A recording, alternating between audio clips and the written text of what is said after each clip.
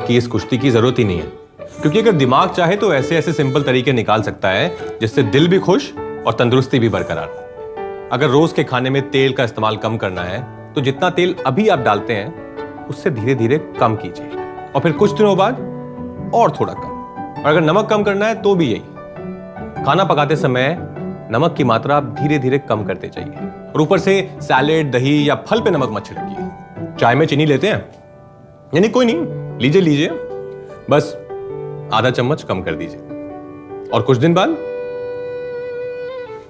समझ गया ना, क्योंकि तंदुरुस्ती दिल से ज्यादा दिमाग का खेल है। Start reducing your intake of sugar, salt and fat from today.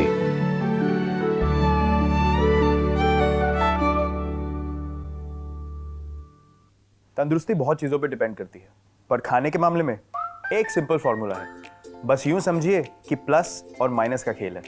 देखिए, आटा, चावल, तेल, दूध और नमक खरीदते समय प्लस F के निशान को चुनिए। ये फोर्टिफाइड फूड्स हैं जिनसे आपको संपूर्ण पोषण मिलेगा। और खाने में घी, तेल, नमक और चीनी को कीजिए थोड़ा माइनस। तो प्लस F और थोड़ा कम, है ना simple. Eat right, stay fit, तभी इंडिया सुपर हिट। आज आपकी जिंदगी में कौन जीत रहा है, दिल या दिमाग? अच्छा, मजे की बात यह है कि दिल और दिमाग की इस कुश्ती की जरूरत ही नहीं है, क्योंकि अगर दिमाग चाहे तो ऐसे ऐसे सिंपल तरीके निकाल सकता है जिससे दिल भी खुश और तंदुरुस्ती भी बरकरार। अगर रोज के खाने में तेल का इस्तेमाल कम करना है तो जितना तेल अभी आप डालते हैं उससे धीरे धीरे कम कीजिए, और फिर कुछ दिनों बाद और थोड़ा कम। और अगर नमक कम करना है तो भी यही, खाना पकाते समय नमक की मात्रा आप धीरे धीरे कम करते जाइए, और ऊपर से सैलेड, दही या फल पे नमक मत छिड़किए। चाय में चीनी लेते हैं, यानी कोई नहीं, लीजिए लीजिए, बस आधा चम्मच कम कर दीजिए, और कुछ दिन बाद समझ गया ना, क्योंकि तंदुरुस्ती दिल से ज्यादा दिमाग का खेल है। Start reducing your intake of sugar, salt and fat from today.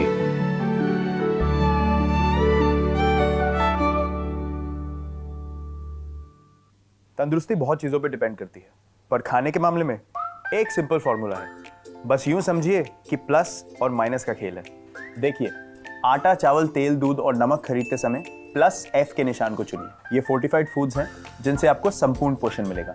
और खाने में घी, तेल, नमक और चीनी को कीजिए थोड़ा माइनस। तो प्लस F और थोड़ा कम, है ना simple. Eat right, stay fit, तभी इंडिया सुपर हिट।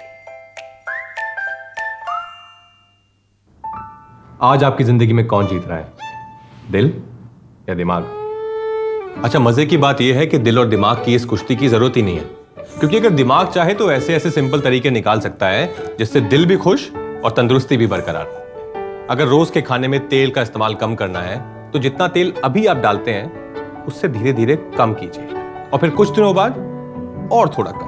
और अगर नमक कम करना है तो भी यही, खाना पकाते समय नमक की मात्रा आप धीरे धीरे कम करते जाइए, और ऊपर से सैलेड, दही या फल पे नमक मत छिड़किए। चाय में चीनी लेते हैं, यानी कोई नहीं, लीजिए लीजिए, बस आधा चम्मच कम कर दीजिए, और कुछ दिन बाद समझ गया ना, क्योंकि तंदुरुस्ती दिल से ज्यादा दिमाग का खेल है। Start reducing your intake of sugar, salt and fat from today.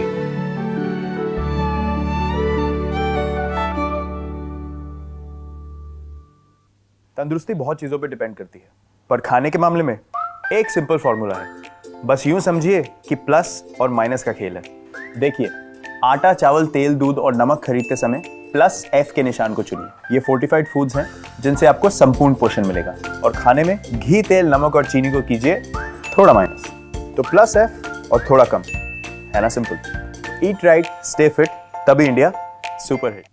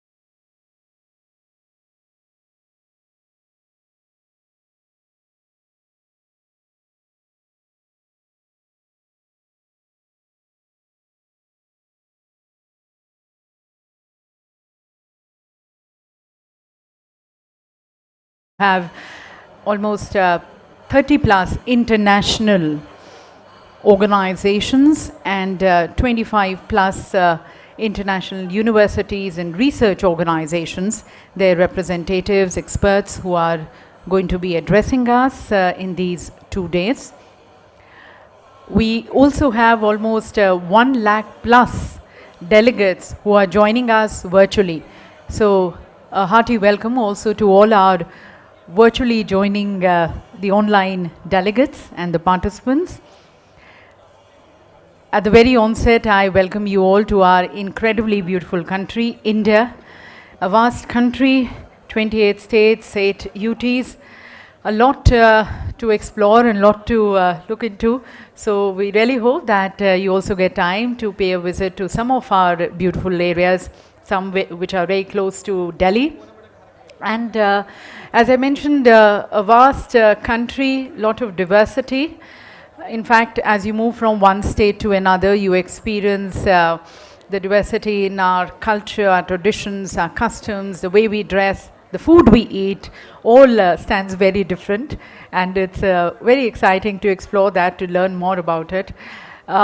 We are also going to be trying to giving you a little taste of India through the cultural program which we have organized this evening, bringing you melange of our Indian classical dances and the folk dances, which is going to be giving you a little exposure to our traditions and customs.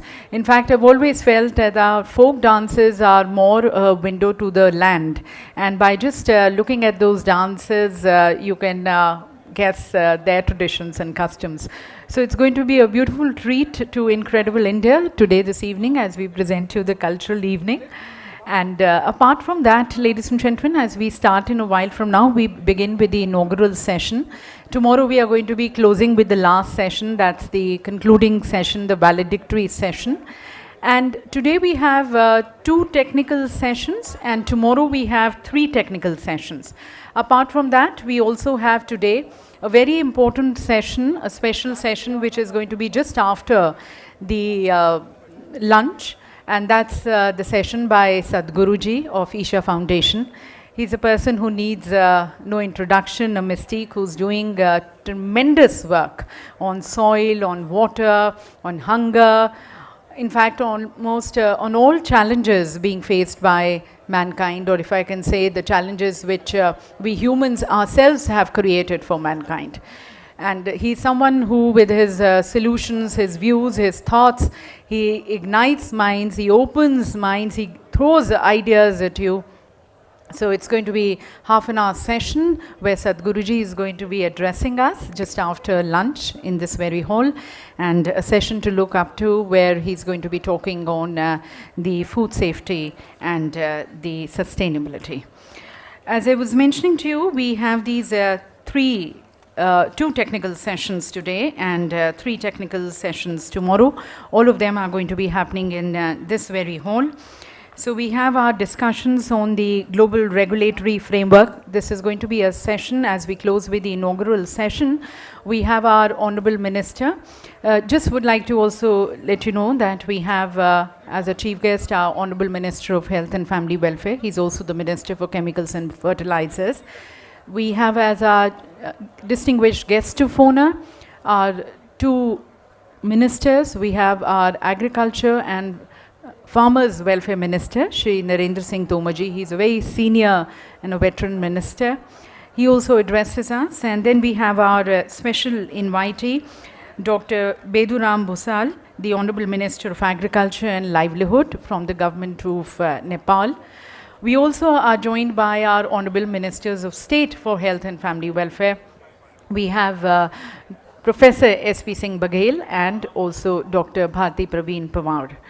Apart from that, we have our other leaders. We have Dr. Ajay Kumar Sood. He is the Principal Scientific Advisor to the Government of India. We have Shri Amitabh Kant. He is India's G20 Sherpa. And we are also joined by Shri Sudhansh Pant, the Officer on Special Duty to the Ministry of Health and Family Welfare, and of course the CEO of the Food Safety and Standards Authority of India, Shri G. Kamala Vardhana Rao. So these are the dignitaries who are going to be part of the inaugural session, a 1-hour session some of them are going to be addressing us and sharing their views and their policy decisions as we work towards strengthening the food safety and the regulatory framework. A 1-hour session, which is going to be then followed by the Minister, Shri Narendra Singh Tomarji, inaugurating the exhibition.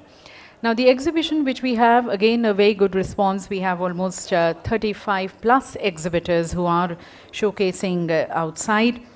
That's again area lot to absorb, lot to learn, for we have the display as we introduce you more to the food safety standards, regulations, the testing facility, the product reformulation, the advancements in the food technologies, all that is displayed, exhibited outside.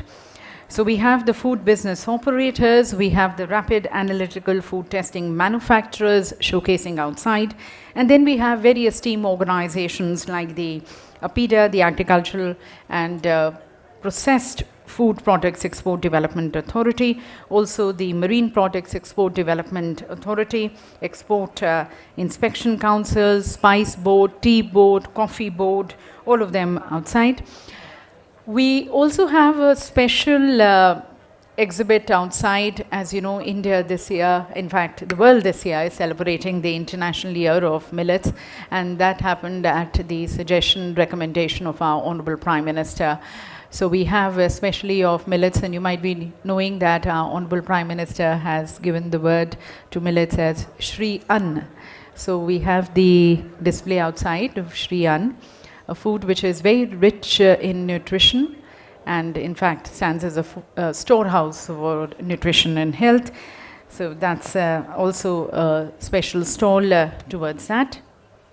As you can see on your screens, we have now Shri Amitabh Kant, India's G20 Sherpa, who's joining us just now, and he's being received, in fact, welcomed and escorted by Shri G. Kamla Vardhana Rao, the CEO of FSSAI. We also, during these 2 days, we are going to be witnessing a lot more collaborations and partnerships between the developing countries and the developed world, and in fact between the member countries, and towards that we have MOUs which are going to be signed. We are also going to be witnessing some very important releases which are going to be happening today in the inaugural session. That's again going to be at the hands of our Honourable Minister. So there's a release of the Foodocopia, the Food Authorities Compendium, and also a common digital dashboard which is going to be launched today. Also would like to just mention that some of the addresses, in fact our inaugural session is going to be more of a mix of Hindi and English. So many of our speakers are going to be addressing in Hindi. We already have the interpretation devices at your tables, at your seats. You are requested to kindly use them. We have the interpreter, and it's channel 1 for moving to English. So, and you just requested that as you leave the inaugural hall, just after this inaugural session, as you move out, joining us for the exhibition and the tea, you're requested to just leave these interpretation devices there itself, and our people will collect it. And just again a request, please have your mobile phones on the silent mode. We're just waiting for our now dignitaries to be joining any time now, and then we begin with the inaugural session. Just also very humble request that as we close the inaugural session here, you're requested to remain at your respective seats and just wait for another announcement for the delegates. The distinguished dignitaries are going to be joining outside and inaugurating the exhibition. And post that, I'll be requesting you all also to be joining. So just making way for them to be escorted outside, and then all of you are also invited to be part of the exhibition inauguration. Post that, we have the tea and coffee break. If we stand good with time, we should be able to start with our first technical session at 10:30, and wherein we have the special address by Dr. V.K. Paul, Member Health and Nutrition, Niti Aayog. The session the first technical session is on the global regulatory framework starting at 10:30. We then move into the lunch post that. And after lunch, as I mentioned, the very first session is by Sadhguruji. He has a half an hour he's going to be addressing us, talking more on the food safety and sustainability. And the second technical session of the day is antimicrobial resistance. Post that, a short, again, a tea break we have, tea and coffee being arranged outside. After that, we are going to be then starting with our cultural evening. As I mentioned, it gives you more about the exposure of our culture and traditions of India with our classical dances and folk dances. Tomorrow morning, we are going to be starting at 9:15. All the sessions are going to be here today as well as tomorrow. And the very first session is on best practices on robust standards setting framework. This session is on two parts. So we have the first part, we are going to be then having a short break, then the session continues after the break. And then the second technical session on the impact of animal feed on food safety and human health. And the third technical sessions of day 2 is on the innovation in food emergency response. After that, we then have a valedictory session. Again, we have one of our honorable ministers, Shri Purushottam Rupalaji, who's going to be joining us. He's the Honorable Minister of Fisheries, Animal Husbandry, and he's going to be delivering his valedictory address. Again, if we stand good on time, we should be closing the conference by 6:15, 6:30. That's the target time. So we look forward to great healthy discussions and deliberations with all of you. Hope you already have the schedule with you. You're requested to kindly follow the schedule as per your interest, be a part of those sessions.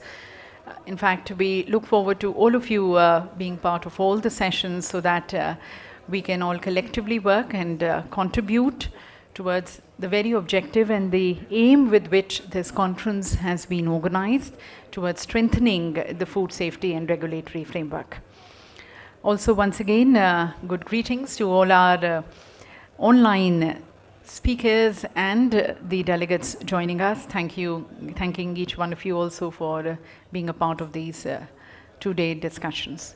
Just again, a request to the people moving in, kindly please make way for the people who are just behind you and are wanting to enter the hall. सभी से मैं पुनः निवेदन करना चाहूँगी कि आप अपने स्थान पर जल्द से जल्द बैठें. जो लोग अंदर की तरफ आ रहे हैं उनसे निवेदन कि आपके पीछे जो लोग हैं उनके लिए प्लीज़ रास्ता छोड़ दें जिससे वह भी अंदर आ सकें. If I can request someone at the entry gate to please open both the doors so that the movement is more easy and comfortable. If you can just facilitate that.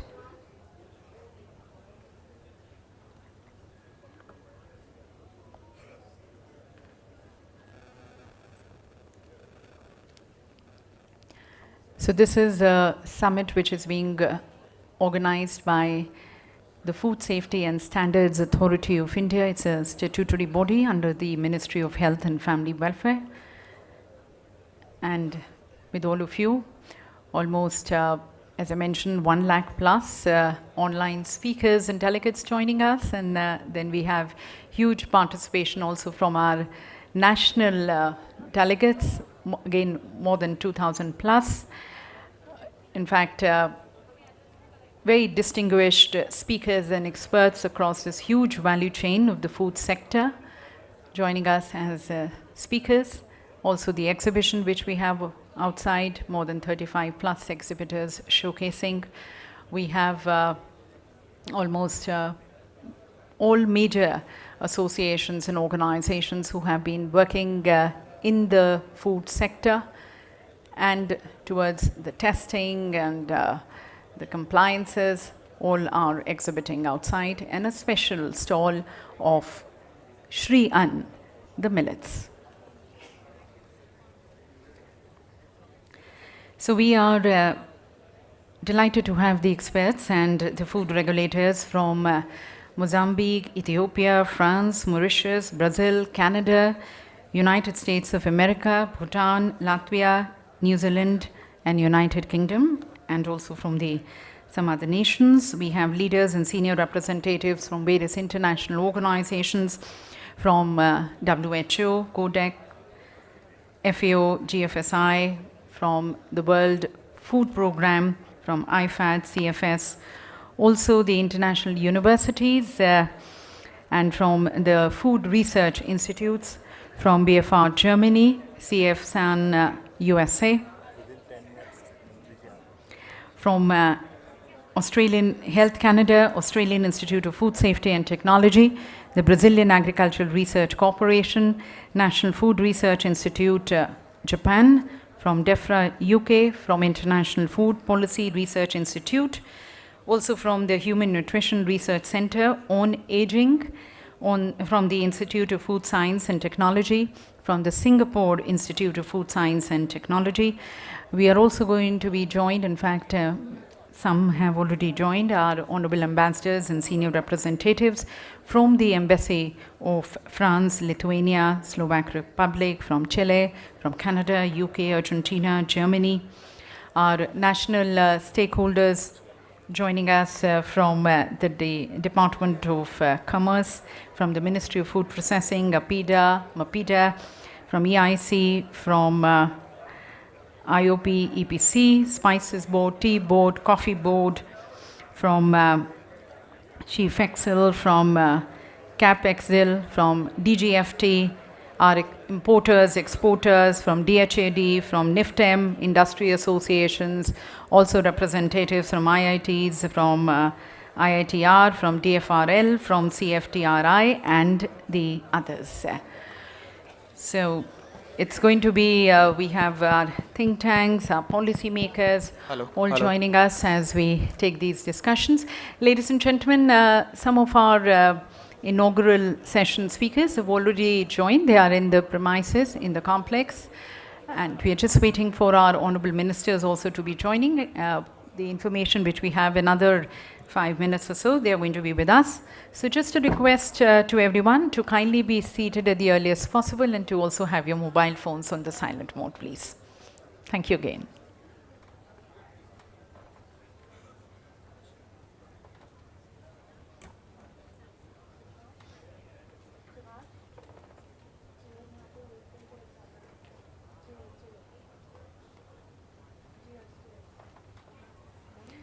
And just once again, the announcement, especially for our international delegates, some of the addresses are going to be in Hindi. So we already have the interpretation devices which are there at your seats. You're requested to kindly switch to channel 1, which is for English. And post that also, as we close with the inaugural session, you're requested to kindly just leave it at your seats. Our representatives will collect it. In fact, just leave it there so that once again, as you join us for the technical sessions, in case you require, and again, if we have some addresses, you can use the interpretation devices. Thank you again.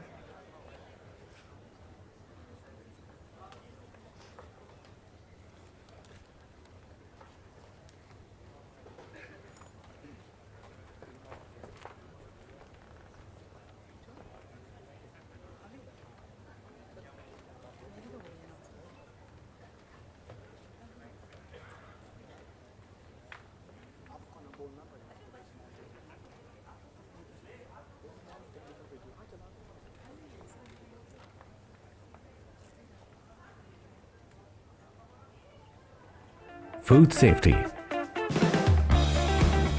A genuine human concern for centuries.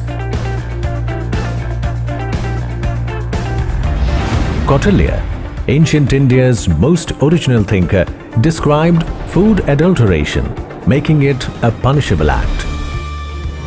Other civilizations, the Egyptians, Babylonians, and Greeks, developed techniques that prevented spoilage and contamination.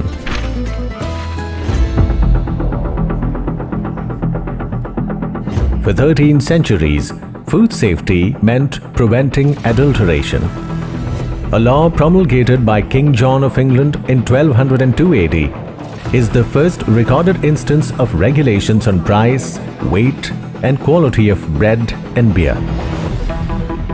With industrialization, food production scaled up, moved out of the home, became a tradable commodity, and therefore required regulation. In some countries, landmark legislations made food safer, addressed food adulteration and misbranding. In the 1900s, nations began to realize the link between foodborne diseases and mortality rates. In the aftermath of World War II, global cooperation became the buzzword, and soon food safety was a part of this conversation. NASA, the US Army labs and some private players developed the HACCP in the 1960s. It was to become the pivotal food safety preventive tool worldwide. Food and Agriculture Organization and World Health Organization led to the creation of the Codex Alimentarius Commission, or simply Codex, in 1963. Codex was designed to protect public health and ensure fair practices in the international food trade. India has a long history of Codex involvement. One of the first to sign up, India's engagement with Codex has only grown. India's food safety journey reflects both national and international concerns and her response to changing times. In line with emerging complexities, consolidation of laws became the motto for nations across the globe.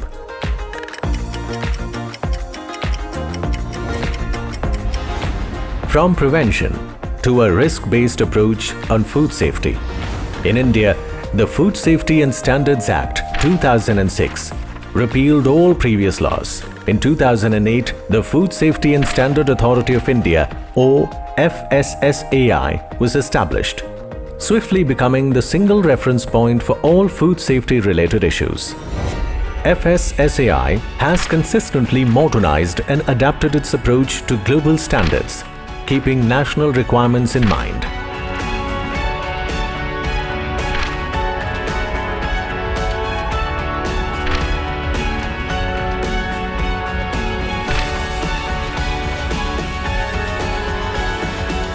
Today, India can proudly say that it has pioneered and paved the way for the world in evolving global food safety ecosystems.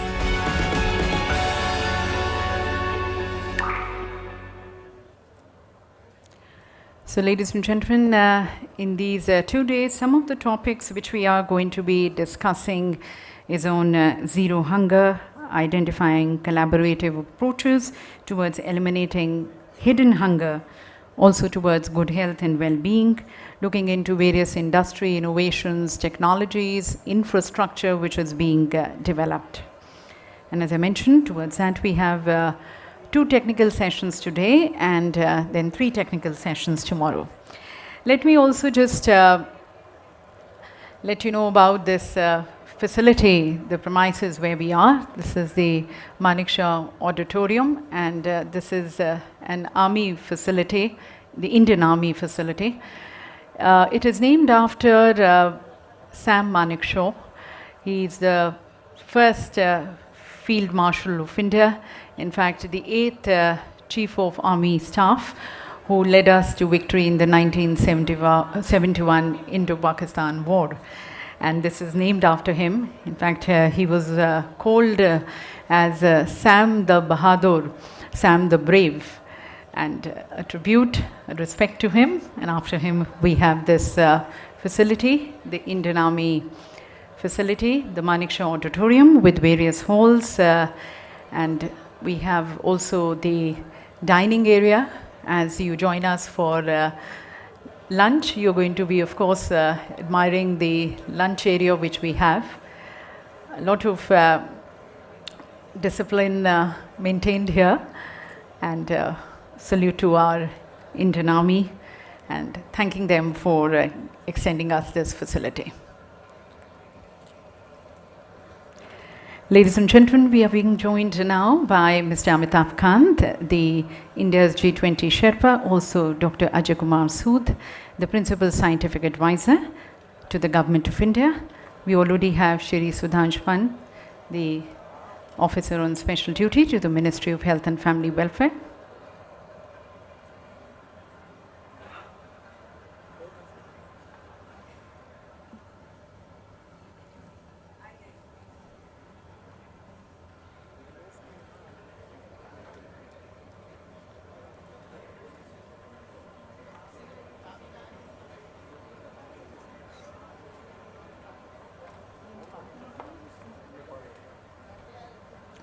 And we now have our very special invitee joining us, Dr. Beduram Busal, the Honorable Minister of Agriculture and Livelihood Development, Government of Nepal.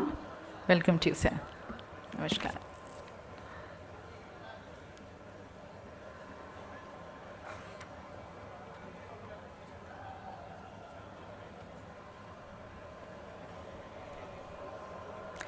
As on your screens you can see a traditional welcome being given to all our delegates and dignitaries joining us.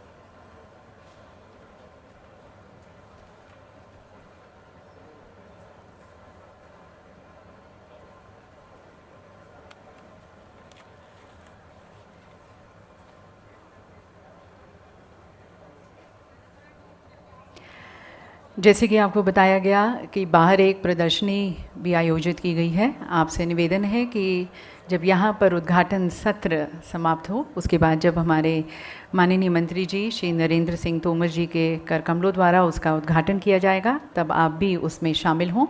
और जब भी आपको इन 2 दिनों में समय मिले तो आप इस एग्ज़िबिशन को, प्रदर्शनी को भी ज़रूर देखें। इसमें हमारे कुछ 35 से ज़्यादा एग्ज़िबिटर्स शोकेस कर रहे हैं, और जैसे मैंने बताया हमारे tea board, coffee board, APEDA, MPEDA, exporters सभी वहाँ पर, साथ साथ infrastructure, technology, food testing, compliances, इन क्षेत्रों में जो हमारे हितधारक हैं उनके द्वारा बाहर डिस्प्ले है। इसके अलावा श्री अन्न मिलेट्स के ऊपर भी एक विशेष स्टॉल है बाहर इस प्रदर्शनी में।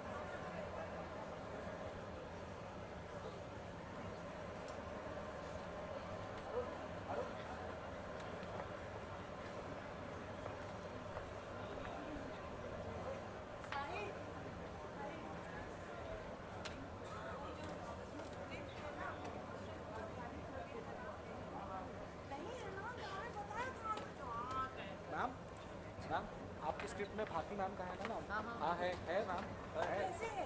कल बात होगी थी ना शायद। किसकी बात है? कब है? कहाँ पे? आज है। हाँ। हाँ, यहाँ से प्रोफाइल नहीं दिखाना है। हाँ।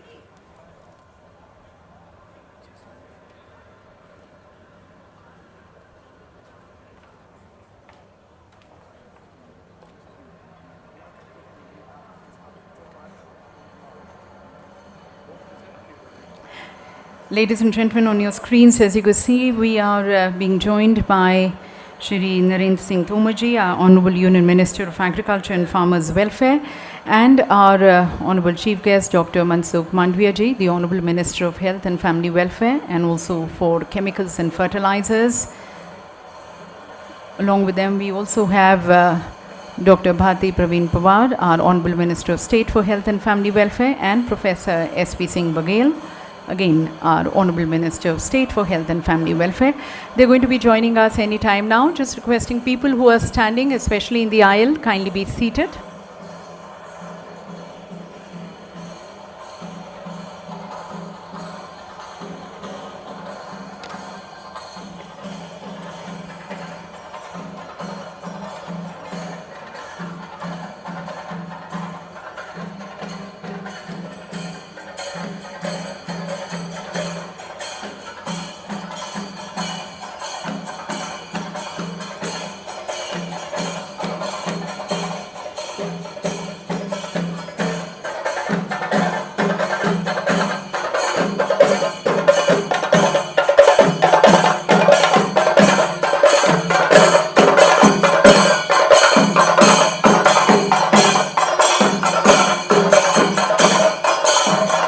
That's the welcome in our Indian way.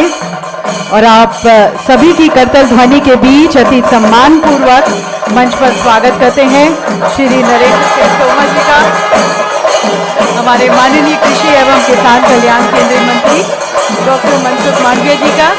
और मैं सभी से निवेदन करती हूँ कि दीप प्रज्वलन के साथ वे आज के इस कार्यक्रम का, इस सम्मेलन का मंगलमय शुभारंभ करने के लिए मैं हमारे सभी इनॉगरल सेशन के स्पीकर्स आमंत्रित करना चाहूंगी कि नेपाल के हमारे माननीय मंत्री जी को भी मंच पर आमंत्रित करते हैं, डॉक्टर बेदूराम भूसाल जी को भी।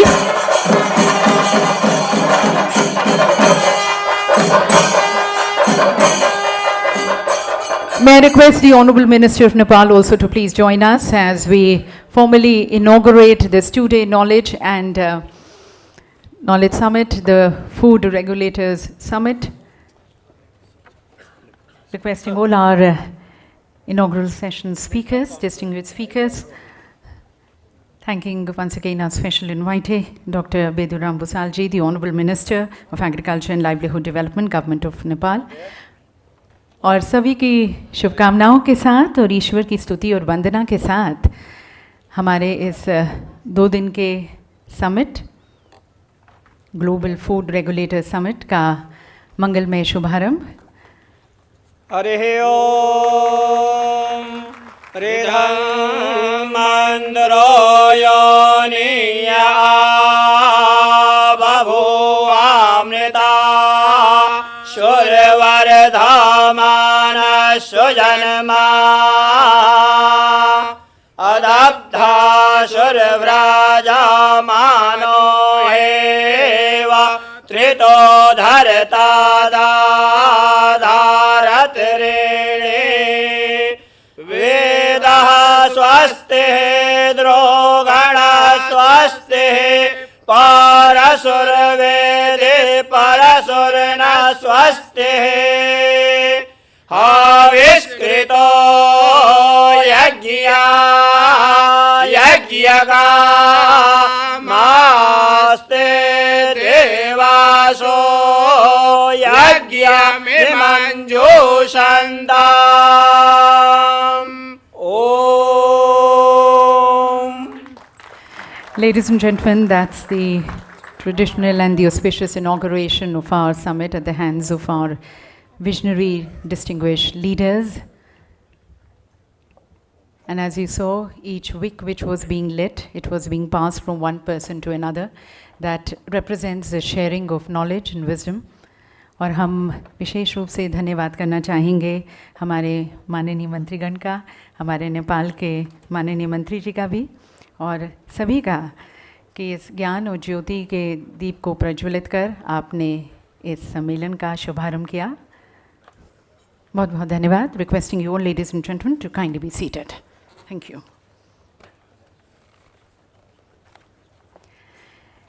Excellencies, ladies and gentlemen, good greetings to everyone and very good greetings of this event. On behalf of the organizers, the Food Safety and Standards Authority of India, which is a statutory body under the Ministry of Health and Family Welfare, Government of India, it's a pleasure to be now welcoming all of you to the inaugural session of the Global Food Regulators Summit. A summit, ladies and gentlemen, which in the very spirit of Vasudhaiva Kutumbakam, which is also India's G20 message and which translates that it is one earth, we are one big family and we have one future. And thereby it invites a more collective approach and a collaborative approach towards strengthening the food safety and the regulatory framework. After all, the food we eat, we produce, the way we consume, the amount which is wasted, all has a very direct impact on the human health and on environmental sustainability. And getting it right with food is going to be helping the organizations and the countries towards achieving their sustainable development goals and also the targets of the Paris Agreement on climate change. So as we open up for this collective effort, at the very onset, we would like to thank our visionary leaders and very erudite speakers for present with us in this inaugural session. For their views and opinion, ladies and gentlemen, is going to be giving us a very focused direction to our discussions and deliberations as we take it in our technical sessions. So I would like to invite here on the dais Ms. Inoshi Sharma, the Executive Director of FSSAI, to please accord a green and a healthy welcome to our distinguished dignitaries. स्वागत करते हैं doctor Mansukh Mandaviya जी का, माननीय स्वास्थ्य एवं परिवार कल्याण और रसायन एवं उर्वरक केंद्रीय मंत्री. ये विशेष bouquet, this ladies and gentlemen is of the millets we have. Welcoming Shri Narendra Singh Tomar ji, माननीय कृषि एवं किसान कल्याण केंद्रीय मंत्री.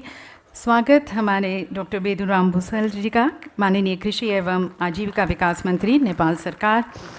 स्वागत प्रोफेसर SP सिंह बघेल जी का, माननीय स्वास्थ्य एवं परिवार कल्याण केंद्रीय राज्य मंत्री. और डॉक्टर भारती प्रवीण प्रवास जी का, माननीय स्वास्थ्य एवं परिवार कल्याण केंद्रीय राज्य मंत्री, उनका भी हार्दिक स्वागत.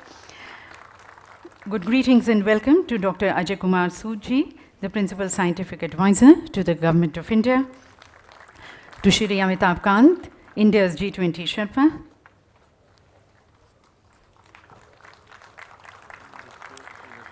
Welcoming Shri Sudhansh Panji, OSD, to the Ministry of Health and Family Welfare. And to Shri G. Kamala Vardhana Rao ji, CEO of the Food Safety and Standards Authority of India.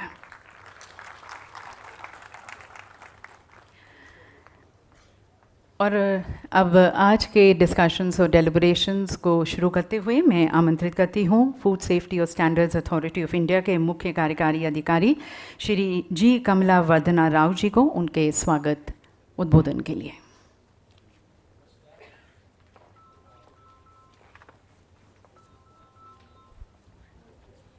On behalf of Minister of Health and Family Welfare, Government of India, I welcome all the dignitaries from various parts of the world to this historic two-day conference of the food regulators being organized at Manekshaw Center, New Delhi. Honorable Union Minister of Health and Family Welfare, Chemicals and Fertilizers, Government of India, who is with us today as the chief guest, and also inaugurating the conference, Dr. Mansook Mandavia ji, Honorable Minister of Agriculture and Farmers Welfare, Government of India, Sri Narendra Singh Tomar ji, Honorable Union Minister of State for Health and Family Welfare, Professor SP Singh Baghel ji, Honorable Minister of State for Health and Family Welfare, Dr.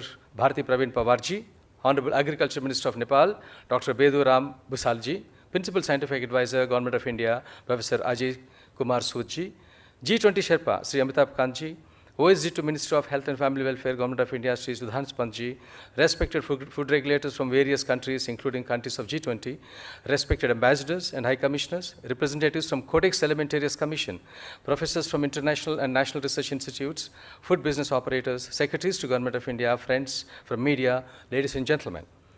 Safe and nutritious food is key to sustainable life and promoting good health. Unsafe food containing harmful bacteria, viruses, parasites from chemical substance can cause more than 200 diseases ranging from diarrhea to cancer. As per the World Health Organization report, an estimated 600 million people fall ill after contaminated food each year, resulting in 420,000 deaths and loss of 33 million healthy life days. Unsafe food creates cycle of disease and malnutrition affecting infants, young children, elderly, and the sick. Therefore, safe food supply supports national economy, trade, and tourism, thus stimulating sustainable development. The global food and grocery retail market size was valued at $11,324 billion in 2021. Revenue of the food market was estimated to $9.36 trillion in 2022. The market is expected to grow annually by 6.73 CAGR. Globalization of food trade, growing world population, and repeatedly changing food system have an impact on the safety of the food. History taught us that travelers from country to country carried historical tales along with local food commodities and food habits. Spices were transported in ships from India to Europe during medieval history. Food and food habits transcended territories during civilizational evolution. The famous spice route is a testimony of Indian cuisine getting internationalized. Post-globalization, we are witnessing that food from USA is eaten in Japan, Japan food is eaten in Africa, Middle East food is eaten in Russia, so on and so forth. As Honorable Prime Minister of India, Sri Narendra Modi ji describes as India presides over G20, one earth, one family, one future, every country is eating food imported from the other countries. But how safe is the food and water standard that we are setting is quintessential. For creating a global platform for the regulators, for strengthening food regulatory system and regulatory framework, Minister of Health and Family Welfare, Government of India decided to organize a two-day global conference of food regulators at New Delhi while India presides over G20. The conference is intended to enable effective understanding of compliant requirement, exchange of best practices, collaborative work areas, and to establish synergies among global regulators. We are confident that this initiative of Minister of Health and Family Welfare, Government of India, will certainly bring out solutions to many complex issues related to food and food industry and strengthen common understanding of different rules and regulations of various countries. I once again welcome all the dignitaries from India and various parts of the world and those who have joined us from online mode to this important conference. Jai Hind. Thank you, sir, for setting the tone and the context with your opening remarks. And now, ladies and gentlemen, we seek the views of highly revered and regarded Padma Shri Dr. Ajay Kumar Sood, the Principal Scientific Advisor to the Government of India. He, ladies and gentlemen, is also the Chairperson of Prime Minister's Science, Technology and Innovation Advisory Council and also the National Science Chair at the Indian Institute of Science, Bangalore. I request you, sir, for your special address. A very good morning to all the most distinguished and honorable dignitaries present on the dais and off the dais, participants from India and abroad, ladies and gentlemen. It's truly a privilege for me to be a part of this inaugural event of this two-day Global Food Regulatory Summit, and I would like to express my sincere thanks to FSSAI for giving me an opportunity to share a few words with you on this occasion. This gathering holds immense importance as it brings together industry leaders and experts from various domains to discuss and address critical issues related to food safety and regulations. As is said very often, you are what you eat. It means that not only our physique, rather our whole personality depends on our intake of the food. We may not live to eat, but surely we need to eat to live. We all know that. Food is an essential aspect of our everyday lives, and ensuring its safety and quality is of paramount importance.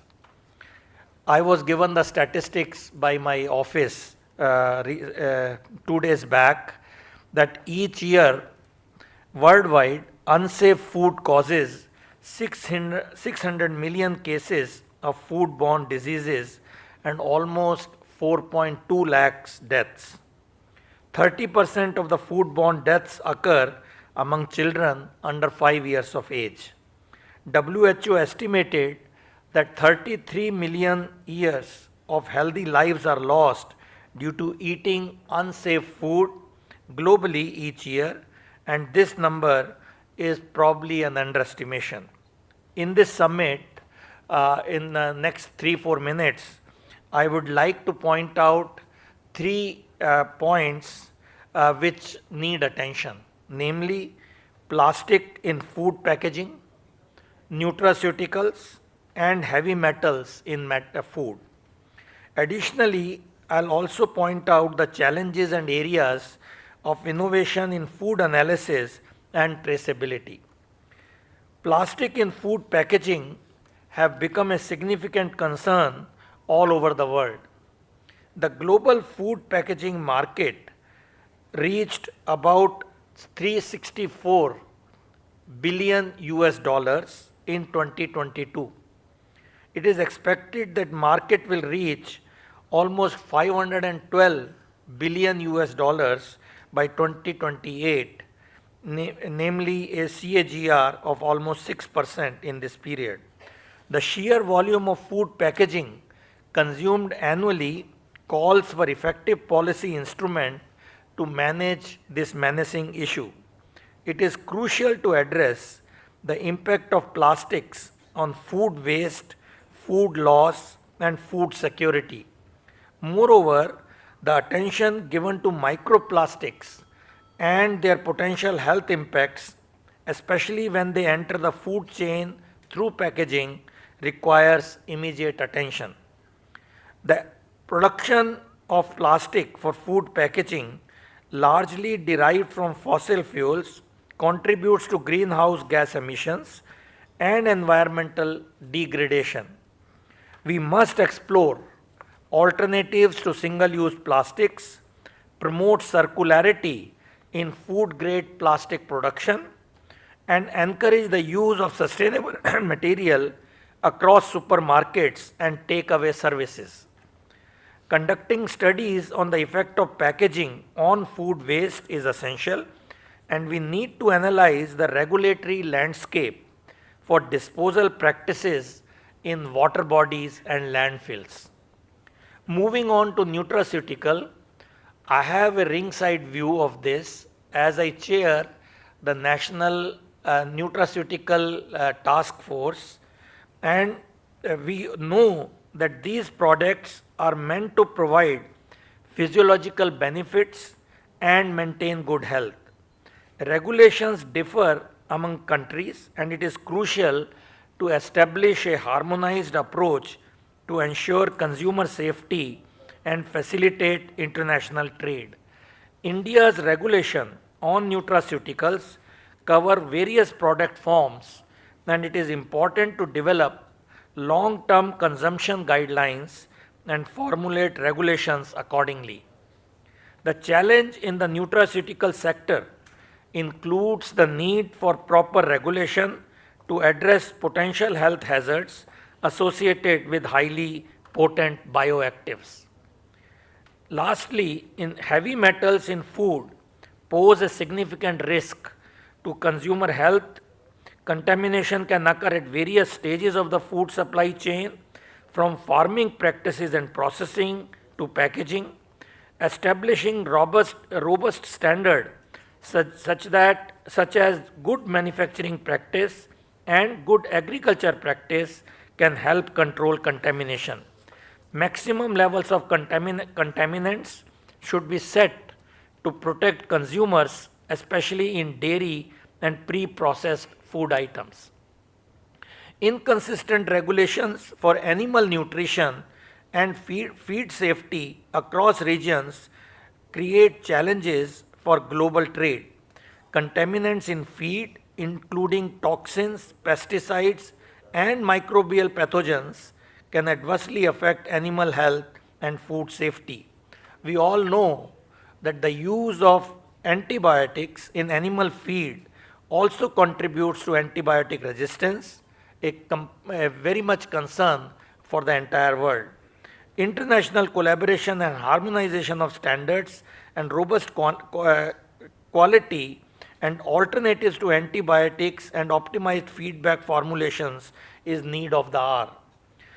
Lastly, innovation in food analysis and traceability is vital to ensure food authenticity and safety. Food adulteration and fraud can be prevented, as you know, through techniques like DNA barcoding, next generation sequencing, and proteomics.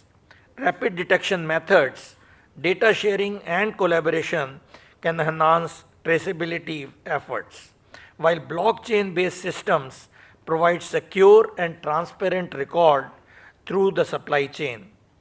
Addressing the challenges and implementing best practices in all these areas require collective efforts from all of you, regulators, industry stakeholders, and consumers. I wish you all a very productive and enlightening experience in this Global Food Regulator Summit and look forward to witnessing the outcome that will shape the future of food regulation. I would like to wish everyone a very happy International Year of Millets, and it couldn't have been better started but for this bouquets which were given to our dignitaries on this occasion. Hopefully, we'll all opt to eat right, eat sustainable, and eat healthy to bring a mass change.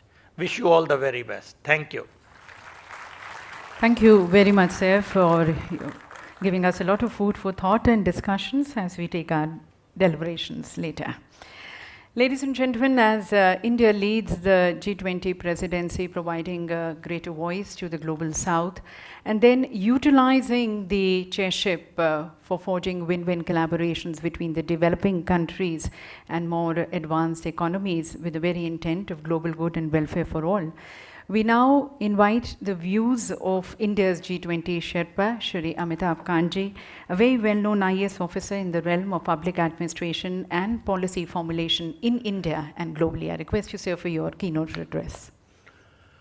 Honorable Dr. Mansukh Mandavia, the Honorable Minister for Health and Family Welfare and Chemicals and Fertilizers, Honorable Minister Shri Narendra Singh Tomar, the Union Minister for Agriculture and Farmers Welfare, our very distinguished guests from Nepal, the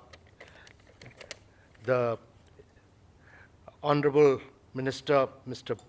Beduram Bhusal, he is the Minister for Agriculture and Livestock Development in Nepal, Professor S.P. Singh Baghel, and Dr. Bharti Praveen Pawar, the Honorable Ministers of State for Health and Family Welfare, Government of India, my distinguished colleague, Sudhanshu Pant, and Mr. Kamal Vardhan Rao.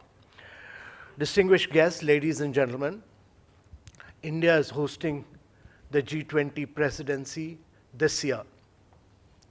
We are hosting about 225 different meetings in all the states of India and over 65 cities of India.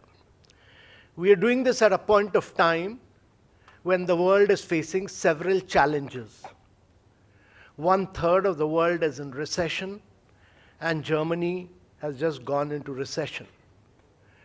We are seeing a major crisis of food, fuel, and fertilizer. 75 countries of the world are facing a global debt crisis.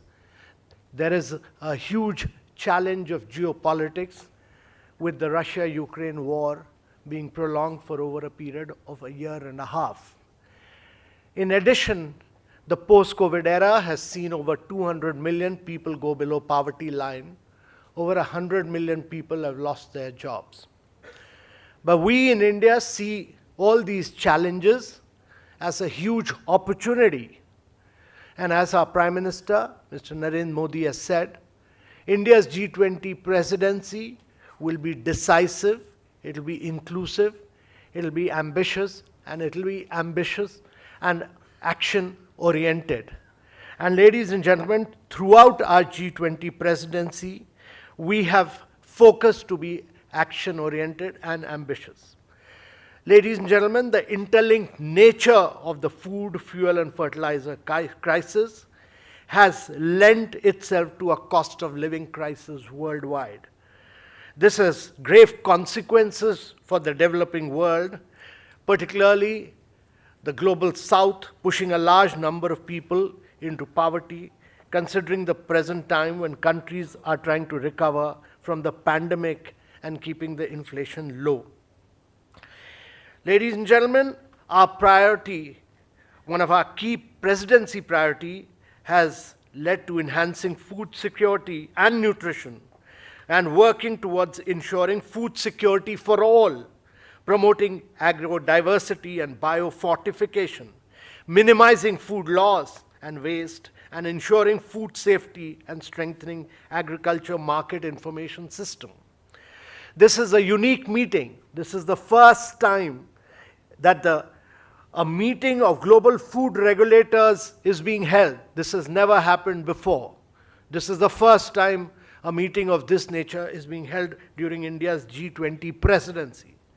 And therefore we feel strongly that locally adapted crops are significant for the transition towards resilient agriculture and food systems. To strengthen research collaboration and public awareness of grain crops, the G20 in its agriculture ministerial meeting launched millets and other ancient grains international research initiative called the Maharishi. India has formulated the Deccan High Principles for Food Security and Nutrition, which would encourage all of you to design relevant policy interventions. Ladies and gentlemen, this is a critical time for the world. The need of the hour is not only to focus on the immediate crisis and short-term measures, but also for all countries to make their food systems more resilient in the long run. And therefore, ladies and gentlemen, I would request the global food regulators to consider, firstly, encouraging cultivation of alternative crops beyond the major grains, and it's important to focus on millets, which are very highly nutrition and require less water. And because UN has declared 2023 as International Year of Millets, we are focusing very strongly during our G20 presidency. Not a single meal is served during India's presidency without millets. And this is to promote alternative crops. Ladies and gentlemen, it's important to mobilize private funding towards research and development in climate resilient and sustainable agriculture. Ladies and gentlemen, it's important to ensure protection of the most vulnerable groups through targeted social protection programs such as food subsidies. It's important to increase our cooperation amongst government, private businesses, and international partners so that nutritious production systems which ensure food security are taken care of. It's also important to implement food waste prevention programs to reduce food insecurity. There is just too much of food wastage in the world. It's important to employ digital tools to enhance agriculture practices, such as using soil maps to increase efficient use of fertilizers. And ladies and gentlemen, it's important to focus on food value chains so that all of us benefit and the poor community benefit and moves forward. With these few words, I wish this conference all the best, and I wish the food regulators make very progressive and far-reaching suggestions which can then adopt for all G20 countries. Thank you very much, ladies and gentlemen. Thank you very much, sir, for your very intellectually inspiring views and being the voice of India and presenting the vision of our Honorable Prime Minister. Ladies and gentlemen, farmers as important producers stand as stewards of human and planetary health, and thereby they stand central towards driving actions so as to ensure more safe, sufficient, healthy, and more sustainably produced food. So that is where we now invite the views of our Honorable Agriculture and Farmers Welfare Minister, Shri Narendra Singh Tomarji, whose leadership and efforts, ladies and gentlemen, are committed towards promoting nation's efforts for more sustainable agriculture and more bringing in farmer-centric schemes. I request the Honorable Minister, Shri Narendra Singh Tomarji, for his address. आज के इस गरिमामयी कार्यक्रम में हम सबके मध्य कार्यक्रम के आयोजक और भारत सरकार के स्वास्थ्य एवं परिवार कल्याण, रसायन एवं उर्वरक मंत्री माननीय श्री मनसुख मांडविया साहब, इस कार्यक्रम को और गरिमा प्रदान करने के लिए हम सबके मध्य उपस्थित नेपाल सरकार के कृषि और पशुपालन मंत्री पुछाल साहब, भारत सरकार के राज्य मंत्री प्रोफेसर बघेल साहब, बहन भारती पवार जी, आदरणीय अमिताभ कांत जी, प्रोफेसर अजय सूद साहब, सुधांशु जी, कमल वर्धन जी और इस अवसर पर उपस्थित सभी नियामक क्षेत्र में काम करने वाले महानुभाव और उपस्थित सज्जनों, आज के इस आयोजन की रूपरेखा काफ़ी पहले से प्लान की गई थी और उसी के अनुसार यह शिखर सम्मेलन आज मनसुख भाई मांडविया जी के नेतृत्व में यहाँ संपन्न हो रहा है। इस अच्छे आयोजन के लिए मैं मांडविया जी और उनकी टीम का हृदय से धन्यवाद करता हूँ और आप सबका भी कृषि मंत्रालय की ओर से बहुत बहुत स्वागत और बहुत बहुत अभिनंदन करता हूँ। हम सभी जानते हैं कि प्रत्येक व्यक्ति का भोजन मूल अधिकार है। भोजन की उपलब्धता हो, वैश्विक खाद्य सुरक्षा हो, यह अत्यंत आवश्यक है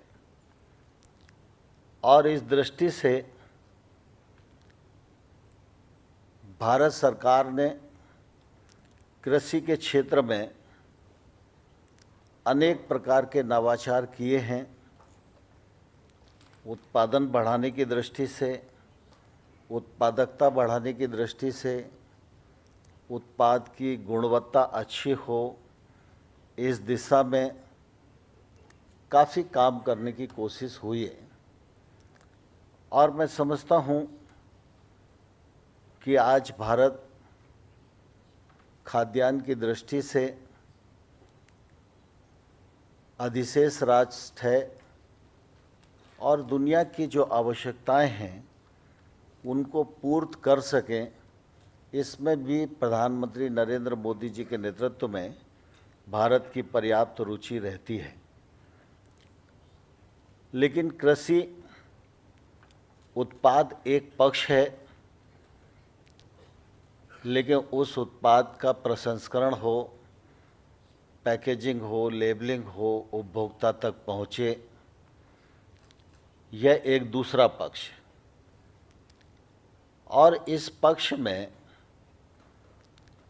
नियामकता ऐसी हो जिससे कि उपयोग करने वाले मानव को किसी भी प्रकार के दुष्प्रभाव का शिकार न होना पड़े।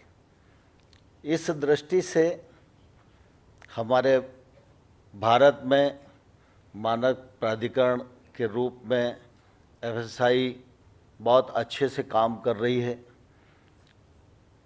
और वैश्विक मंच पर भी FSSAI की जो भूमिका है वो महत्वपूर्ण है और उल्लेखनीय है। आज भी इस कार्यक्रम को आगे बढ़ाने की दृष्टि से उन्होंने अपनी भूमिका का निर्वाह किया है और नियमन के क्षेत्र में काम करने वाले वैश्विक स्तर के अनेक संगठनों को यहाँ पर आमंत्रित किया है। आज आवश्यकता इस बात की है कि हम जब भी नियमन के बारे में विचार करें तो हमारी कोशिश होनी चाहिए कि किसान उसके केंद्र में हो, क्योंकि उत्पादनकर्ता किसान है और अगर उत्पादनकर्ता को पर्याप्त मात्रा में लाभ नहीं मिलेगा तो निश्चित रूप से उसकी रुचि कहीं ना कहीं अरुचि में बदलेगी और इसलिए उपभोक्ता को भी खाद्य पदार्थ सस्ते दाम पर मिले, यह भी हमारी चिंता रहे।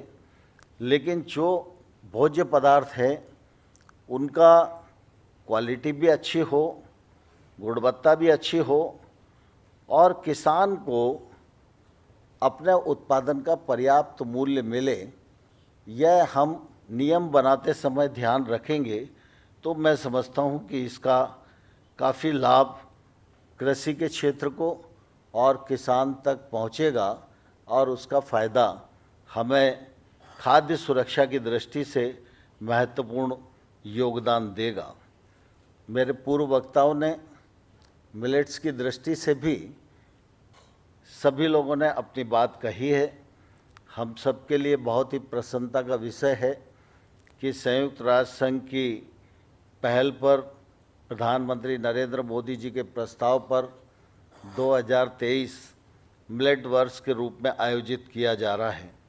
भारत में भी उसकी गतिविधियां बहुत तेज़ी से चल रही हैं और दुनिया में भी वे गतिविधियां तेज़ी से चल रही हैं। मिलेट्स निश्चित रूप से किसान की दृष्टि से भी बड़ा फ़ायदेमंद उत्पाद है और किसान की इसमें लागत भी कम आती है। पशुओं के चारे की भी उपलब्धता मिलेट्स के उत्पादन में होती है। यह सस्ता अनाज है, कम जल की आवश्यकता इसमें होती है और निश्चित रूप से मनुष्य के लिए पोषकता का जो अभाव आजकल हम खाद्य पदार्थों में भिन्न भिन्न प्रकार का देखते हैं, उसकी पूरकता भी मिलेट्स के उपयोग से हो जाएगी। इस दृष्टि से पूरी दुनिया में मिलेट्स की इस समय धूम है। भारत में भी हम लोगों ने G20 के जितने कार्यक्रम संपन्न हो रहे हैं, हमारी कोशिश है कि सभी कार्यक्रमों में जितने मेहमान आ रहे हैं सबको मिलेट्स की दृष्टि से एग्जीबिशन भी दिखाएं, उससे बने उत्पाद भी दिखाएं, कृषि के क्षेत्र को भी दिखाएं और उसकी आवश्यकता हमें क्यों है, इस दृष्टि से भी हम सब लोगों ने पर्याप्त इंतजामात किए हैं और हर मीटिंग में मिलेट्स को भोजन में परोसा भी गया है। महर्षि परियोजना निश्चित रूप से बहुत ही महत्वाकांक्षी परियोजना है और भारत उस पर काम कर रहा है। G20 ने उसको रिकमेंड किया है। मैं इस अवसर पर आप सब लोगों को यह जरूर आग्रह करना चाहूँगा कि बाकी सारे जितने खाद्य पदार्थ हैं उनके नियमन की दृष्टि से समय समय पर विचार विमर्श होता रहा है। कुछ लोग टेक्नोलॉजी की दृष्टि से और आगे बढ़े हैं। मिलावट को रोकने की दृष्टि से भी FSSAI ने कई नवाचार किए हैं जो उल्लेखनीय हैं। लेकिन अब भी ये नया विषय सारी दुनिया के सामने है। FSSAI ने तो लगभग 15 प्रकार के अन्न के लिए 8 प्रकार की योजना बनाई है जिससे कि वो नियमन किया जा सकेगा और वैश्विक स्तर पर भी मिलेट्स का नियामक हो सके। इस दृष्टि से मुझे लगता है कि इस कॉन्फ्रेंस का जितना अधिक इस्तेमाल हम करेंगे तो उसका लाभ हम सब लोगों को होगा। मैं समझता हूँ कि खाद्य पदार्थों की गुणवत्ता और उसमें होने वाली मिलावट को रोकने की दृष्टि से और दूसरे देशों की जो प्रैक्टिस अच्छी हैं उनको एक दूसरे के साथ साझा करने के लिए यह मंच बहुत ही उपयुक्त मंच है और FSSAI इसकी अगुवाई कर रही है। स्वास्थ्य एवं परिवार कल्याण मंत्रालय इसकी अगुवाई कर रहा है। 2 दिनी इस कॉन्फ्रेंस में मैं समझता हूँ विचार विमर्श के दौरान जो निष्कर्ष आएंगे वो हमारे उद्देश्य को प्राप्त करने में सफलता प्रदान करेंगे, ऐसा मुझे पूरा विश्वास है। मैं इस पूरी कॉन्फ्रेंस की सफलता के लिए सभी प्रतिभागियों को अपनी ओर से बहुत बहुत बधाई देता हूँ, बहुत बहुत शुभकामनाएं देता हूँ। धन्यवाद।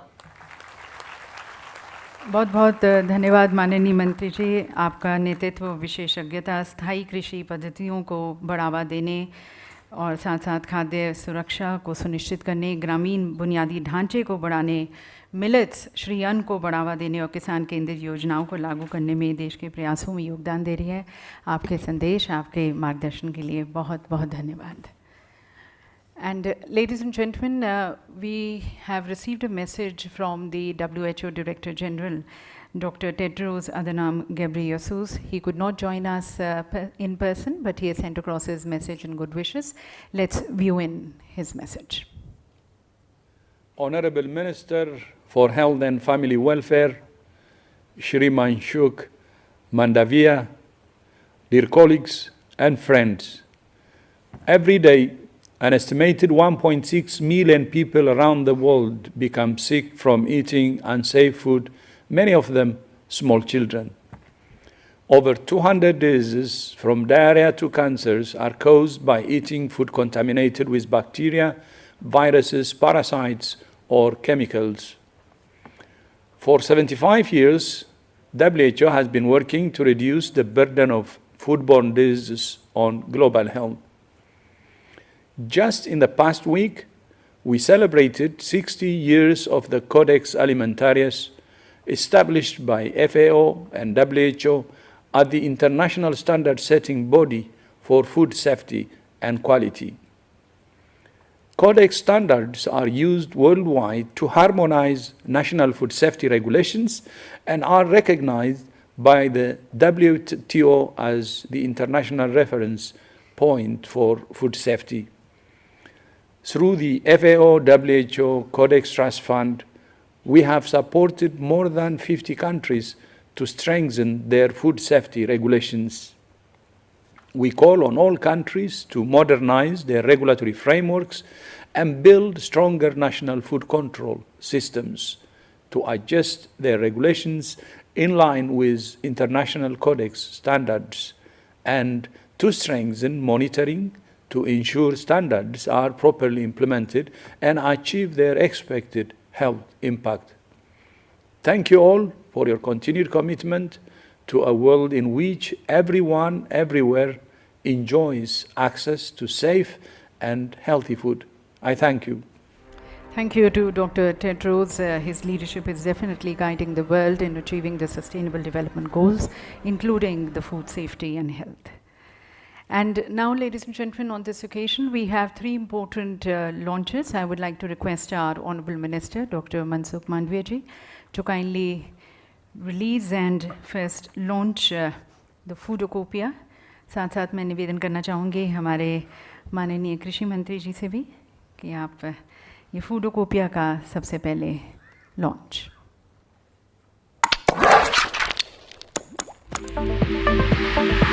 Foodocopia, one food product category, one set of requirements.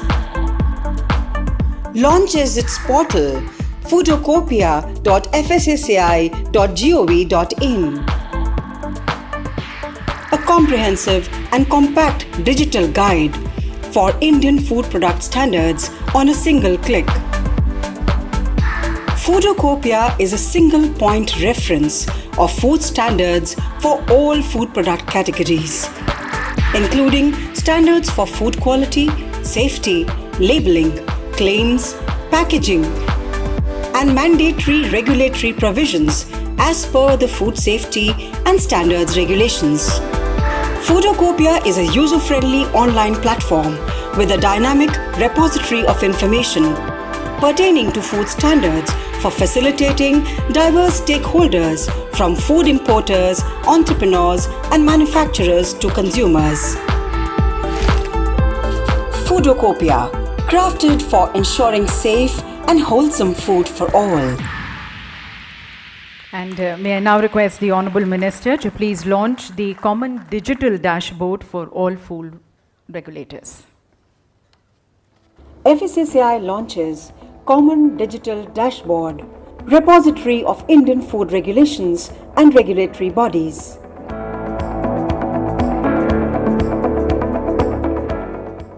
Our unified portal gfrs.fssai.gov.in for manufacturers, exporters, importers, and other stakeholders of food business. It gives easy access to consolidated standards and norms. It supports industries, ensures compliance, facilitates ease of doing business and trading. It has user-friendly search engines and filters for effortless access. It offers real-time information updates from all regulatory bodies. Common digital dashboard, adding pace to food business. And we now have the launch of the database of food regulatory authorities, requesting once again the Honourable Minister to please launch Sangrah.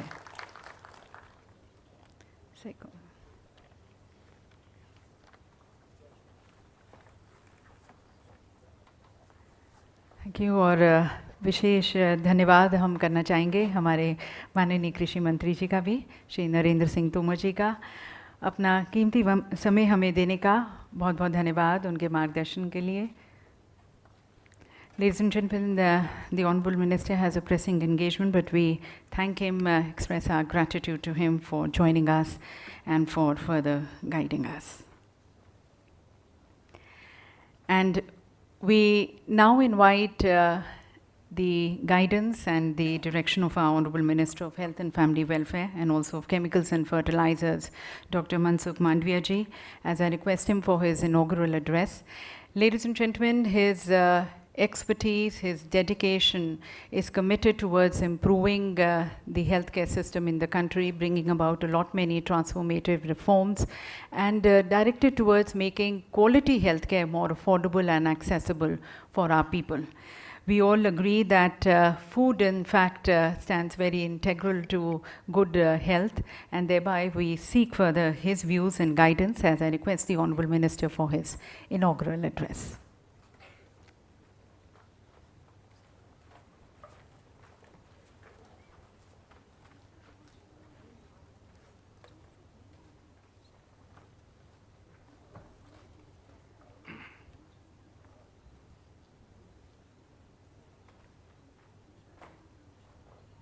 दो दिन की food regulator summit में अभी हमारे बीच में उपस्थित नेपाल के agriculture and livestock minister Beduram Bhusal ji, मेरे साथी मंत्री professor SP Singh Baghel ji, doctor Bharati Pravin Pawar ji, विशेष उपस्थित अजय कुमार सूद जी, हमारे सुधांश पंत जी, अमिताभ कांत जी, सभी विविध देश से आए हुए फूड सेफ्टी रेगुलेटर्स, उपस्थित सभी भाइयों बहनों, हम 2 दिन के लिए फूड सेफ्टी पर डिस्कशन और डेलिब्रेशन करेंगे। मैं मानता हूँ कि फूड रेगुलेटर इस सब्जेक्ट छोटा नहीं है, ये बहुत बड़ा सब्जेक्ट है। देश में हेल्थ के लिए बहुत बात होती है, वर्ल्ड हेल्थ असेंबली में डिस्कशन होता है, प्रति वर्ष 7 दिन का सेशन लगता है और हेल्थ के बारे में डिस्कशन होता है। लेकिन मैं मानता हूं कि जितना महत्व वर्ल्ड हेल्थ असेंबली का है, उससे कम महत्व फूड सेफ्टी का नहीं हो सकता है। फूड और हेल्थ दोनों एक दूसरे के साथ जुड़ा हुआ विषय है। आप क्वालिटी फूड लेंगे, न्यूट्रिएंट फूड लेंगे, बैलेंस न्यूट्रिएंट लेंगे तो ऑटोमेटिक आपकी हेल्थ अच्छी रहेगी। It is one type of preventive care. मैं मानता हूं कि बीमार नहीं होने के लिए फूड सेफ्टी बहुत महत्वपूर्ण है। और इसलिए हम जब फूड सेफ्टी पर बात करते हैं, फूड स्टैंडर्ड और फूड सेफ्टी दोनों विषय को भी अलग करके देखना चाहिए। हम दोनों विषय को अलग करके देखेंगे तो हमें वन हेल्थ ऑटोमेटिक बीच में आ जाएगा। आप समझ सकते हो इस विषय की गहराई इतनी है, फूड रेगुलेटर की रिस्पॉन्सिबिलिटी इतनी है, और इसलिए उन्होंने अपनी सोच और विजन को बहुत वाइड करने की आवश्यकता है। Climate, human health, animal health, plant health, ये सभी की इकोसिस्टम को हमें समझनी पड़ेगी। इसलिए फूड रेगुलेटर का संबंध और संपर्क ये चारों विषय के साथ होना चाहिए। एग्रीकल्चर यूनिवर्सिटी क्या रिसर्च कर रही है, क्या सोच रही है, क्या फूड प्रोडक्ट हो रही है,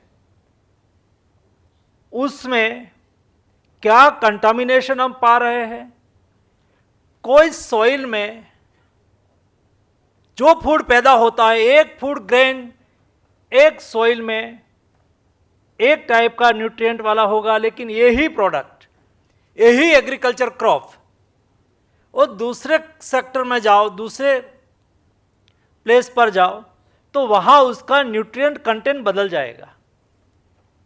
उसके आधार पर हम यूनिवर्सल स्टैंडर्ड तय नहीं कर सकते हैं।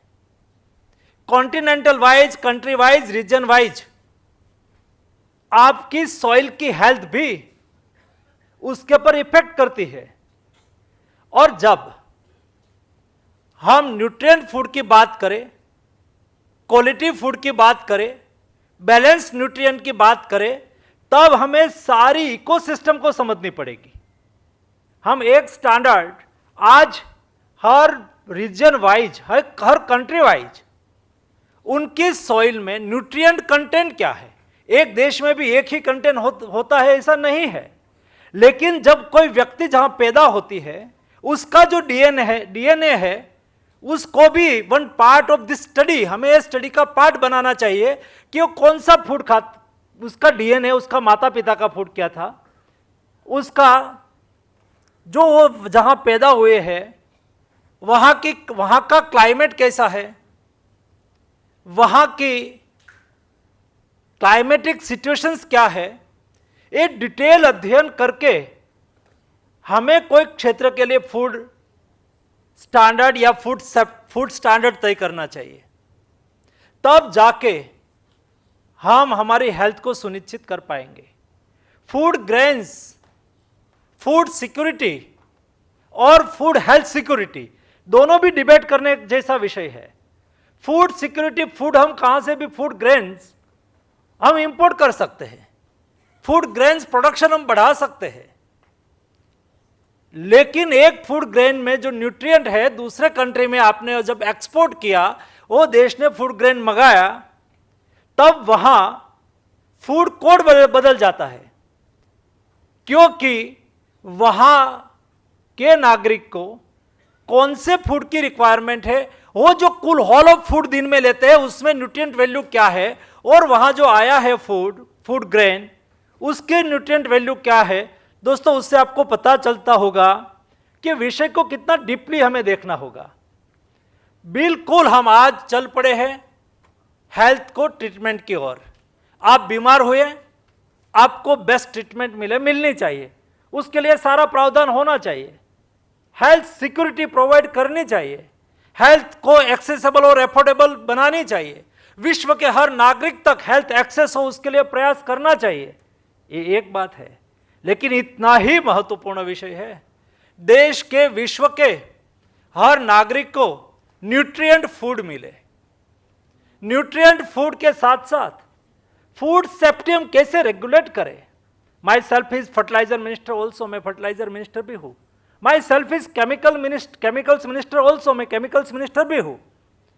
दोस्तों, जिस तरह से हमारी पेस्टिसाइड की इफेक्ट फूड में आ रही है, एक्सेस और overuse chemical fertiliser, unbalance use of chemical fertiliser, उसकी इफेक्ट क्लाइमेट पर भी आ रही है, उसकी इफेक्ट सॉइल पर भी आ रही है, उसकी इफेक्ट फूड ग्रेन पर भी आ रही है। उसके लिए हम क्या करें? मैं मानता हूं कि इसलिए ही ये विषय जब देश के प्रधानमंत्री जी के सामने आया, हम बैलेंस केमिकल्स फर्टिलाइजर का यूज करें, सॉइल को बचाए, ग्राउंड वाटर उसको अच्छा रखे, उसके लिए बैलेंस केमिकल्स फर्टिलाइजर का यूज कैसे हो। पीएम प्रणाम करके हमने एक स्कीम लॉन्च की, सारे देश के हर नागरिक तक, हर किसान तक, हर गवर्नमेंट, लोकल गवर्नमेंट हो, स्टेट गवर्नमेंट हो, सेंट्रल गवर्नमेंट हो, एक होलिस्टिक अप्रोच के साथ वो प्रयास करे कि केमिकल्स फर्टिलाइजर का यूज बैलेंस हो, अल्टरनेट फर्टिलाइजर का यूज हो, नेचुरल फार्मिंग हो, ऑर्गेनिक फार्मिंग हो, उसका व्याप बढ़ाने के लिए हमने प्रयास किया है। पीएम प्रणाम योजना के द्वारा जिस राज्य लोकल बॉडी से लेकर स्टेट गवर्नमेंट जो प्रयास करेगी अल्टरनेट फर्टिलाइजर यूज करने के लिए, बैलेंस फर्टिलाइजर यूज करने के लिए, कोमा इनटू इनवाइटेड कोमा, वो केमिकल्स फर्टिलाइजर्स को कैसे कम यूज करे, जितना कम यूज करेगा उसके पीछे जो सरकार की सब्सिडी लगती है, आज लास्ट ईयर 2,54,000 करोड़ की सब्सिडी भारत सरकार ने केमिकल्स फर्टिलाइजर के पीछे खर्च किया है। Not only for India but दुनिया के सारे देश अपनी अपनी तरह से खेडूत किसान को सपोर्ट करता है, लेकिन वो कम केमिकल्स फर्टिलाइजर का यूज करके अल्टरनेट फर्टिलाइजर को प्रोत्साहित करे। उसके लिए पीएम प्रणाम योजना के द्वारा कोई भी state government chemicals fertiliser use करके सब्सिडी सेविंग करेगा, वो सब्सिडी अल्टरनेट फर्टिलाइजर या तो नेचुरल फार्मिंग और ऑर्गेनिक फार्मिंग को प्रोत्साहित करने के लिए स्टेट गवर्नमेंट को पास ऑन की जाएगी। ऐसा प्रयास करके, क्योंकि ये सब सेक्टर ऐसा है, सब विषय ऐसा है, केवल कोई एक गवर्नमेंट प्रयास करेगी, कोई सिंगल कंट्री प्रयास करेगी, समाधान नहीं होगा। समाधान निकालना है। हम तो वसुधैव कुटुंबकम की धारणा पर काम करने वाले लोग हैं। हमारे अमिताभ कांत जी G20 की शेरपा के रूप में काम कर रहा है। उन्होंने हमें स्लोगन दिया है वन हेल्थ का, वन वर्ल्ड का। एक दुनिया एक परिवार है और सारी दुनिया की चिंता के साथ हमारी चिंता होती है। केवल हम हमारी ही चिंता कर ले तो समाधान नहीं होगा। हेल्थ एक ऐसा सब्जेक्ट है, फूड एक ऐसा सब्जेक्ट है, उसमें दुनिया की चिंता के साथ हमारी चिंता होती है। केवल हम सेफ हो जाएंगे, दुनिया सेफ नहीं हो जाएगी। जो हमें दुनिया को सेफ करना है तो हमें भी सेफ होना पड़ेगा, हमें सेफ होना है तो दुनिया को भी सेफ रखनी पड़ेगी। और इसलिए ये धारणा के साथ, ये फिलोसॉफी के साथ हम लोगों ने हमेशा काम किया है। आपने देखा होगा ड्यूरिंग कोविड क्राइसिस हमने केवल अपनी ही चिंता नहीं की। जो अपनी चिंता की होती तो हम दुनिया के साथ खड़ा नहीं हो पाते। कोविड क्राइसिस में 3 समस्या विश्व के सामने आई। एक फूड ग्रेन की समस्या आई, फूड सिक्योरिटी की। हमने नीडी कंट्री को फूड एक्सपोर्ट किया। उस वक्त समस्या आई मेडिसिन की। दुनिया के पास मेडिसिन नहीं थी और प्रधानमंत्री जी को सारी दुनिया की ओर से कॉल आता था, हमें हाइड्रोक्सीक्लोरोक्विन और एजिथ्रोमाइसिन चाहिए। और उस वक्त प्रधानमंत्री जी ने केवल देश की चिंता नहीं की। मुझे बराबर याद है 23 मार्च 2020 को देश में लॉकडाउन लगा था और 4 अप्रैल 2020 को शाम को प्रधानमंत्री जी का मुझे कॉल आया था और मुझे पूछा था कि देश में मेडिसिन की क्या स्थिति है। तो मैंने एनालिसिस करके प्रधानमंत्री जी को बताया कि देश की रिक्वायरमेंट के अनुसार हमारे पास हाइड्रोक्सीक्लोरोक्विन एजिथ्रोमाइसिन मेडिसिन है। तब प्रधानमंत्री जी ने हमें मार्गदर्शन दिया था कि जी नहीं, देश की रिक्वायरमेंट को तो पूरी करो ही करो, देश की चिंता तो करनी चाहिए, लेकिन ये समय है हमें दुनिया को मदद करनी चाहिए। और उस वक्त मोदी जी ने देश के सभी फार्मा कंपनी के साथ मीटिंग करके कहा कि आप प्रोडक्शन करिए, सभी को लॉकडाउन पास दिया गया। उस वक्त देश में लॉकडाउन की वजह से प्लेन नहीं उठते थे, इंटरनेशनल फ्लाइट भी बंद थी, लेकिन डेली 4 से 5 फ्लाइट केवल मेडिसिन लेने के लिए आती थी। 150 कंट्री को उस वक्त हमने मेडिसिन सप्लाई किया। लेकिन ये भी हमारी फिलोसॉफी के तहत, इंडिया के लिए हेल्थ है कभी कॉमर्स नहीं रहा है, इंडिया के लिए हेल्थ है हमेशा सेवा रही है। हमारा स्लोगन सेवा है। और इसलिए उस वक्त हम चाहते, या तो हमारी कंपनी चाहती तो ज्यादा पैसा लेके मेडिसिन सप्लाई कर सकते थे, लेकिन 2 विशेषता रही। 150 कंट्री में इंडियन कंपनियों ने मेडिसिन सप्लाई की, प्राइस हाइक नहीं किया, प्राइस नहीं बढ़ाई, क्वालिटी के साथ कोई बार्गेनिंग नहीं किया। तब जाके दुनिया कहती है, पोस्ट कोविड में दुनिया कहती है इंडिया एक ऐसी कंट्री है जो विपरीत स्थिति में हमारे साथ रहती है और दोस्ती निभाती है। दोस्तों, दुनिया जब वैक्सीन का स्टॉक पाइलिंग कर रहे थे, तब हम वैक्सीन मैत्री के तहत दुनिया के नीडी देशों को वैक्सीन पहुंचा रहे थे।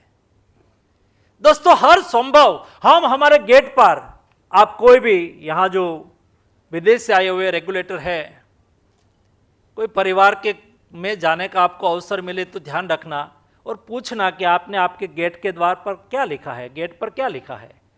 हमारे यहां गेट पर लाभ शुभ लिखा होता है। लाभ मीन्स स्वयं का कल्याण हो, स्वयं का भला हो, मेरा हो, सारी दुनिया, विश्व की सारी सभ्यता सोचेगी। एनिमल मात्र अपने लिए तो हर कोई सोचेंगे, लेकिन हम लाभ के साथ लिखते हैं शुभ, मीन्स मेरा कल्याण हो, सामने वाला का भी कल्याण होना चाहिए, दूसरे का भी कल्याण होना चाहिए। ये फिलोसॉफी पर चलते हुए विश्व कल्याण की भावना के साथ हम हमारा कल्याण देखते हैं। और इसलिए ये आपकी फूड सेफ्टी के लिए आयोजित 2 दिन की रेगुलेटर समिट, हम सेफ कैसे रहे, हमारी हेल्थ सेफ कैसे रहे, क्या करने की आवश्यकता है, वैश्विक स्तर पर उसके लिए डिस्कशन और डेलिब्रेशन कोडेक्स के रूप में वर्ष में एक बार मिल जाते हैं और स्टैंडर्ड के बारे में हम डिस्कस कर लेते हैं। जी नहीं, समय बदल गया है, हमें डिटेल डिस्कशन और डेलिब्रेशन करना होगा। जैसा वर्ल्ड हेल्थ असेंबली लगती है, वैसे फूड सेफ्टी के लिए कोई रचना होनी चाहिए और उसके ऊपर डिस्कशन होना चाहिए। ये आज की समय की मांग है। जिस तरह से हैबिचुअल डिसीज बढ़ रहा है, जिस तरह से फूड में कंटामिनेशन पाया जा रहा है, जिस तरह से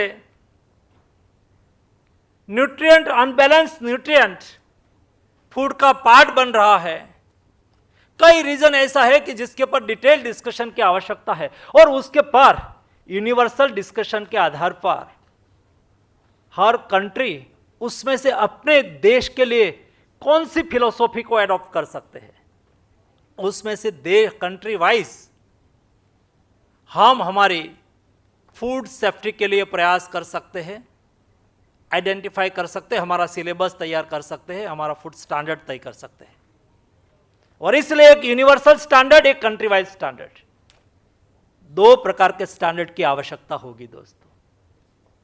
उसको देखते हुए मैं मानता हूं कि इस समिट थोड़ी टेक्निकल है लेकिन महत्वपूर्ण है। पहली बार शायद मैं मानता हूं जब मुझे ब्रीफिंग दिया गया था और 1 महीने पहले जब विषय मेरे सामने रखा कि G20 की हम प्रेसिडेंसी कर रहे हैं, तो क्या हम विश्व के फूड रेगुलेटर को बुलाए। मैंने कहा कि एक प्रथा शुरू करनी चाहिए और इंडिया से शुरू करनी चाहिए।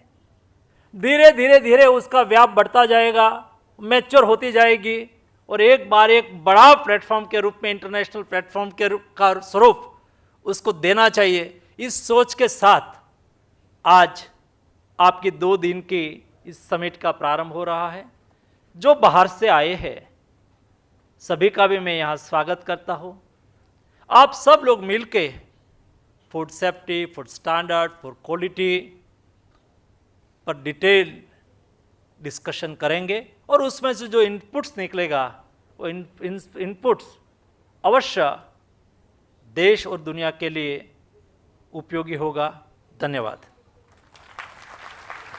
बहुत बहुत धन्यवाद माननीय मंत्री जी। सबका साथ, सबका प्रयास और एक इकोसिस्टम में संतुलन बनाए रखते हुए वन वर्ल्ड, वन हेल्थ और विश्व कल्याण के भाव से काम करने के लिए, सभी को प्रेरित करने के लिए, आपके मार्गदर्शन के लिए बहुत बहुत धन्यवाद।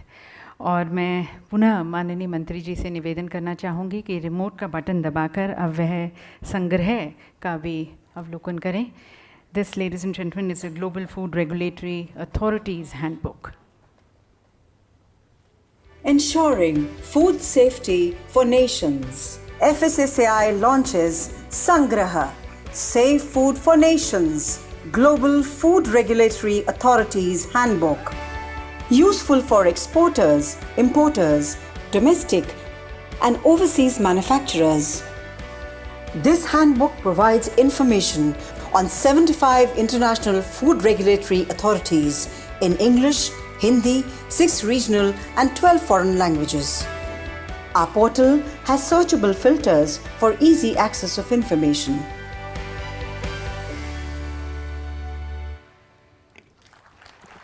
Thank you, Honorable Minister, sir. And ladies and gentlemen, as we conclude the session, I would like to now request Shri Sudhansh Panji, the Officer on Special Duty to the Ministry of Health and Family Welfare, to kindly propose a formal vote of thanks.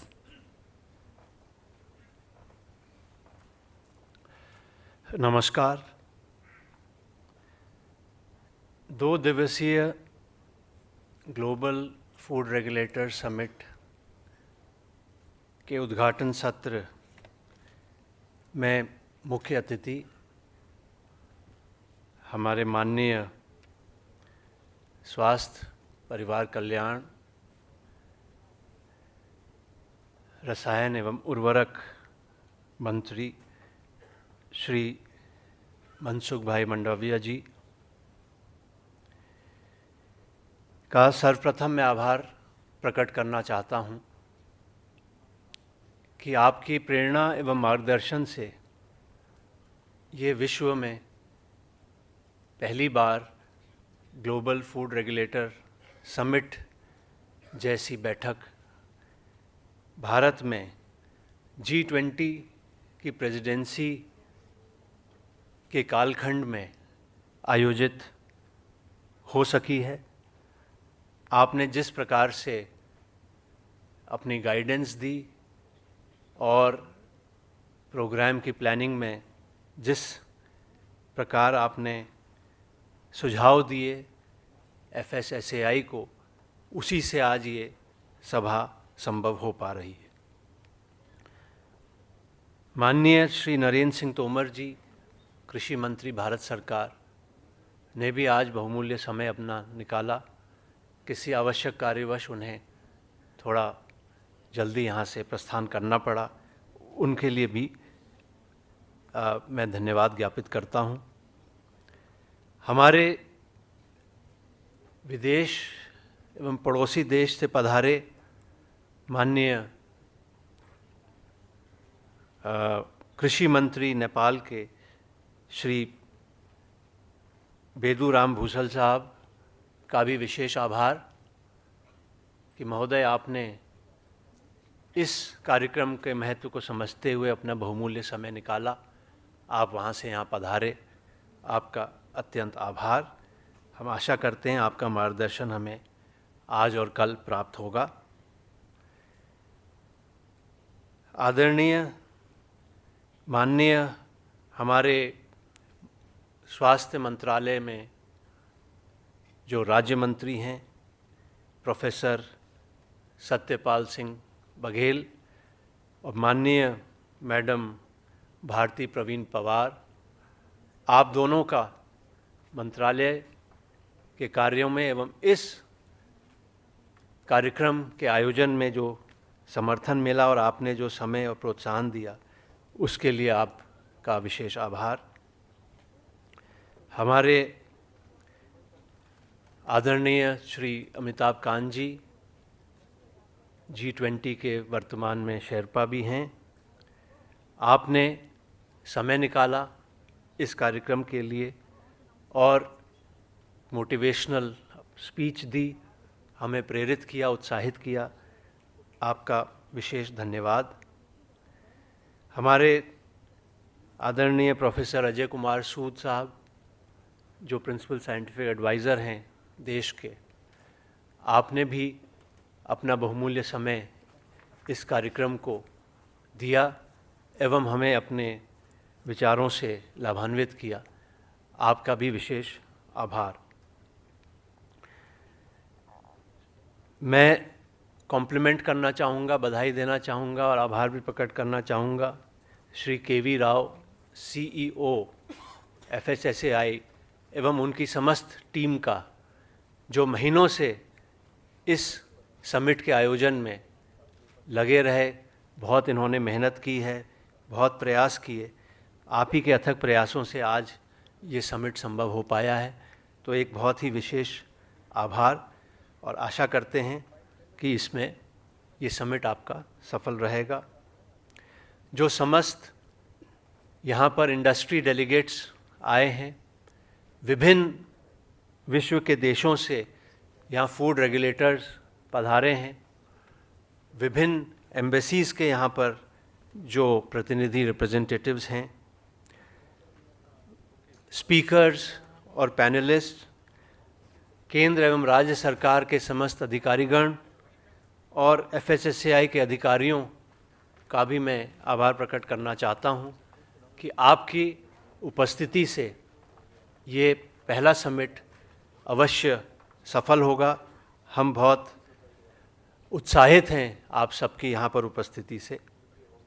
मैं आभार प्रकट करना चाहता हूँ media के समस्त साथियों का, जिनका समर्थन हमेशा स्वास्थ्य मंत्रालय FSSAI को मिलता रहा है। मैं आशा करता हूँ इस कार्यक्रम में भी और भविष्य में भी आपका सपोर्ट इसी तरह से निरंतर जारी रहेगा। मैं आभार प्रकट करना चाहता हूँ विभिन्न स्टेक होल्डर्स का, जो फूड रेगुलेशन से जुड़े हुए हैं, चाहे इंडस्ट्री के हों, चाहे मैन्युफैक्चरर्स हों, चाहे अन्य हों।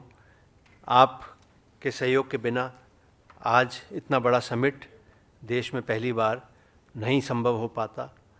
और यहाँ पर उपस्थित समस्त जो प्रतिभागी हैं, पार्टिसिपेंट्स हैं, दूर दराज से आए हुए हैं, और सभी देवियों और सज्जनों का कि आपने यहाँ पर उपस्थित होकर इस समिट में भाग लेकर अपनी प्रतिबद्धता जताई है इस महत्वपूर्ण विषय पर, जो यहाँ पर 2 दिन तक सार्थक चर्चाएं होंगी।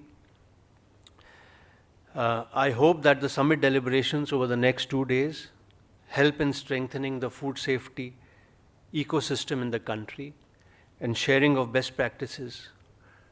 We look forward to not only sustainable food but also towards sustainable eating practices.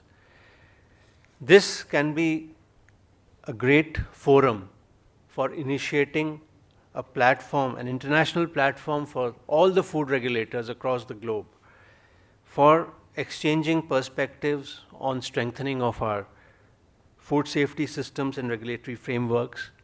और जिस प्रकार से अभी एक पोर्टल लॉन्च हुआ देश के लिए, उसी प्रकार से यदि FSSAI लीड लेके एक ग्लोबल फूड रेगुलेटर्स का एक पोर्टल लॉन्च करे, जहाँ पर बेस्ट प्रैक्टिसेस, एक दूसरे के कंसर्न्स, एक दूसरे के सुझाव, एक दूसरे से सीखने का हमें अवसर मिले, तो मैं समझता हूँ ये समिट में एक बहुत अच्छी पहल होगी।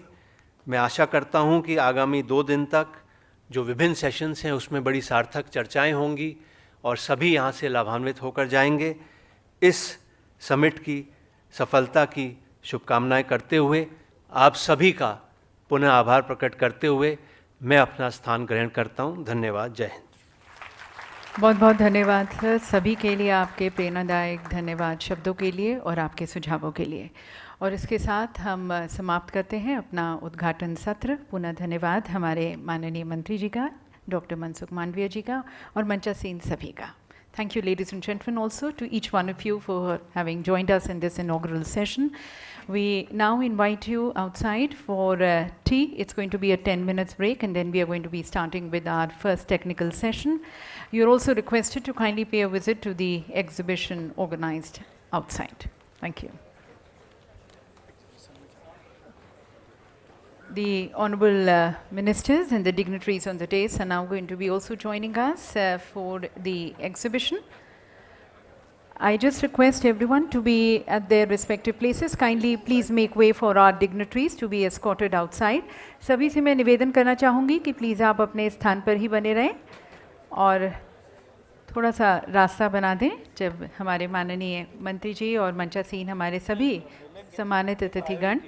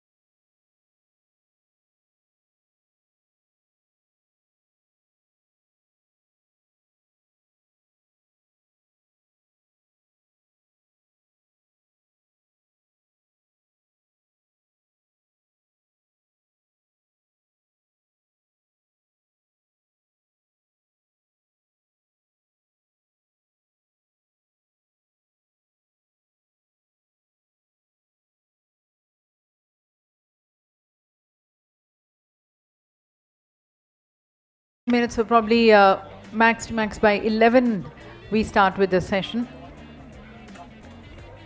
Though we intend to give only a 10 minutes break so that we can in time be with our sessions. So at the earliest possible if you can join us so that we start with our session here, the first technical session.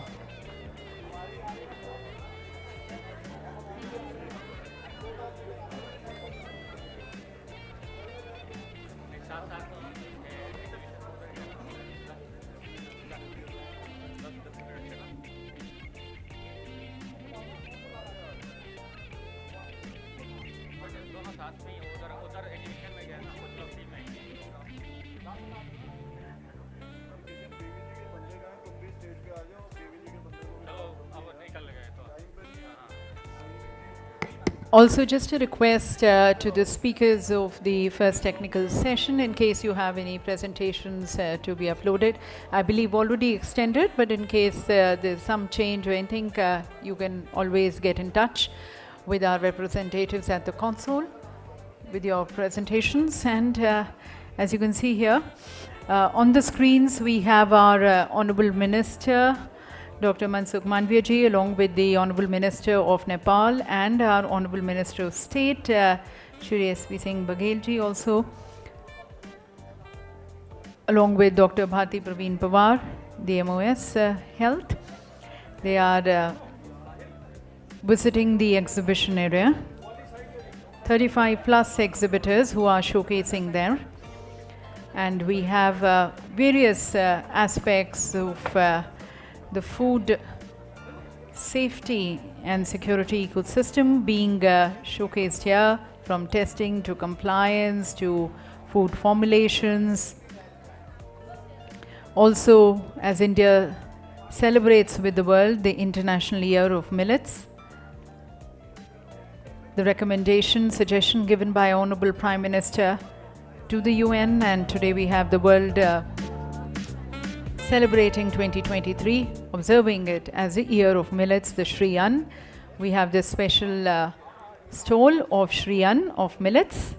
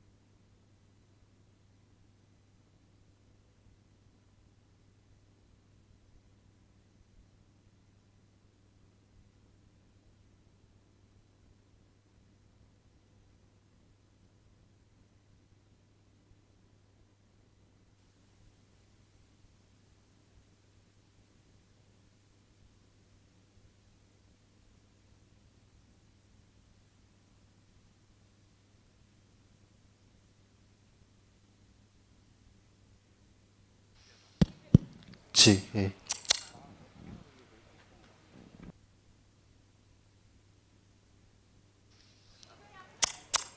Ji hello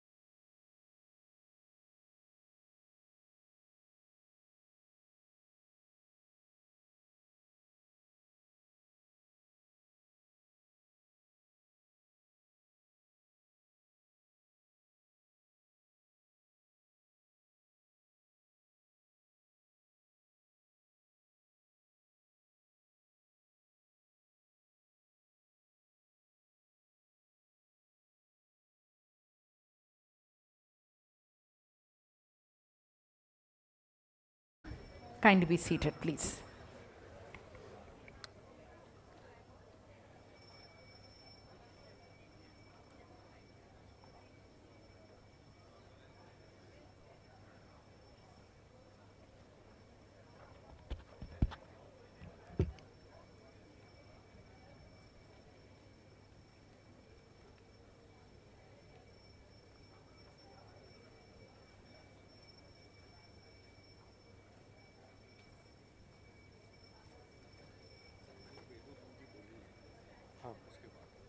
मालूम है मुझे यार, मुझे आप क्या बता रहे हैं? वेदुराम को मैं वहाँ से लेके आए तो सही, वो चाय पी रहे हैं वहाँ।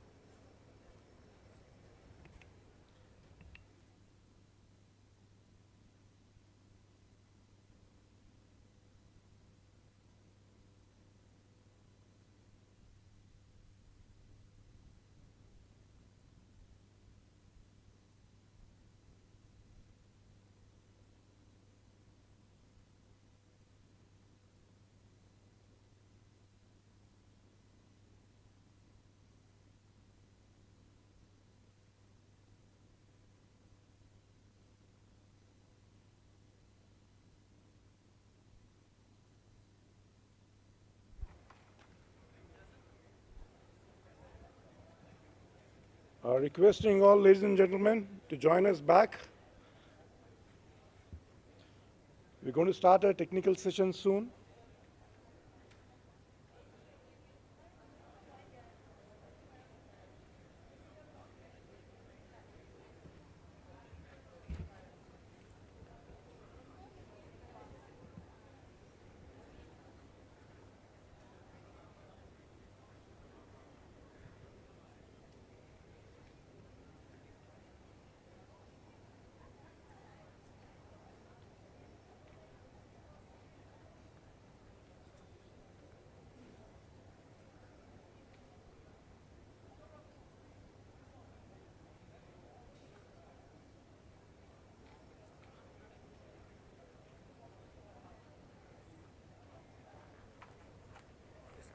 Delegate has lost his phone, so he wants to be announced. वो कहाँ से है ना? What's his name? Fluko Corso. Should I keep it here?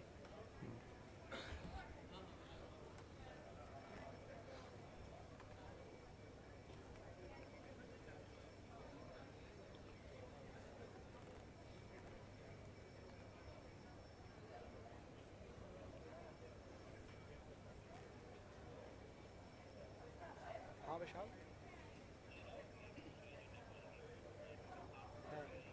वही बोले, अभी पहले वो बोलेंगे, उसके बाद ये लोग शुरू करेंगे, ठीक है?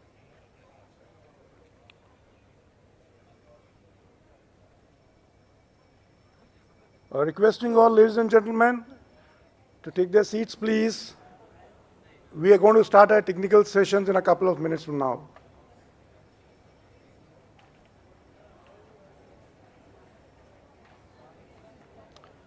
I request all the volunteers and the liaison officers to kindly escort the guests to the seats, please.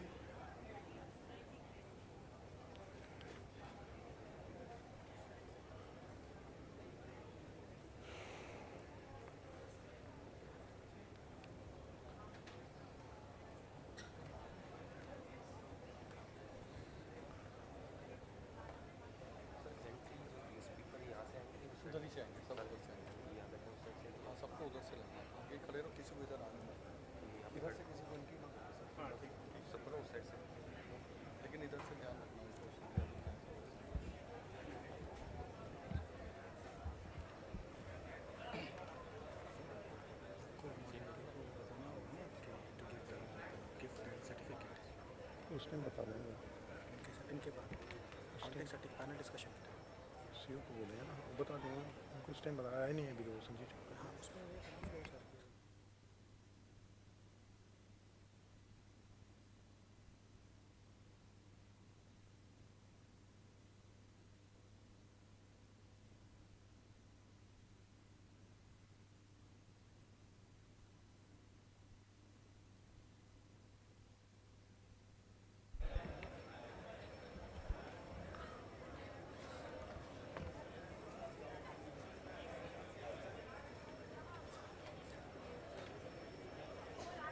Once again, requesting all the delegates to please take their seats.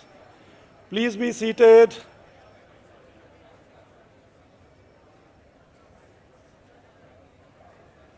We are running behind schedule, so I'm requesting you again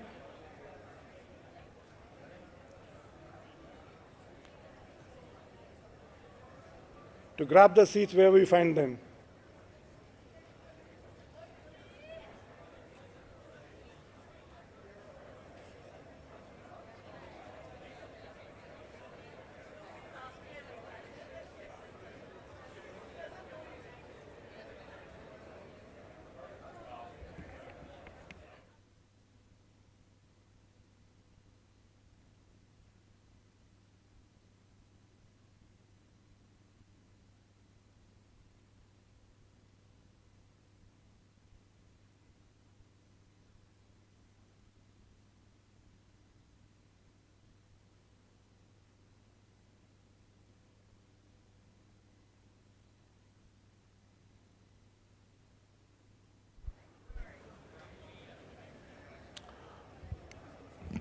Good morning and namaskar, ladies and gentlemen.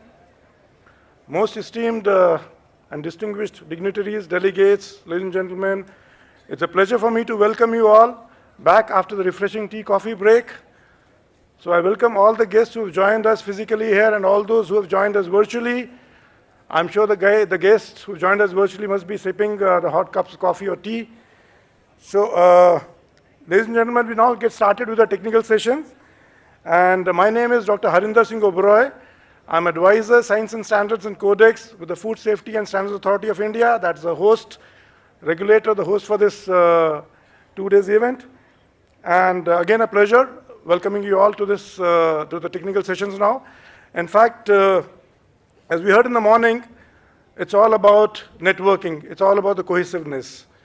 So this 2 days of Global Food Regulatory Summit, in fact, is spanned across 7 different sessions. And we begin with the session on global regulatory framework. Then we have a session on antimicrobial resistance, followed by a session on best practices for robust standard setting, which includes 3 thematic areas, very important. Those are health supplements and nutraceuticals. Then we have contaminants and residues. Then we have organic foods.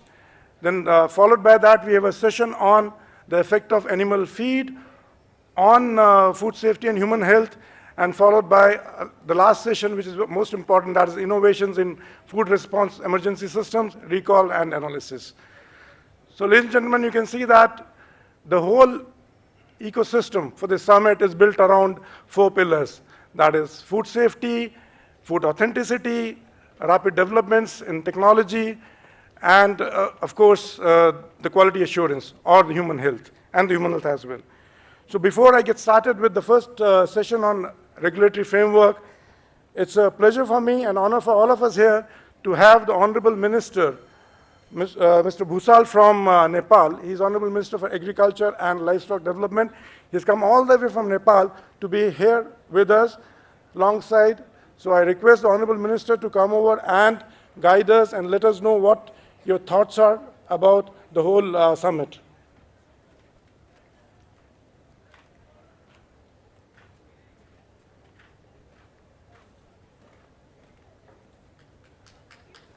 Please welcome Mr. Bhusan, please.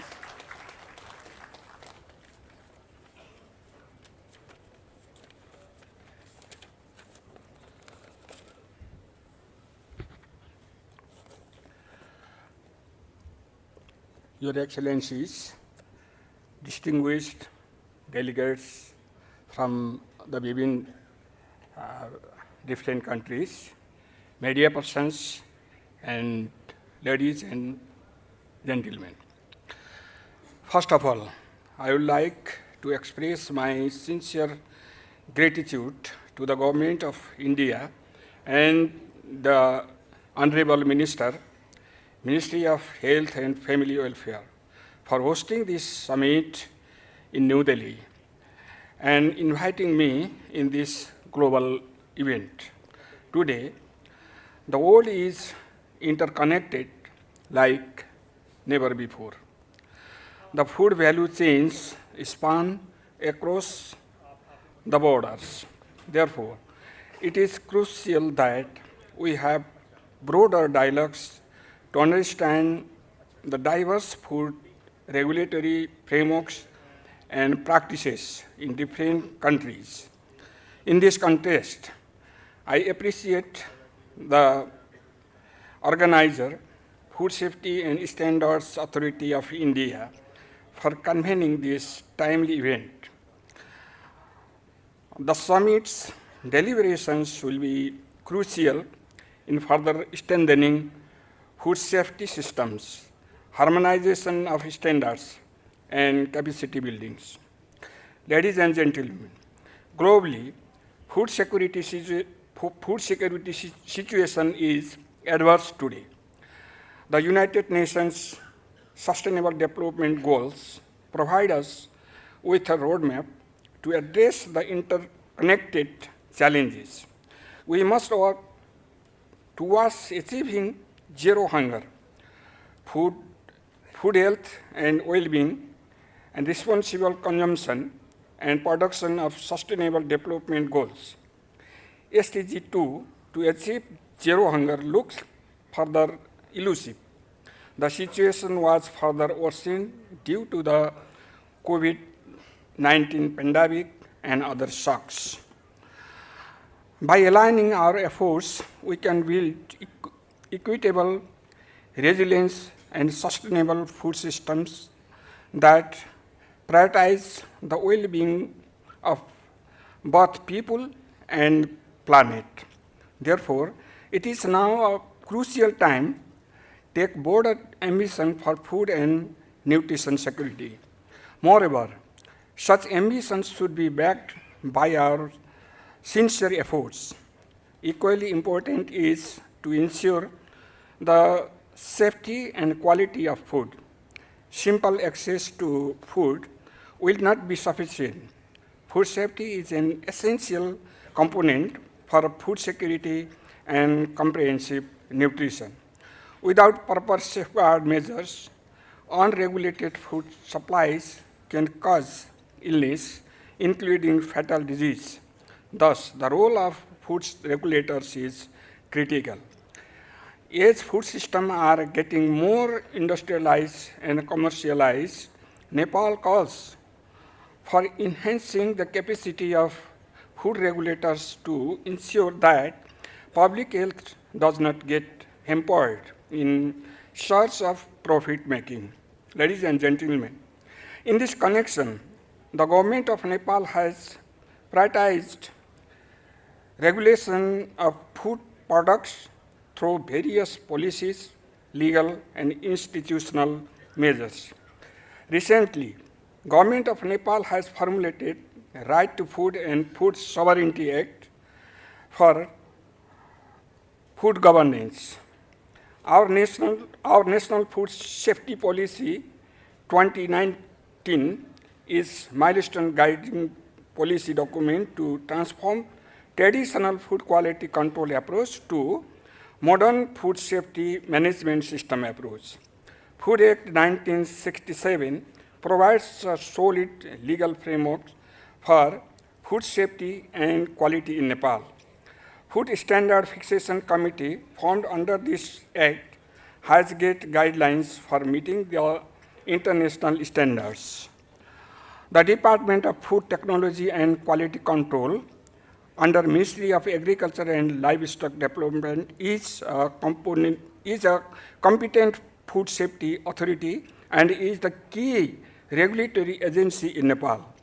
The lab of the department is well equipped. However, to further enhance its capacity, we need more support from our development partners. The department conducts regular market and industry inspections, licensing, certifications, and testing for ensuring that the products are meeting the set standards. Our laws impose strict penalties on offenders who adulterate food products. In addition, the government has taken all measures for complying with the WTO agreement on an application of sanitary and phytosanitary measures. mutually recognition of testing certificates and standard will further facilitate the smooth trade and supply of food products between and among the countries. This will also catalyze economic growth based on trade. Our government's policy is to finalize as many as mutual recognition agreements. Ladies and gentlemen, finally, I would like to thank the Government of India, Ministry of Health and Family Welfare, to convening this important summit. I hope that the discussion in the 2 days summit will generate momentum for highest food safety standards and regulatory frameworks worldwide, while addressing the specific concerns of more vulnerable countries, including LDC like Nepal. I wish you all productive and successful summit. Thank you. Thank you very much.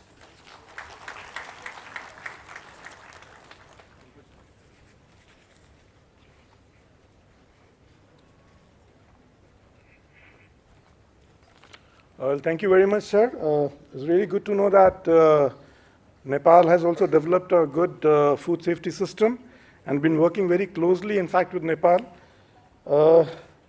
Now, moving on to the first session on the global regulatory framework. As you heard our CEO talk about Vasudev Kutumbakam, and then that was reverberated by the honorable ministers also, which is a theme of G20, which is one world, one family, one future. And we can all see it happening here. If not the entire world, at least part of the world is here today, discussing about the global food regulatory network. Ladies and gentlemen, now I would like to invite up on stage Dr. V.K. Paul, Member Niti Aayog. I would also request Mr. Rajshekhar, Vice Chairman, Codex Alimentaries Commission. I would request Professor Susan Jebb, Chairperson, UK Food Standards Agency. I would request Ms. Isabella Labarge, Senior Director and Chief Food Safety Officer, Canada. I request Mr. R.K. Singh, Secretary, DPIIT, Ministry of Commerce, Government of India. And I would also request Mr. S. Gopalakrishnan, Special Secretary, Ministry of Health and Family Welfare, Government of India, to please take their seats on the dais.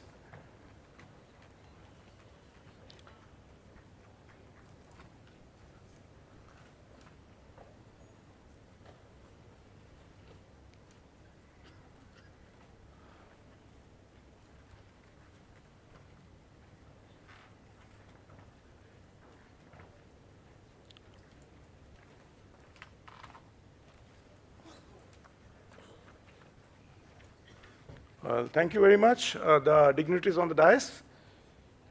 A brief introduction about Dr. V.K. Paul. Dr. V.K. Paul, sir, is member Health Niti Aayog. Niti in India, it's NITI. It's National Institute for Transforming India. So it's a think tank which formulates policies and also projects the way forward for implementing those policies. Dr. V.K. Paul is a pediatrician, a well-renowned pediatrician, and he's worked with the very prestigious All India Institute of Medical Sciences for about 35 years, and he was head of division of pediatrics for about 10 years prior to joining Niti Aayog. And he's been there in Niti Aayog for the past 7 years, and he has led a lot of initiatives in Niti Aayog. One of them is PMJ, that is Pradhan Mantri Jan Arogya Yojana. And the objective there is to ensure affordable healthcare for all, especially for the poor and the downtrodden. And he was also a member of the COVID task force, and everybody in the world knows the way India fought COVID pandemic, despite being the most populous country in the world. Now, without taking much time, it's a pleasure for me, honor for me. Ladies and gentlemen, please join me in welcoming Dr. V.K. Paul to the podium. I request him to set the context for this meeting, please. Dr. V.K. Paul, sir.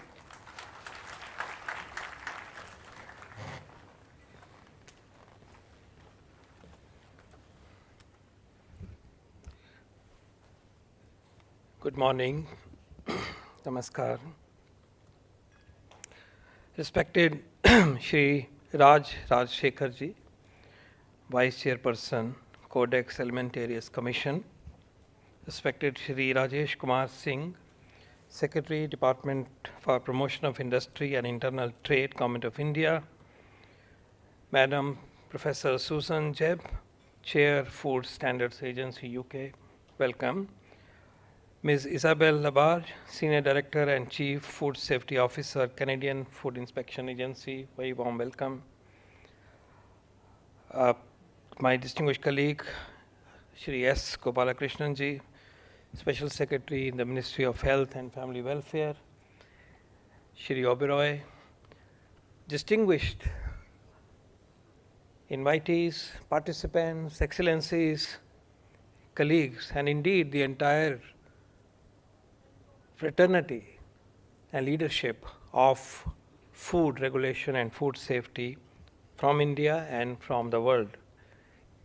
Very, very special and warm welcome on behalf of my organization, the Niti Aayog, the National Institution for Transforming India, Government of India. I stand before you to welcome and to trigger a few thoughts for this particular session and indeed for the rest of the deliberations of this important meeting. The global regulatory framework governs the intricate and interconnected world of the food industry. In this landscape where food products are traded across borders and supply chains span multiple countries and regions, as the Honorable Minister from Nepal said. In this landscape, where food products are traded across borders and supply chains span multiple countries and regions, global food regulators play a crucial and indeed critical role in safeguarding consumer health, promoting fair trade practices, and upholding public trust in the integrity of our food system. As has been stated, we are living in an interconnected world, and indeed we are one earth, one family, and we have only one future. The responsibility of global food regulators extends far beyond mere enforcement. These regulatory bodies are tasked with setting rigorous standards and regulations that ensure the safety and quality of our food. Their efforts, your efforts, contribute significantly to protecting public health by implementing stringent requirements that span the entirety of the supply chain from farm to fork. And indeed, you are also the custodians of one world, one health, because our health is interconnected with the health of animals and plants. We must acknowledge that global regulatory landscape is far from simple. It is marked by rapidly evolving technologies, emerging food safety risks, and a myriad of diverse national regulations.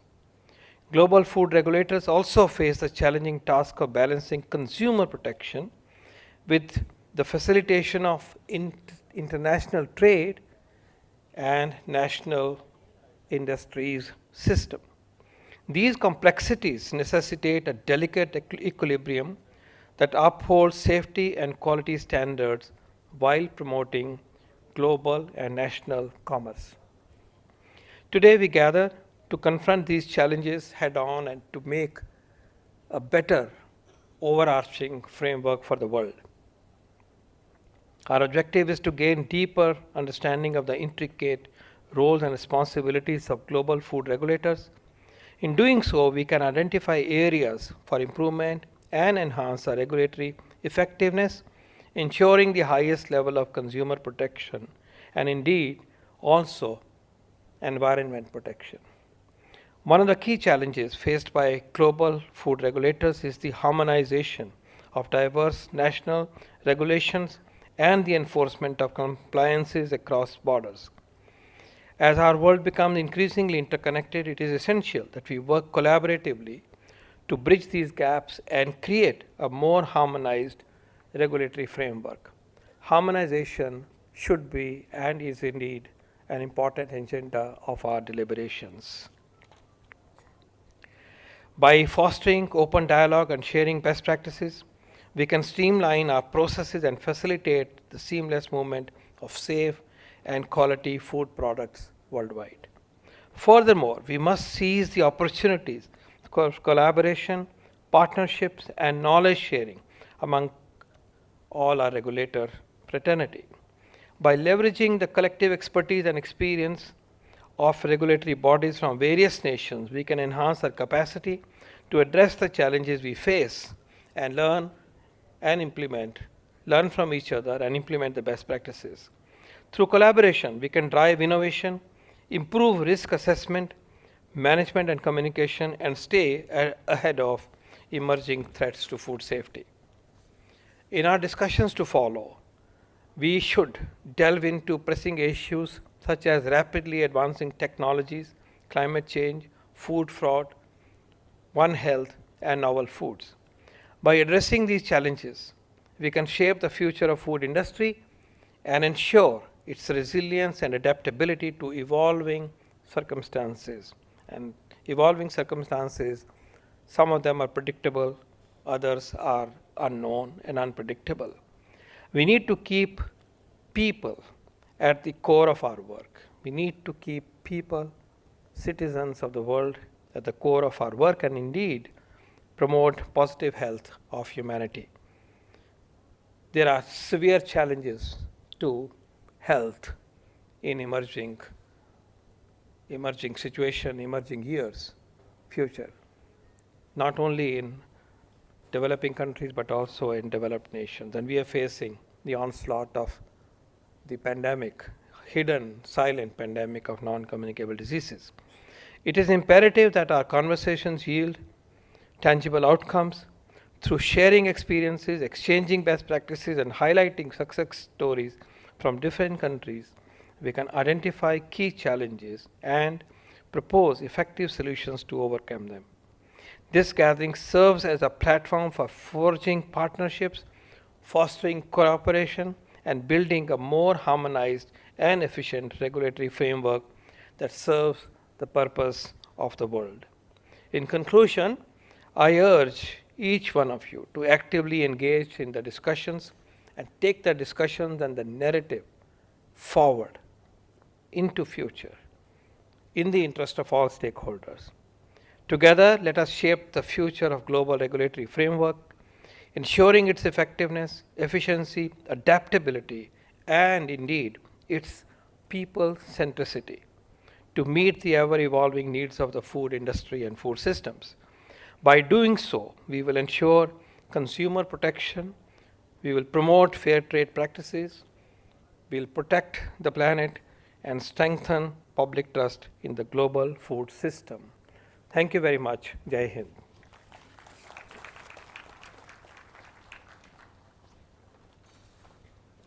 Thank you very much, sir, for the words of advice. The message is loud and clear that we need to work together, and that's the way to go. We need to harmonize the standards, ensure that we have the fair trade practices, and we move on. Thank you so much, sir, for the words of advice. Now, whenever we talk about the novel foods or non-specified foods, every food regulator has a different mechanism through which they regulate the novel food products, be it the non-specified products or be it the different ingredients as we talk about or the product as a whole. Now, to address this concern, we have with us Mr. Rajshekhar, who is Vice Chairman of Codex Alimentaries Commission. Mr. Rajshekhar has got about 40 years of experience with the government of New Zealand in matters related to agriculture policy, food regulations, and international trade.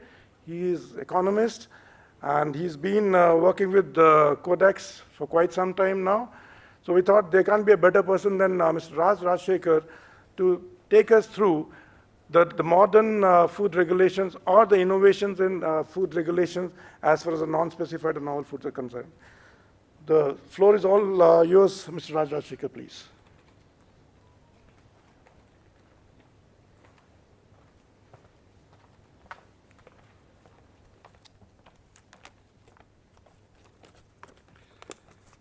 Good morning, distinguished delegates, top panelists, and my dear friends, ladies and gentlemen. It is indeed a great honor and privilege to have been invited to attend this global regulatory summit that is being organized as part of the India's initiative on the G20. It's a truly welcome event, and I'd like to speak on behalf of the chair of the Codex Alimentarius, Dr. Steve Wern from the United Kingdom, and my fellow vice chairs, Alan Azagele from Kenya and Diego Varela from Chile. I bring greetings from them, and I know they are very keenly following the discussions at this summit. I know I've been asked to comment about the novel foods and the regulatory approaches relating to that, but I must say I'm tempted to touch more broadly around the role of Codex in international food regulation and some of the contemporary challenges that are very much featuring in the conversations at the global level. I should perhaps start by saying that this is a momentous year, and we heard Dr. Tedros mention that this morning. 2023 marks 60th anniversary of the formation of the Codex Alimentarius Commission, the joint body established by FAO and WHO. And during those years, I know the Codex has evolved from a relatively small group of nations, some 20 countries, to a truly global organization that represents every corner, nook and corner of the world. 188 member countries, 220 or 30 non-governmental organizations. And collectively, they bring a huge strength and expertise to addressing contemporary global issues and promote the development of international food standards. We heard also mention about the recognition that Codex received following the Uruguayan SPS agreement, and in particular, the new status and recognition for Codex standards as international benchmarks. All of those are very important from the point of view of promoting international harmonization, promoting collaboration across countries, and encouraging science-based rigor and standards development processes.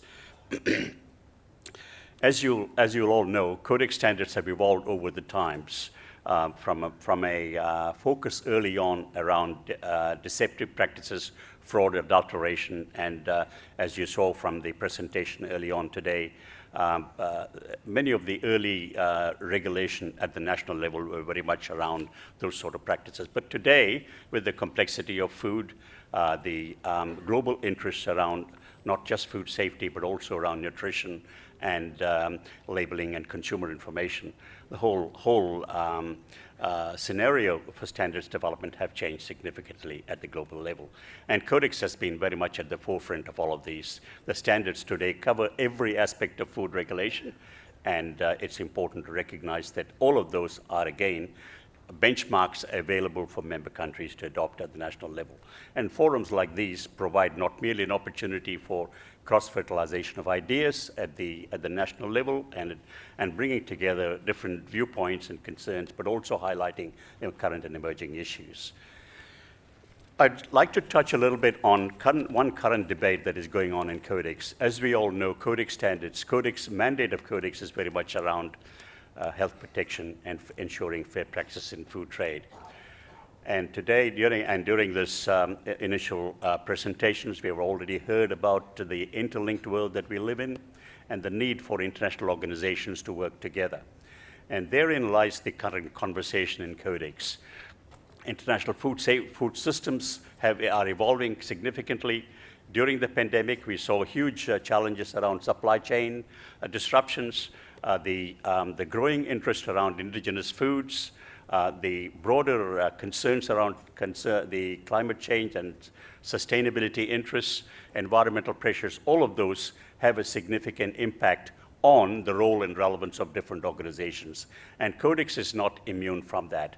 So the debate in Codex is very much around how can Codex address, within its mandate for food safety and health protection, how can it advance the global interests? And clearly, from our point of view, and in a personal observation that it is currently being discussed as well at Codex, it is important that Codex rises to these challenges and addresses the food safety impact of various practices. By way of illustration, some years ago,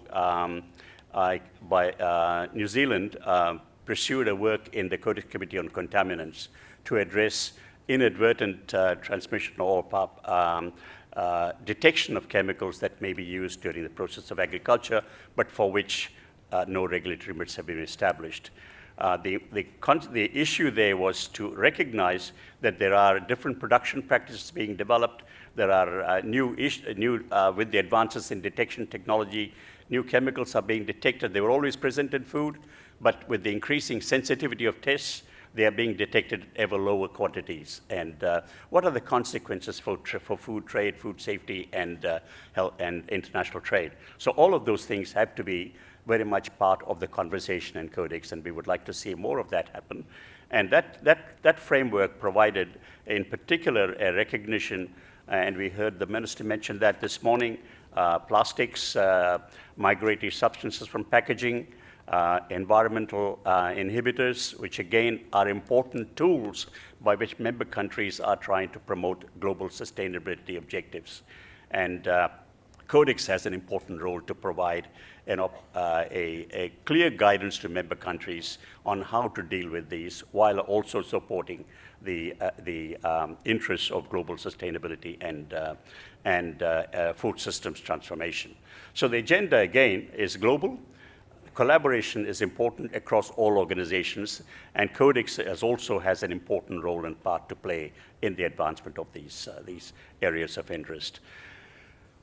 With regard to novel foods, those who have participated in Codex will know that there has been a specific work stream being chaired by my fellow Vice Chair Diego Varela, which sought to bring together global knowledge and understanding of the current status of foods that are being produced. We know about cell-cultured meats, plant-based alternatives, fermentation, use of fermentation technology, microalgae. The technology is rapidly advancing in all of those areas. And part of that is being driven by the global interest in trying to produce and find new ways and reduce the pressures on the environment to produce more with less, as it were. So it's an important area. The technology is rapidly advancing, and regulators are catching up in terms of their interest and approach to how to regulate. What are some of the approaches that we need? What should be some of the risk assessment methodologies that we need to use? And the point I would make here is that Codex recognizes these are important drivers at the global level, and we need to see what relevance and what guidance Codex can provide. This brings me to a point that memory around the Codex work around biotechnology that was initiated some 20 years ago. During that time, Codex Task Force on Biotechnology provided a forum for discussion on how member countries can address the whole issue of regulation of these foods that are emerging. And Codex developed two important landmark texts, one around risk analysis guidance around for risk assessment of food derived from modern biotechnology for plant origin, and then a companion text around products of animal origin. To this day, those provide the essential guidance on risk-based framework. And if we talk about novel foods, there is an opportunity, particularly as member countries at the moment are grappling with how to regulate these foods. What are some of the safety and non-safety related considerations that go into risk assessment and management and approval processes? Again, I would draw attention to the texts that are already in Codex, particularly around the risk analysis principles for guidance to governments and the risk analysis principles for guidance of member governments. Again, they are foundation texts, and they provide important guidance and reference points for regulation of novel foods. I think there is a work in progress, but there is an opportunity for member countries to share their knowledge and understanding, and also their approaches, so to then give the Codex as an organization the opportunity to explore whether there is a work that we can do at a global level to promote a harmonized guidance on how to manage and regulate. It's not about prescription, it's about ensuring that we have a common framework and model for us to work on. So novel foods is again an important area. It is going to grow in focus and as food systems change and countries are starting to think about how to manage, produce more with less, address some of the nutritional properties. Last week while I was in Europe, I had the chance to observe some of the new products that are coming onto market, which are quite exciting, plant-based products that imitate the properties of conventional foods, whether they be marine-based or land-based. But interestingly enough, they're, at least from an organoleptic perspective, they're indistinguishable from some of the products that you find in the real stuff, so to speak. So there is a very exciting frontier that is being sort of explored at this point, and Codex is very much at the forefront of it. But importantly, that calls for collaboration of regulators such as those that are gathered here at this meeting. So it's a very topical one, again in the context of the challenges that countries are facing around sustainability, trying to ensure and manage the environmental pressures around agriculture and minimize use of various environmental substances that might have a deleterious effect on the environment. So the work program of Codex is very much guided by its members. Codex is a consensus-based organization, and it relies heavily on the contribution of member countries to advance the interests and meet, importantly, the needs of member countries to produce foods that they need. There was a reference this morning to some of the indigenous foods. International Year of Millet was mentioned. That brought to my mind the importance of international years to transforming global diets and encourage more nutritious foods and consumption practices. It brought to my mind the initiative of FAO some 10 years ago to declare quinoa International Year of Quinoa. At that time, I think quinoa was a relatively obscure and unknown product outside of South America. Today, it is a global product, and I can say personally it has even transformed my dietary habits from growing from while I was in India, eating rice today, to be growing and eating almost quinoa all the time. So that's an important, powerful sort of initiatives, and I think the Year of the Millet, again, in my view, is an important initiative, and I think it's moving the world in the right direction of encouraging not merely production of more healthy foods and globalization of these foods, but also importantly address broader nutritional goals. As we all know, there are huge concerns around processed foods, and when we walked in this morning, I saw the clips around reducing salt intakes, sugar intakes, and so on. I think globally NCD is a huge challenge around, and any effort that countries can make to promote healthier eating and a better food, so to speak, must be a good thing. And Codex does provide significant guidance through the work that it has done in nutrition, providing labeling information and guidance, and so on. So there is a huge area of work in these areas. I think the theme of the summit this year around the strengthening collaboration is an important one, and it is very topical. Again, people have talked about the need for greater collaboration across all of the relevant international bodies. We are not alone in these things. We need to work together, and Codex has a mandate, so has other international organizations, FAO, WHO, United Environment Program, the World Organization of Animal Health, all of these organizations. And I believe that collective collaboration is going to be important for us to achieve through our respective mandates. In conclusion, I would like to simply note the importance of international collaboration. I hope we don't need to reinvent the wheel. Codex provides important guidance, and it's important that we encourage countries to harmonize to the maximum extent possible and enable us to move forward. And I would also like to emphasize the importance of capacity building and collaboration, sharing of knowledge, and ensuring that we move towards a safer and better world. Thank you so much, and I wish the summit all success.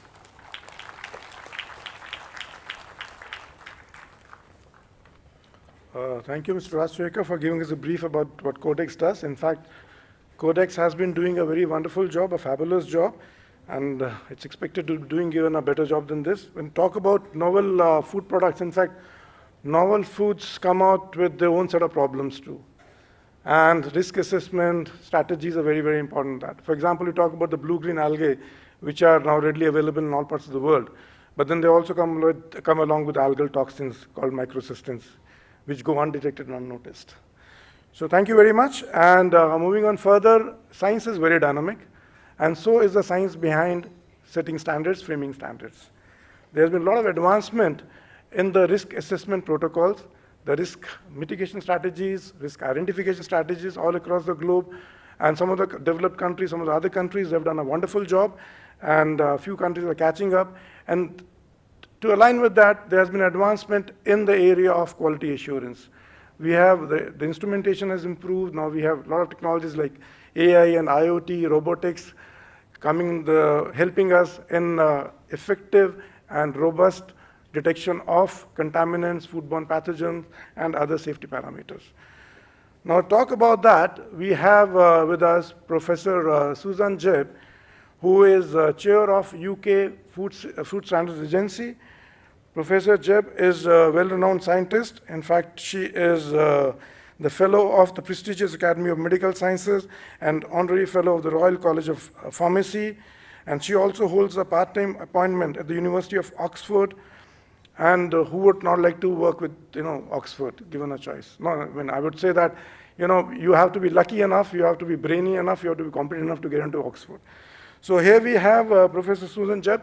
Ladies and gentlemen, let's welcome Professor Susan and hear from her about the innovations which are happening in the area of standard development, framing of standards and regulations, as well as quality assurance. Professor Susan Jebb, please. Thank you very much for your very warm welcome and really for the kind invitation to this very impressive gathering of the global food regulators. I've really appreciated the warm welcome and all your very generous hospitality. This meeting could not be more timely, as the last few years have really taught us that we live in a world of great uncertainty. Many of us are facing political changes at home and the consequences of geopolitical changes beyond our own borders. Economic challenges mean that it's harder for nations to protect the poorest, whether that's home or abroad. And the global food system is being impacted by war and by climate change. But I think what all of those difficulties have shown us is that it is even more important that we maintain high food standards and that we can only do that through international cooperation. This is a challenge bigger than any one country can manage on its own. I'm really privileged to be the chair of the UK Food Standards Agency. We're a non-ministerial government department that's responsible for protecting consumers' interests in relation to food. We're a £130 million regulator for a food industry that's worth £115 billion. We have about 1,400 staff who are trying to protect the 60 million people across England, Wales, and Northern Ireland, plus all the others around the world who enjoy UK food. Our mission is about food you can trust. That means food that's safe, food that is what it says it is, and food that is healthier and more sustainable. Our food standards are set out in law, and they're designed to stop the worst harms happening to consumers in terms of safety and authenticity. But to ensure they're effective, they've got to be backed by responsible businesses. And they've also got to be enforced because there are some bad actors in the system. Standards without enforcement are really just a bit of guidance. So if we're going to make this work in a global food system, we need to work with you, our global food regulatory partners, and with food businesses right across the supply chain to keep food safe and to protect consumers. Now, in the UK, our exit from the EU changed everything. But it actually changed nothing about food standards. We found ourselves outside the European regulatory system, but we actually carried over most of its regulations. But now we're having to manage those alone, and that means we've needed to develop systems which can do that independently and very efficiently. So we're having to be innovative, and it's really forced us to think hard about our systems. And I want to share a few examples of what we're doing with you now. Let me start with scientific innovation.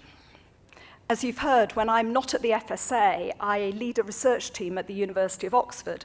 So you won't be surprised that I think that science is really going to be an important part of helping to keep food safe.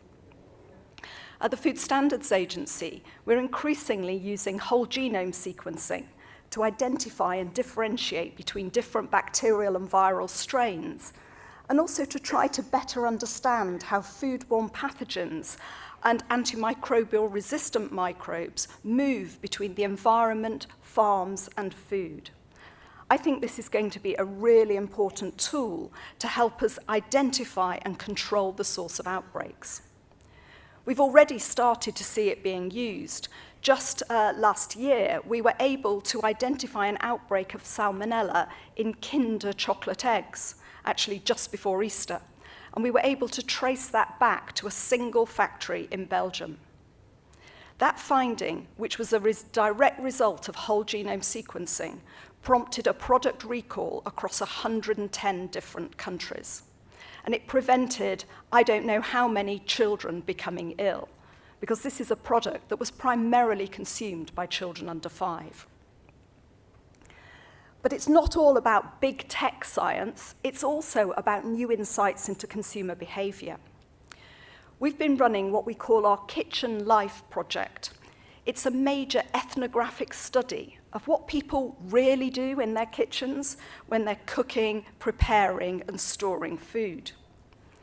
We have lots of self-reported data where people tell us about their best selves, what they do when they're really focusing on food safety.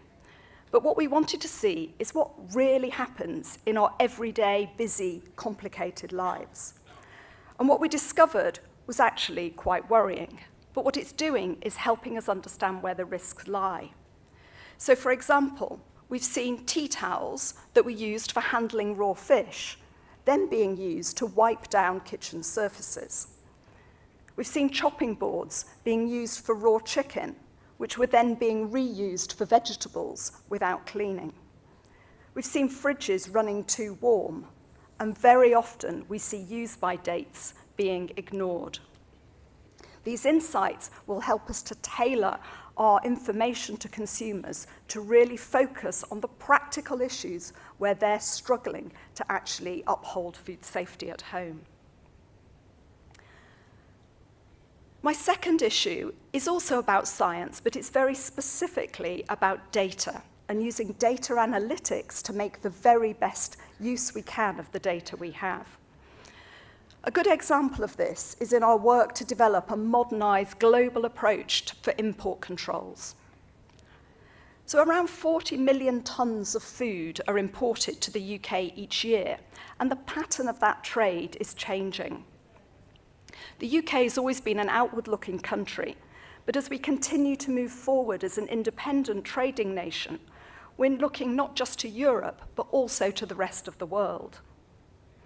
8 countries are now importing 50% more food to the UK than they did before we left the EU. And of course, the UK is already signing new free trade agreements, and we're very keen to continue to do this. But we must ensure that food we import meets our standards. Our new model for import checks, which will be introduced shortly, is based on data about the risk of a food product and not on its country of origin.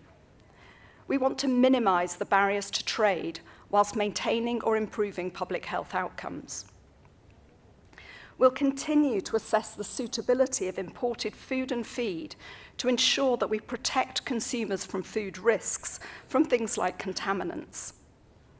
All food and feed products entering the UK will need to have proportionate controls along the whole production and supply chain. and we will require health certification for products that pose a higher risk. And that will allow us to make targeted checks at the border on products of concern. Now, in a similar way to our new approach for imported food, we've also been revising our system for checks at home. We've used data to develop a new dynamic system for food hygiene inspections at businesses.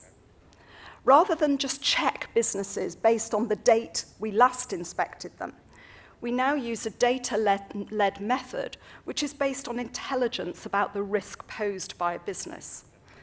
This is giving us much more flexibility in the way we do our risk ratings in food establishments, and it's also allowing us to incorporate the use of remote audits where that's appropriate.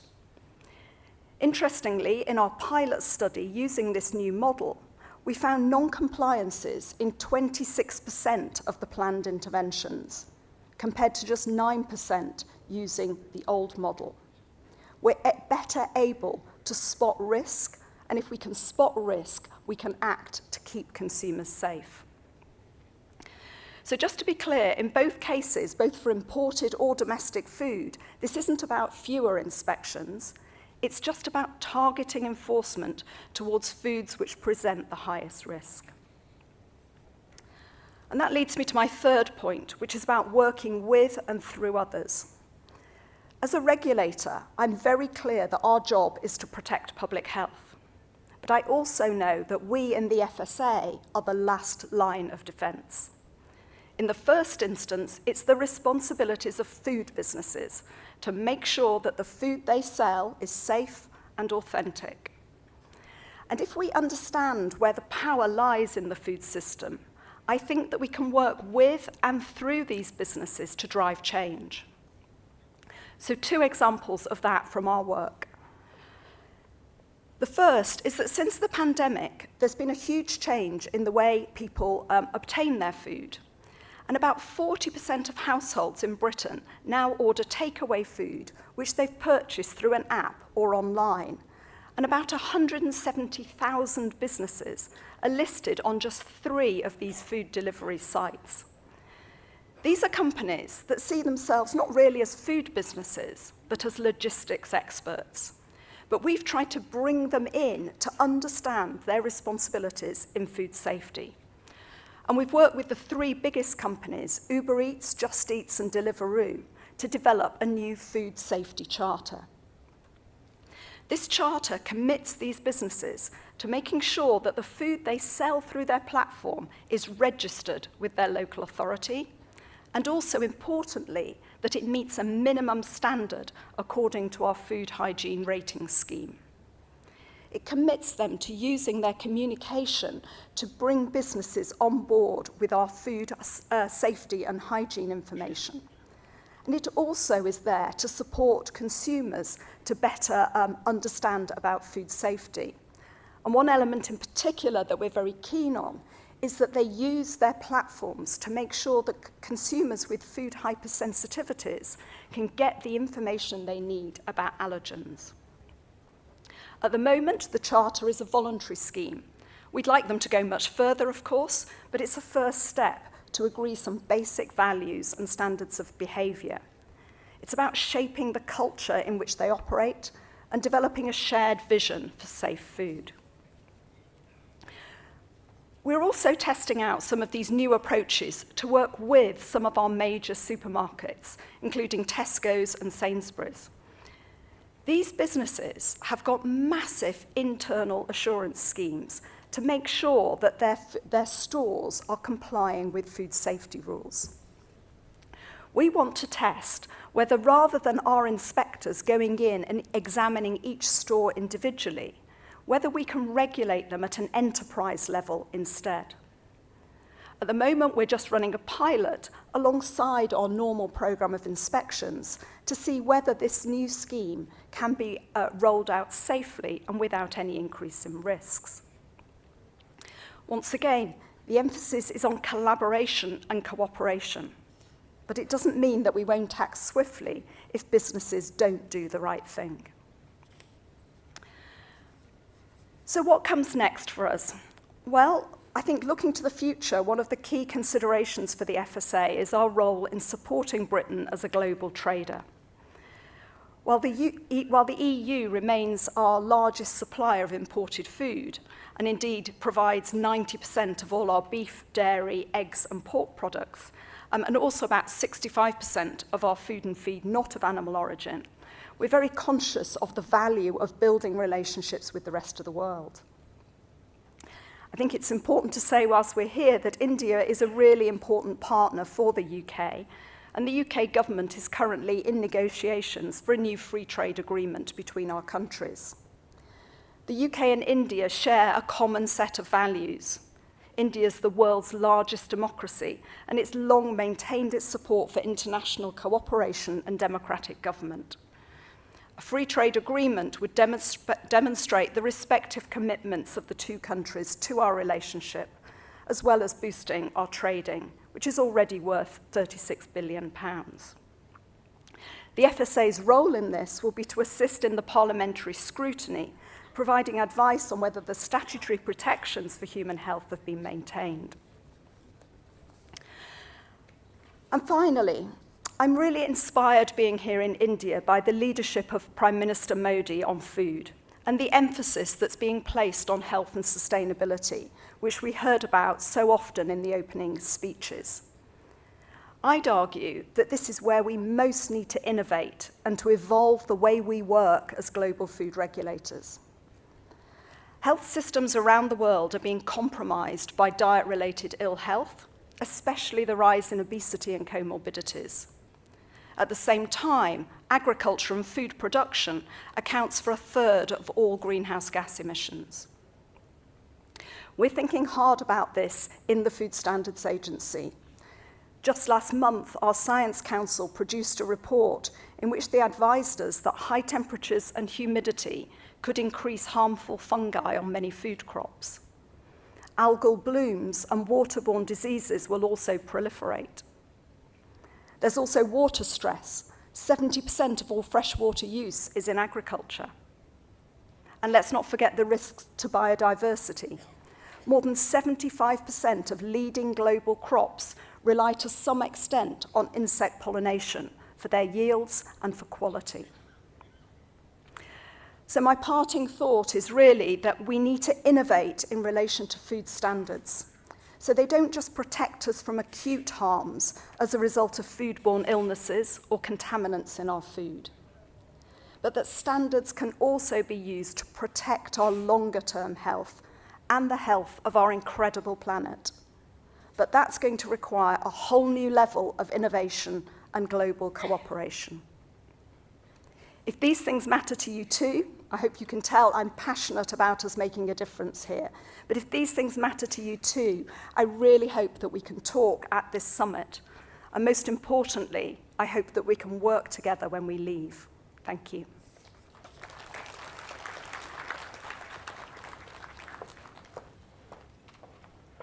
Thank you very much, Professor Susan, for newer insights into the food safety paradigm. There's a little change in schedule. Mr. Rajesh Kumar Singh has to leave for an emergency meeting, so now I would request Shri Rajesh Kumar Singh ji, who is Secretary DPIIT, Ministry of Commerce, Government of India. He is a 1989 batch IAS officer of Kerala cadre, and without going too much into the details, I request you, sir, to kindly come to the podium and share your views about the effect of food regulations on the internal trade. Thank you.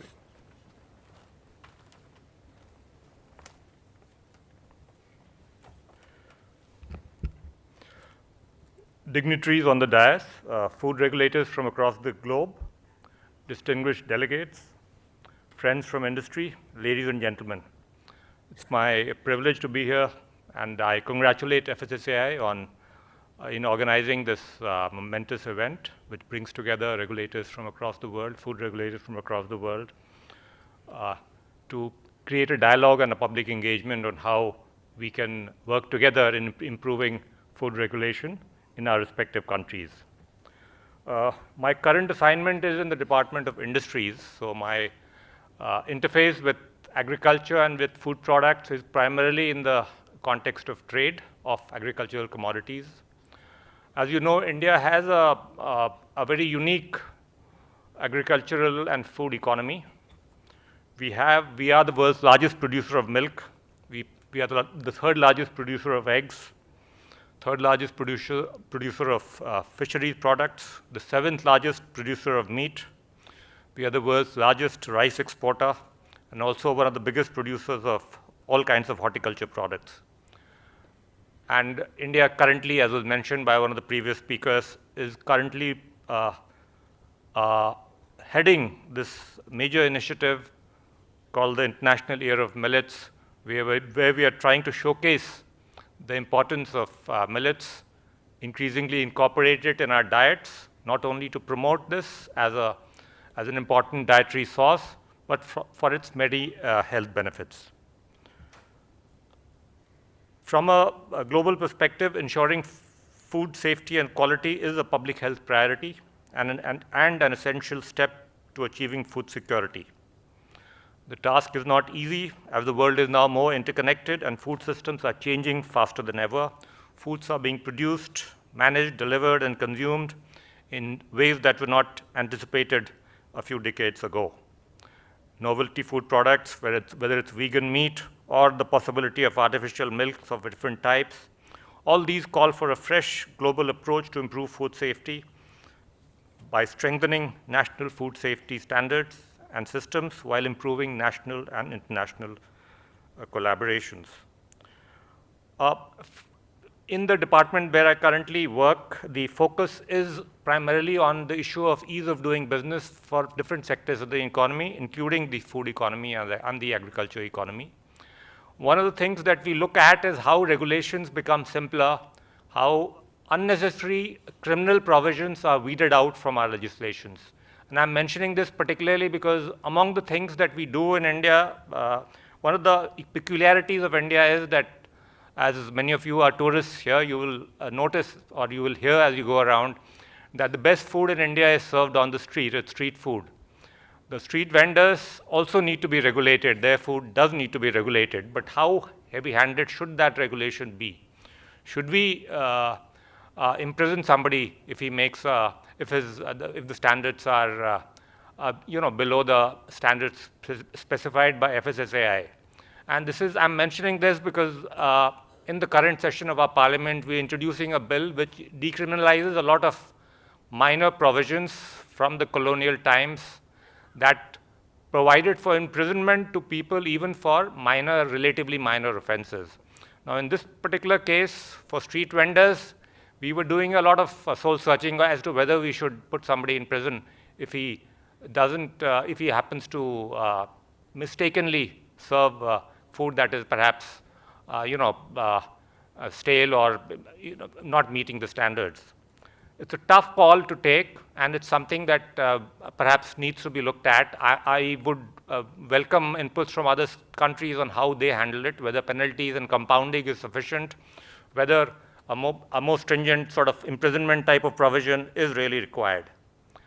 From a policy perspective, the other thing I wanted to mention is that as was mentioned by one of the earlier speakers, we are negotiating free trade agreements with several countries aggressively now in the context of our strategy to try to improve investment within the investment to India and also trade across the world. FTA agreements are on the anvil, not only with UK, but also with Canada, the UK, and a few other countries. After tariffs are reduced to a certain level, many countries then tend to raise issues relating to sanitary and phytosanitary measures. Particularly when tariffs approach zero after the signing of free trade agreements, countries try to protect their domestic industries by raising their SPS and TBT measures. Sometimes these may be rational, but often it becomes difficult to harmonize them with international fair trade practices.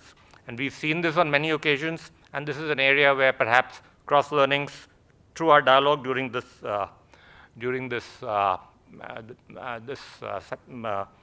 summit will be useful. One of the things that India's presidency of the G20 is focused on is trying to make more and more of our international trade paperless, using through essentially in providing an electronic interface between our respective customs and other regulatory bodies. That's an area where a lot of work has already been done. We expect that the G20 Leaders Summit will adopt that communique, that part of the communique. And it builds on India's focus on its digital public infrastructure. We've tried to consciously invest heavily in providing a combination of digital identity to all of our citizens, combined with banking services to all citizens, in turn combined with ID for everybody. As a result, 46% of the world's digital transactions are now happening in India, and even many of the street vendors that I mentioned earlier use digital transactions when it comes to carrying out their business activities. And let me also say that FSSAI itself has, which was set up relatively late in our country in 2008, has tried to keep its processes digital to reduce manual interface to the extent possible. And it's that way, it probably has a good model for other countries to look at as they try to improve their food regulation standards. I want to end by saying that I hope during this session we hear from regulators across the globe, learn the global best practices and experiences. I sincerely believe that the regulatory framework, by promoting international cooperation, will lead to the development of a more robust and healthy and resilient global food regulatory system. I wish the deliberations during this summit all success. And thank you very much, and welcome to India once again to all the international delegates. Thank you.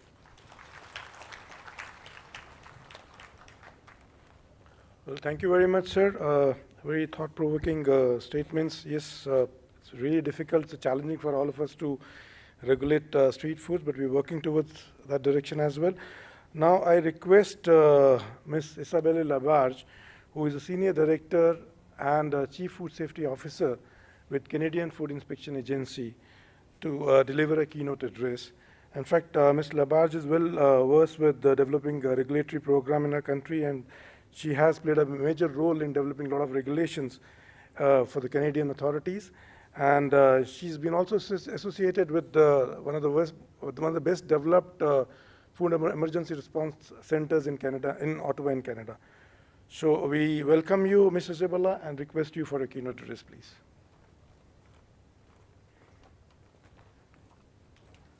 Thank you. Hello, everyone. I'm very pleased to be here today and representing the Canadian Food Inspection Agency. I'd like to start by expressing my sincere appreciations to the Indian government and to FSSAI for the invitation to this summit. Our president, Dr. Harpreet Kocher, sends his regards. The CFIA works with many governments, domestically, internationally, and with the Canadian industry to put safe food on people's tables and prevent trade disruptions, because food safety is vital for all consumers. You will hear me today talk about the CFIA's role as a regulator, but more specifically about our recent initiative to modernize our regulations and our inspection approaches to adapt to the challenges of globalization and fast innovation in food science and technologies. But first, let me tell you a bit more about the role of CFIA within the Government of Canada. The CFIA partners very closely with Health Canada and the Public Health Agency of Canada. The three organizations are part of Canada's health portfolio, which is headed by one minister, the Honorable Jean-Yves Duclos. Along with Health Canada, the CFIA participates quite actively in Codex work, and as you know, the Codex Alimentarius Commission, and as we heard earlier today, is encouraging government around the world to make best use of the science-based standards and guidelines and best practices when developing national food safety control systems, because it enhances the safety of foods internationally and goes into trade. I'll come back to this to illustrate how the CFIA took this commitment at heart in our recent modernization efforts. But first, let me flag India's exceptional contribution to the success of Codex by hosting the Codex Committee on Spices and Culinary Herbs, but also participating very actively in many other Codex committees, such as the Codex Committee on Food Labeling that Canada hosts, and leading a number of other very successful electronic working groups and other kinds of working groups. So back to Canada. In recent years, the CFIA went through a massive makeover of its acts and regulations and the way it delivers its mandate. While the previous regulations served us well, it was developed decades before the creation of the agency. Back then, supply chains were not as complex. As you all know, the evolution of supply chains and new technological enhancements came with great opportunities, but also with challenges for regulators. So that is why the CFIA had to adapt. Our former regulations were prescriptive and developed around Canada's traditional food commodities, namely like fish, meat, dairy, eggs, etc. The scope was limited to these food sectors and referenced the more classic food processes such as pasteurization, canning, and so forth, so on. While we know that globalization and science has brought much greater diversity, not only on how to produce food, but also in ways industry can control hazards. CFIA went through an unprecedented level of external engagements. Since 2013, we have consulted and engaged with thousands of stakeholders, other government departments, associations, industry association, consumers, leading up to the publication of the new regulations in 2019. As a result, Canada's regulatory framework has been simplified to 2 sets of acts and regulations. The Food and Drugs Act and Regulations, which apply to all foods sold in Canada, and the Safe Food for Canadians Act and Regulations, the SFCR, which have trade and commerce underpinnings, but are absolutely fundamental to the safety of Canadian people and people consuming Canadian food around the globe. So the creation of the SFCR has positioned the agency as a nimble and responsive regulator in this dynamic workplace. The key features, I'm going to go through some more unique key features of SFCR. They apply to all foods that are either imported, traded interprovincially, or prepared for export by requiring licenses and imposing license conditions. The license conditions are having a preventive control plan, we call it PCP, which addresses food safety hazards that are relevant to the foods handled by the food business, and also essential traceability features such as ensuring food can be traced forward to the immediate customer and backward to the immediate supplier. The one step forward, one step back, if you will. The SFCR reflect the Codex Alimentarius and other internationally recognized requirements, especially with regard to HACCP, preventive controls, food traceability, and is inspired by the principles of Codex and the best practices. The regulations use incorporation by reference of external references for certain requirements where it makes sense and for greater efficiency. For example, for food grades and other quality standards. And finally, they provide overall a much more robust approach to food safety by clearly positioning food businesses as having the primary responsibility for food safety and CFIA as having primary responsibility for compliance, promotion, inspection oversight, and enforcement. Industry remains ever responsible for producing safe food, for properly representing and labeling food products, and providing consumers with information that is neither false nor misleading. I should mention that the SFCR also enables food businesses to be more innovative in many ways. Regulations are more focused on the expected outcome. In other words, they are less prescriptive on the means to achieve the outcome where possible, which gives industry greater flexibility to use new technologies as long as they are able to demonstrate that it actually achieves the expected food safety outcome. This feature is also allowing the CFIA to keep pace with the ever-changing advances in science while ensuring food safety and ensuring that it is not compromised. The new regulations are serving us very well.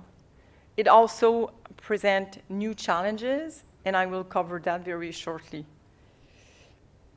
So the CFIA began implementing the SFCR in 2019, starting with the easier part, which is the food businesses that were already registered under the previous regulatory regime.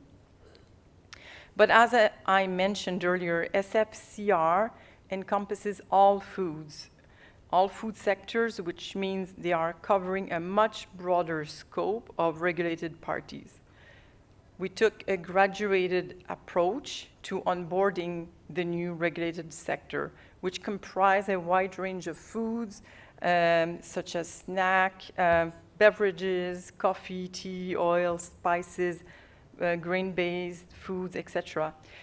And they represent an impressive number of importers and Canadian businesses. So speaking of the challenges, we have more than 6,000 employees working to protect food safety, but also working to protect plant health and animal health. And so ensuring to verify that industry develops sound preventive control plans and adhere to them is resource intensive. 6,000 is a significant workforce, but with the expanded scope and the ever-growing challenges in diversity of food and the food safety risks, resources need to be used very wisely. So I want to touch on CFIA's integrated risk management and why it matters in helping achieve our goals in regards to food safety. Recently, the CFIA developed the establishment-based risk assessment model, the ERA, which uses risk evidence inherent to food commodities and also risk evidence on establishment-specific information. And the purpose is to rank food establishment according to the risk they represent to consumers. So in simple terms, we use the ERA to set the establishment-based risk and risk assessment to set frequencies of inspection in a way to achieve the best outcome. The highest frequencies for establishments that make inherently higher risk commodities or have other risk conditions such as being new or having perhaps some weaknesses in compliance history. The CFIA worked with academia, industry, and government partners to develop this tool. And we are now taking the ERA model a step further as we expand its application to food importers. I could keep going for much longer on the CFIA regulatory modernization initiative.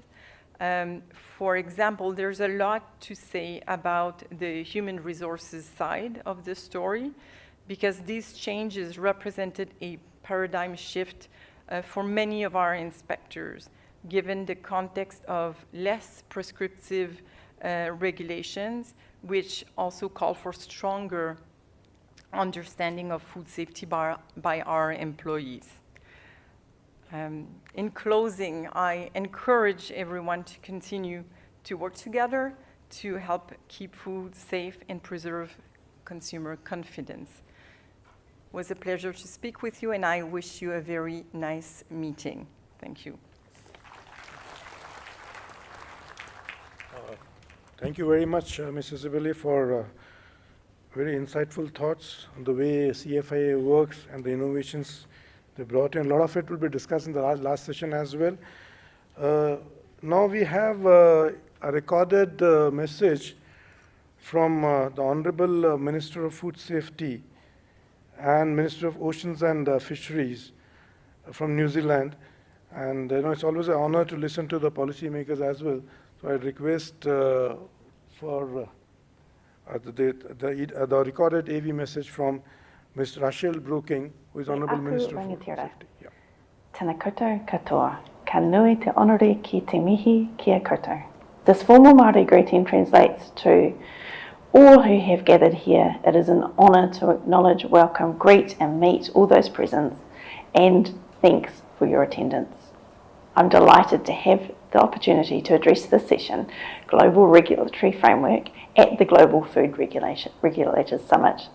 I'd like to acknowledge the Honourable Prime Minister of India, Shri Narendra Modi, and the Indian ministers and leaders involved in this groundbreaking summit. I would like to give special thanks to the Honourable Chief Executive Officer of Food Safety and Standards Authority of India, Shri Kamala Rao, and his hard-working officials from FSSAI for making this summit possible. I also acknowledge overseas dignitaries present at the summit, many of whom will be speaking and engaging information on the global regulatory framework.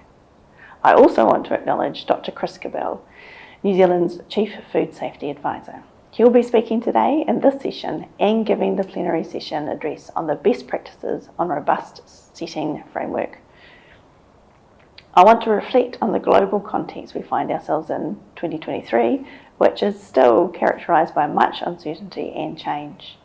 There is no shortage of global shocks for the world to grapple with, many of which are ongoing, like the Russian invasion of the Ukraine, the COVID-19 pandemic, extreme weather events and a warming climate, crop and animal pest and disease outbreaks, and an unstable multilateral trade system.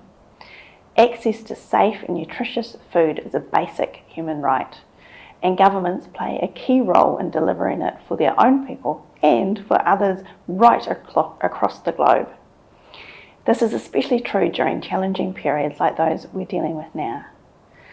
While the most food is produced in the country where it's eaten, international trade provides variety, counters seasons, and buffers fluctuations in the supply of domestically grown food, especially during times of shortage.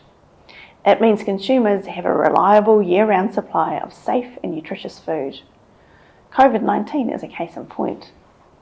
The past few years have been challenging for all of us, as each country managed its way through the global COVID-19 pandemic. It is good to now have the worst of the pandemic behind us and to see businesses again excited about the future. Borders are open, the hospitality and retail sectors are flourishing, and people are travelling, socialising and meeting in person again. The pandemic saw the world rallying together to make sure food reached the countries that needed it, along with medicines and medical equipment. New Zealand and India are also dealing with the impacts of unprecedented flooding from Cyclone Gabrielle in my country earlier this year and from the wettest July day in decades in Delhi. Farmers in the affected regions of New Zealand are still recovering and will be for some time. It is reassuring to know that the multilateral trade system has mechanisms that can help. New Zealand is a country of just 4.9 million people. We're lucky to be able to produce so much food for ourselves and for export from our extensive pastures and fertile soils. Dairy, red meat, horticulture and forest products are some of what we do well. We also have a reputation for producing some of the highest quality food and wines so that we can compete not on price but on reputation, brand and quality. 90% of the food we produce is exported to 150 markets across the globe.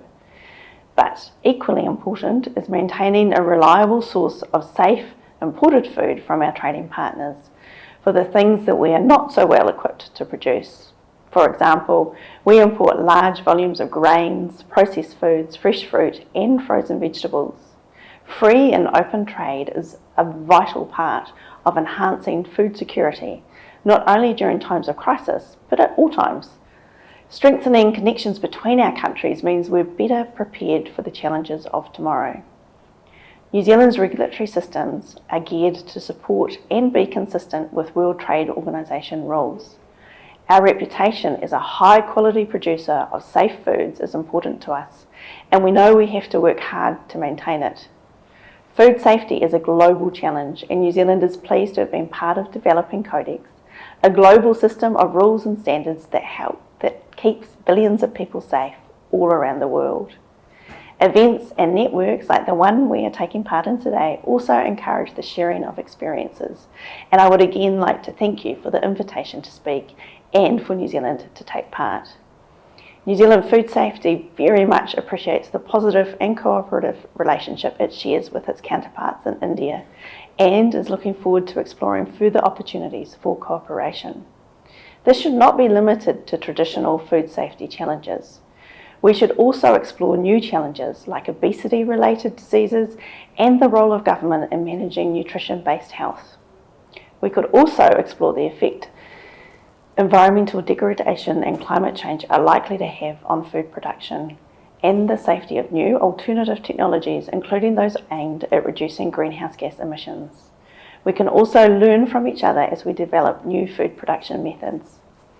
New Zealand has some of the best farmers and growers in the world. Our country isn't big enough to feed the world, but we can share the ideas and technology that will help the world to feed itself. As I said at the start, disruptive events like the COVID-19 pandemic and extreme weather highlight the need for resilient food production and distribution systems. Effective multilateralism and plurilateral trading systems can make sure food is safe and gets to where it is needed. For many countries, international trade is a critical part of their food supply. Trade means food can be produced sustainably where it is most efficient and means people can have food security when they are at their most vulnerable. As regulators, we have an important role in establishing and maintaining an international food regulatory framework, one that is effective and fit for purpose.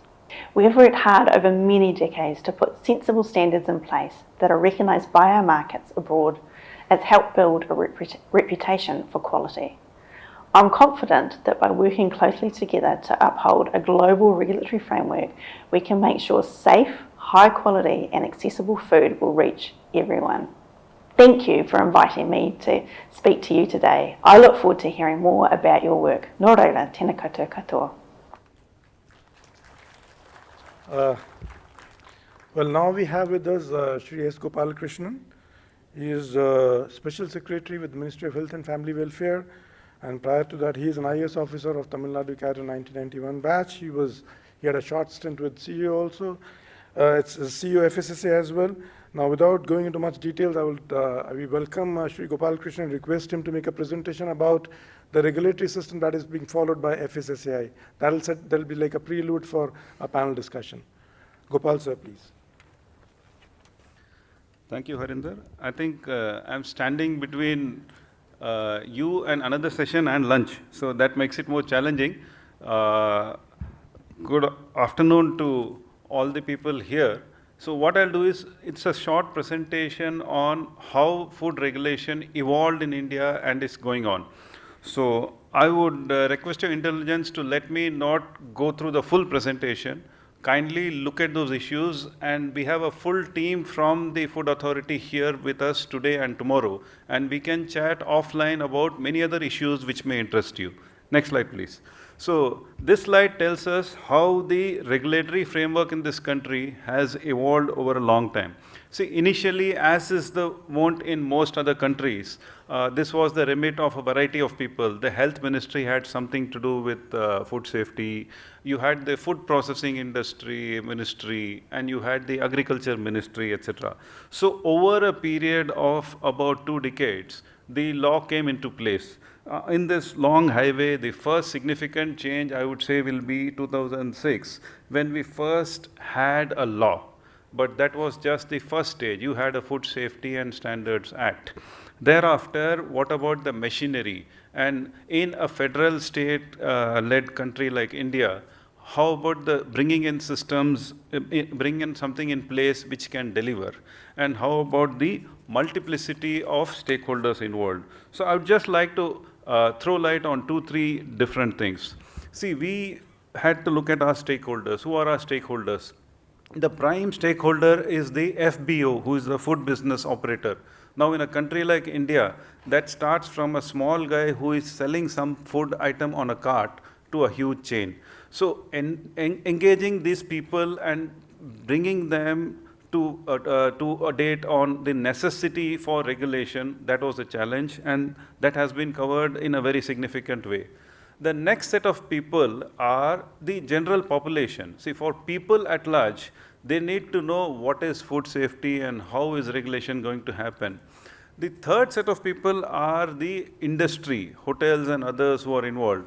And the fourth significant stakeholder is the regulator. Now, the regulator has to be informed that this is a development activity. It's a partnership. We are not here to sort of find fault and take credit key how many penalties have been levied and stuff like that. How to inform, educate, and bring about a cultural change. So that has happened largely. One significant aspect along this road, which is there on the sidelines, is this is one interesting thing about this regulator is this regulator impacts everybody in the country. There's nobody in this country who can say, I don't eat. So possibly everybody is impacted, unlike many other regulators. And this is possibly one of the early regulators which does its job entirely digitally.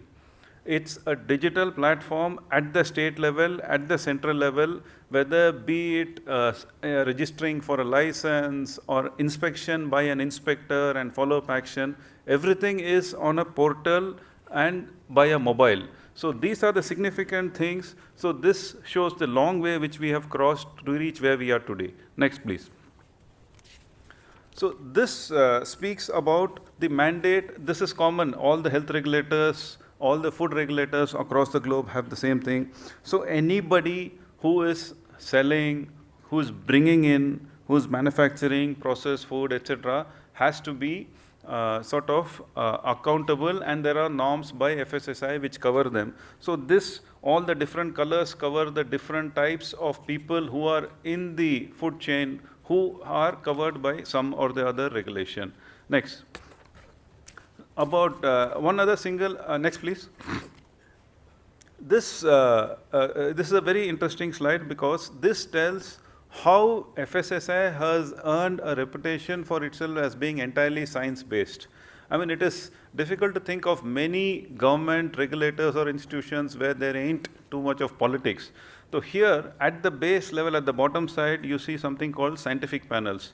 There are about 21 panels.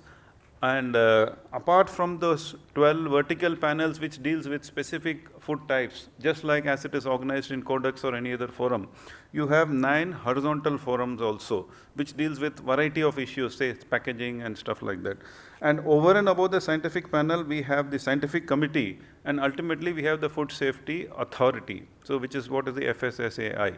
Now this is at the central level, and all decisions go through this chain. And there's a lot of consultation with industry, with academia, with all other stakeholders. So as a consequence, the body of regulations, etc., which is in place today, finds a lot of acceptability and credibility across the sectors.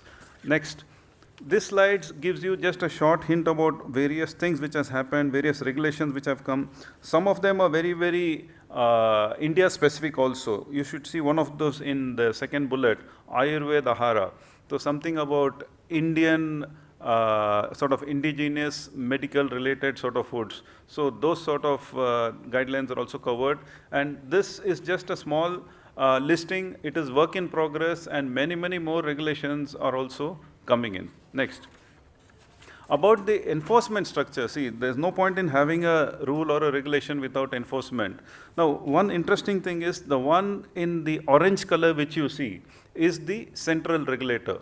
So the central regulator also has officers and staff across the country who are called central licensing officers and central food safety officers.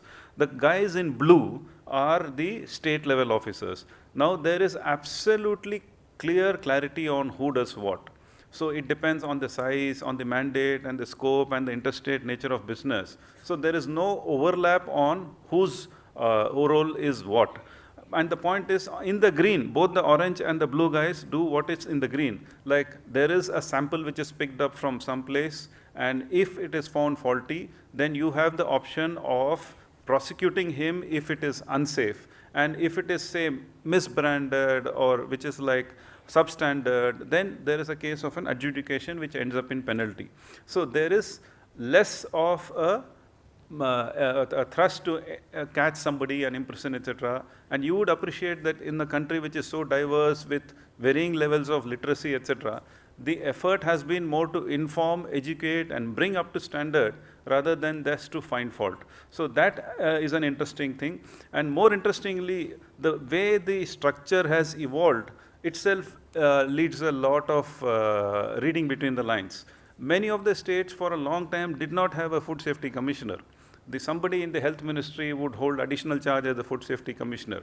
All this sounds very intentional and practical, but that's how it has evolved. But now we have reached a time when there is a lot more work coming up, and all the states have beefed up their activities, and the food safety wing in the states are becoming much more pronounced. Next. This is just a listing of the labs. Now, even on the labs, I would say it's all IT connected. There is something called the InfolNet, which is the food lab network. And all that happens in the labs is reported digitally on the network, and it's captured and processed. So now we have evolved from having normal labs to reference labs. Now we are having national reference labs, etc. And the idea is there's a lot of choice also. There is no mandate these specific labs have to be used. And there are also mobile food testing labs in the states. And the only interesting thing is these labs are not just merely onto testing, but they are also used for building awareness in the community about food safety and adulteration and other matters. Next. About imports, this is a common issue, and as we heard from the UK and the Canada experience also, anything which comes into the country, the standards are set by the FSSAI. Of course, there are certain interesting localized requirements also. If you would notice in any Indian food item, there is a green dot and a red dot, depending on whether it has meat or not. but that is not a requirement in most other parts of the world. So anything which is coming into India has to be labeled specifically for Indian requirements. Similarly, there are certain things which come in which don't have an equivalent local standard, etc. So it's an evolving area, but FSSAI now has people of their own or from the customs at all points of entry, be it land, sea or air, where this food safety compliance is ensured. But again, the saving grace is that's entirely digital and it can be easily monitored so that the turnaround time is not high. Next.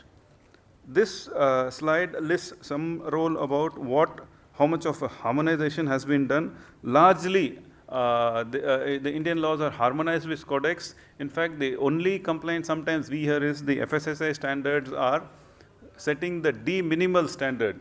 Like you say, which is a safe cheese, but you're not going to say which is premium cheese or better cheese and stuff like that. But that is work in progress. The initial idea is to ensure that everybody conforms to a minimum standard, and any sort of premium standards can be evolved at a later date. Next. This side lists about India's role in the Codex, as was already brought out by a couple of other players, especially the role on the spices and culinary herbs was brought out, plus a lot of, the second last bullet speaks about specific standards proposed by India for okra, aubergines, paprika, fresh dates, chili sauce, etc. So this is just a short listing of how work here, particularly engaging with the academic and the industry portions, has helped us come out with standards which can be taken to the global stage. So with this, I sort of close my presentation here, and I look forward to interacting with not just me, but my whole team here, because all of the FSSAI team is fully aware. Last slide I just didn't mention, you see the logo there, that's called Eat Right, because the mandate of the FSSAI is not just to ensure food safety and standards, but also promote right eating, healthy eating, etc. We certify places about food streets, food shops, etc. And more interestingly, there is also a campaign where which is coming out, it's in the works about front of pack labeling, where the consumer can read a label, be better informed, and then sort of decide to eat how much or not to eat, etc. So this is, I hope, gave a broad view of what FSSAI does and how the regulatory scenario evolved over the years. And I hope it will add some ideas and we can take it forward. And I look forward for an interaction with all of you. Thank you. Well, I'm pretty sure that, thank you very much, sir. That was pretty informative. And the whole thing brought out an overview of FSSAI, working with FSSAI in just a few minutes. That's a commendable job. And I'm sure that this would have triggered many of the regulators here and subdued your hunger also to a certain extent. Now, I request our CEO, Shri Kamalavardhana Raoji, to come out to the dais and felicitate our guests who've been there with us. Thank you very much. It was a very absorbing session. I think there were a lot of takeaways. There was a lot of learning. I'm sure my team is preparing the bullet point recommendations. And just as a token of appreciation for our esteemed guests who have come from different countries and those who are present from our own country,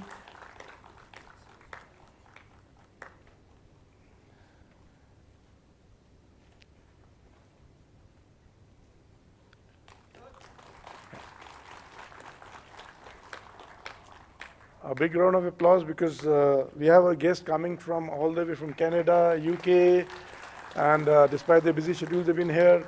Dr. V.K. Paul, who sat through the entire session. It's an honor for us to have him here. He's such a busy person. And then Mr. Raj Rajshekaran, who is Vice President of Codex Alimentary Commission, came all the way from New Zealand to be there with us. And Mr. S. Gopal Krishnan, who is our own, the former CEO of FSSAI, and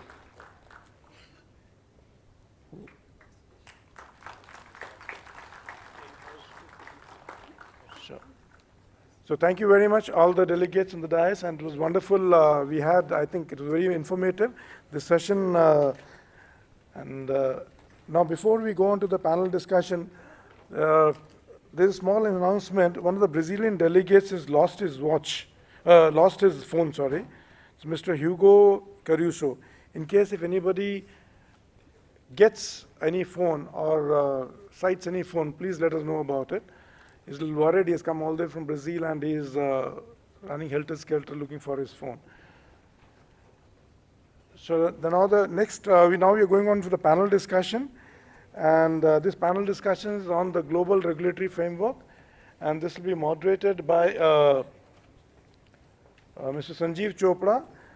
Just a brief about him. Mr. Sanjeev, in the meantime, the team does the cleanup job and replaces those nameplates. Mr. Sanjeev Chopra is an IAS officer of 1990 batch of Odisha cadre, and he has worked in different capacities in state as well as central government in India. And presently, he is the Secretary for Department of Food and Public Distribution.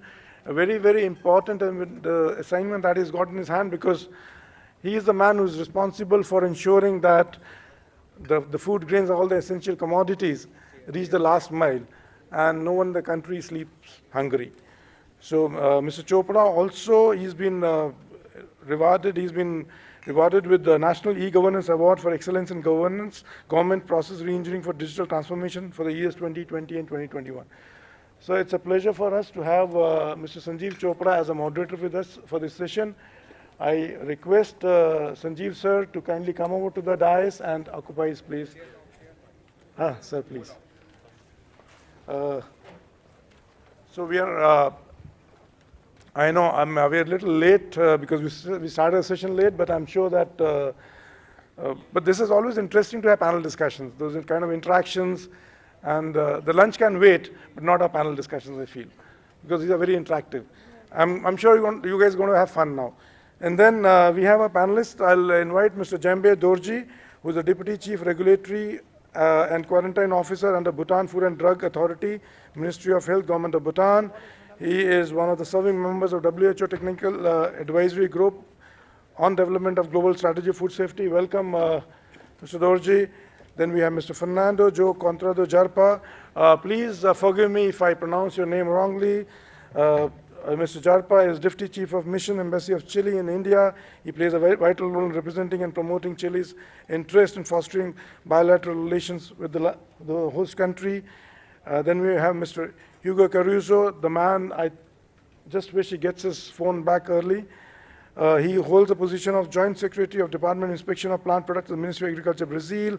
He has a strong background in agronomy and experience in the field of agriculture inspection and regulation. Welcome. He's come all the way from Chile. And then we have Mr. Acacio Mario Ulema Neve, is the Head Department of Cooperation, Ministry of Agriculture and Food Security, Republic of Mozambique. He's an international cooperation expert and plays an important role in assisting the Board of Ministry in external matters. Then we have Dr. Chris Cabell. He's Chief Food Safety Officer of the Ministry of Primary Industries, New Zealand, and Primary Industry Agriculture. Counselor at the New Zealand Ministry of Foreign Affairs and Trade. He has more than 20 years of working experience in the foreign affairs and trade, imports and market access. Then we have Dr. Philip Guen, who is a Senior Assistant Country Director at US FDA, India office, in the US Embassy in India, New Delhi. And prior to FDA, Dr. Guen's experience spanned across regulatory systems, strengthening supply chain and pharmaceutical quality standards in multilateral organization. Then we have Mr. Yusuf Gongu, who is currently the officer in charge of the Mauritius Food Safety Agency, a statutory body under the aegis of the Ministry of Health and Wellness in Mauritius. Then we have Mr. Wosine Ambo ALA, is the Food Quality and Safety Control Laboratory Director at Ethiopian Food and Drug Authority, as well as a management member of EFDA. So it's a pleasure for all of us here to have the 8 experts from 8 different countries. And the session will be moderated by none other than Sanjeev Chopra sir, who has got plenty of experience dealing with the consumer affairs, the food and public distribution. Now it's all over to Sanjeev sir to moderate the session, please. So thank you very much, Harinderji. I'd like to begin by thanking FSSAI and congratulating them for organizing this event, which is extremely important for all the countries which are attending this particular event and even those which are not. I'd also like to welcome the fellow panelists on this in this session, and I'm sure the idea behind this session is to gain more insights into what's been happening in the sphere of food standards in different parts of the world. So while we will get those insights, I'd just like to begin by mentioning, in a couple of minutes, the key takeaways that I found in the morning deliberations. Three things basically, which are really influencing the direction of the food standards worldwide. The three key developments, the three threads which are influencing can be cited as the globalization, which is really pervading all over, the technical advancements and the innovation that are happening in the food sector, and thirdly, the concern for ESG, environmental sustainability and governance. So these three broad threads are shaping how the food standards are developing worldwide. The vice chairperson of Codex was mentioning in the morning session as to how quinoa, which was virtually unknown maybe a decade back, is a kind of a staple diet in many parts of the world now. A similar thing is happening in India as well. The foods that we were totally unaware of when we were growing up as children are something which are commonplace, even being served on the street corners. So this kind of a globalization which has happened changed the consumption patterns, demands or requires a kind of a food standard setting which would ensure that they are safe and fit for human consumption. The second thing which is happening is the technology and the innovation, which is leading to a lot of new foods being developed. We talked of the novelty foods, which were totally unheard of in the world, not just one part of the world, just unheard of in the world. And now they are becoming more commonplace as we progress. So introducing us to new foods, new contaminants, which need to be taken care of in the food standards authorities across the world. And the third thread which I mentioned was the environmental sustainability and governance. So no food standards authority in the world can actually set standards which are not taking into account the factors of environmental sustainability and governance. So these have to be built into the standards so that we foster a resilient and environmentally sustainable food system. Now, having said that, the job for a food regulator is made so difficult because he has to work at the intersection of consumer protection, industry facilitation, and public trust, which is a tough call by any stretch of imagination. So when we are talking of food standards which are getting developed worldwide, we saw what Codex is doing. But I think taking forward the motto of G20, which says one world, one family, one future, I think we also need to talk of one food standard, so which is something that I think we are aspiring for. And deliberation of the kind which are happening today and tomorrow will greatly assist us in reaching some kind of a common minimum ground, so that as we progress ahead, we are taking care of these standards which are imperative and which should be there. It should not happen that a country which is a little more economically advanced is having a different set of standards, and the ones which are probably lagging behind have different standards because we are not valuing the quality of human life in that part of the world. I think that is something which is unacceptable. So the standards, I think, have to be common and uniform, keeping in view some regional variations. I think that is what the goal that we are all aspiring for. So having said that, I think let's hear from our panelists as to what's happening in different parts of the world. So I think we'll begin with the US, and we know that multiple agencies like the US FDA, which is very well known, the USDA, the Environmental Protection Agency, and others play a very vital role in the food safety ecosystem of USA. And in that context, we have another agency called the Interagency Food Safety Analytics Collaboration. So we would like to understand from the representative of US as to how does that play a coordinating role between these three agencies which are working towards a kind of a common goal of food safety in the country. So over to you, please. Thank you for the question. It is my pleasure here to represent the U.S. Food and Drug Administration. And so to answer your question, yes, it is indeed complex, but I think it's important to take a big step back in terms of understanding the U.S. system.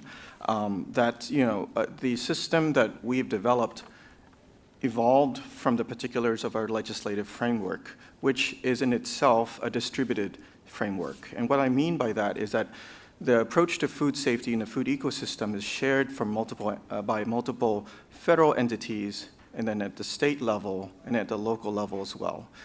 Just to give an example, we noticed earlier that FSSAI, discussion about FSSAI discussed food inspections done at, say, restaurants and other points of sale. So even in the United States, that is actually a delegated authority that it goes to the local Department of Public Health, for example, to certify points of food sale, and that the US FDA itself, we actually does our inspection and a lot of our work on the producers and at larger chains and kind of a sale point. So just to say that in the United States, it is a distributive framework.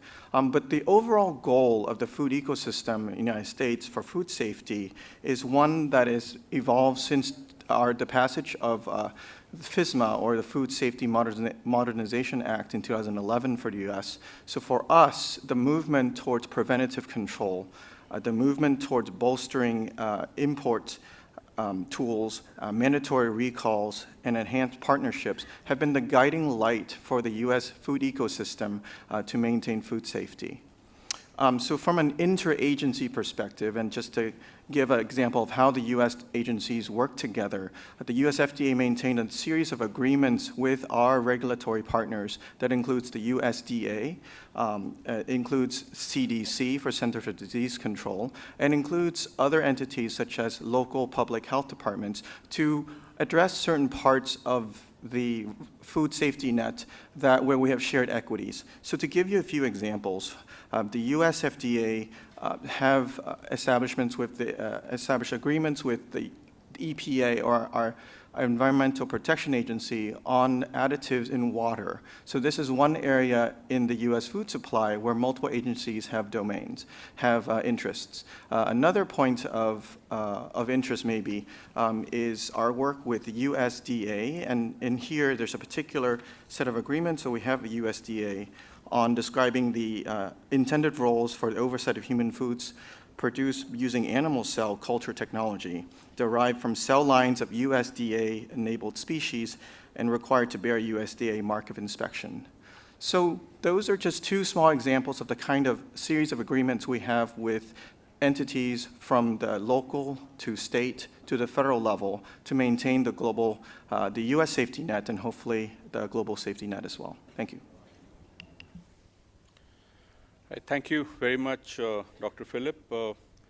Now moving on to our neighbor, Bhutan. Bhutan actually is a very interesting case where they had until recently 3 agencies called Bhutan Narcotic Control Agency, the Drug Regulatory Authority, and the Bhutan Agriculture and Food Regulatory Authority. So all these 3 authorities have been recently merged and renamed as the Bhutan Food and Drug Authority. So we'd like to understand from Mr. Dorji as to how this new dispensation has been working, and whether there are some kind of learnings which probably we could take from their experience.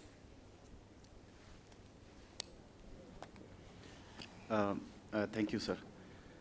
Yes, sir. Under the government's initiative to take some transformation, the 3 agencies that you have mentioned have been merged with the aim to promote and ensure the civil service that discharges the public duties in an efficient, effective, transparent, and accountable manner, and to make the civil service organization and their structures with the right size, clear rules and mandates, functions, and duties. And as with the changing times, it is desirable to embed transformative changes towards building a better future that is progressive, relevant to time, and responsive. With these 3 agencies have been merged and renamed as Bhutan Food and Drug Authority, and it is now subsumed under Ministry of Health since 30 December 2022. And particularly BFDA is headed by Director who reports to Secretary, Ministry of Health, and the operation of respective technical areas remains independent as it is before, and it is not really affected by the reorganization. Thank you, sir. Thank you very much, Mr. Dorji. Now moving forward to New Zealand. New Zealand actually, again, operates in a unique way, being part of a joint standards body for food safety, along with Australia, the Food Standards Australia, New Zealand. So having the same authority for two countries, I think that must be a unique case worldwide. If you'd like to hear from Dr. Chris Cabell as to how the harmonization is happening between the two countries in terms of food standards and whether there are any coordination issues which take place. So over to you, Dr. Cabell. Thank you very much, and it's a privilege and an honour to be talking here today. It's also an honour to always talk on behalf of our neighbours, the Australians. We are great friends, and it's a privilege. The starting place is to understand that foods produced in New Zealand can be sold on the Australian market as well as in New Zealand, and likewise products produced in Australia can be freely sold into the New Zealand market. The reason for that is that New Zealand and Australia entered into a very close trading relationship under a free trade agreement called Closer Economic Relations, which was about deepening our economic relationships but also ensuring free trade. And in terms of selling food products, it comes down to what is the bare minimum that we require to ensure and facilitate trade while managing food safety. And for trade into Australia and New Zealand, it's about common labels, common composition, including contaminants, microbiological settings if required. But the rest of the approach is about recognising that we have very good national food control systems in operation in both our countries. And through the closer economic relationship and the treaties that were put in place, our national food control systems have in fact been recognised as delivering the necessary food safety outcomes. In terms of sovereignty, New Zealand continues to run its own food control system. We have our own ministry, we set our standards, we ensure that they align and evolve in accordance with Codex, and likewise Australia does that too. But Australia has set up an organisation called the New Zealand and Australia Food Standards Agency, and that's its role is to develop standards that apply primarily in Australia in terms of production and processing, but we also work with Australia in the development of those composition and labelling standards and other areas that are of mutual interest, for example, concerns for imports in the food safety arena. And how that's then further implemented is in New Zealand through our Food Act. So anything that's agreed in terms of composition and labelling, it goes through into our legislation and gets implemented on the New Zealand market. In Australia, likewise, the broader standards plus the composition and labelling gets implemented through the states and territories. And what this all means at the end of the day is we have mutual recognition at the higher national food control system. Business operators have certainty. They know that they can produce food that's safe and suitable in their own countries, but provided it's labelled appropriately, meets the composition standards, then it can also trade freely across between New Zealand and Australia. Thank you. Thank you very much, Dr. Cabell. My next question is to Mr. Amba Ayele he's the director of the Ethiopian Food and Drug Authority. In Ethiopia, actually, there are multiple agencies, the Ministry of Agriculture, the Ministry of Health, the Ministry of Trade and Industry, and the Ethiopian Food and Drug Authority, which he represents, which are the various agencies which are responsible for the safety and quality of food. And food safety regulations, compliance, and inspection is fragmented across different ministries. So we would like to understand from you, sir, as to how the various agencies ensure some coordination and uniformity in the way they are ensuring food safety. Mr. Ayele, please. Thank you very much. From Ethiopia, yeah, please. Thank you very much, Modulator. I would like to appreciate Ministry of Health and Animal Welfare human welfare of India. Food safety Food Safety and Standard Authority of India for taking this great initiation, for having the first Global Food Regulatory Summit. Actually, this is a very important session. So, to address the point, as the modulator explained, we follow a multi-agency regulatory system in which different ministries are involved in regulating food safety and quality. For instance, our authority, Ethiopian Food and Drug Authority, is under Ministry of Health, responsible for regulating food, medicines and medical device, especially on food, starting from semi-processed to finished products. And under Ministry of Agriculture, there is an authority, the so-called Ethiopian Agricultural Authority, which is responsible for regulating animal feed, animal medicine, and primary agricultural products. And also under Ministry of Trade and Regional Integration, there are what we call NQIs, National Quality Infrastructure. There, Ethiopian Conformity Assessment Enterprise, which conduct certification. There is also Ethiopian Institute of Ethiopian Standard, which sets standards. Ethiopian Accreditation Service, Ethiopian National Meteorology Institute. These are under Ministry of Trade and Regional Integration. And the other is under Ministry of Industry, which is responsible for supporting food industries, pharmaceutical and beverage industries. And also, we are at federal level. There are actually 11 regional states, so and two city administrations. They do have their own food, medicine, and medical device regulatory authorities. So having such types of framework, multi-agency framework, need a very strong collaboration, need a very strong uniformity, a very strong understanding. So actually, it's not as such. Our coordination is not that much strong.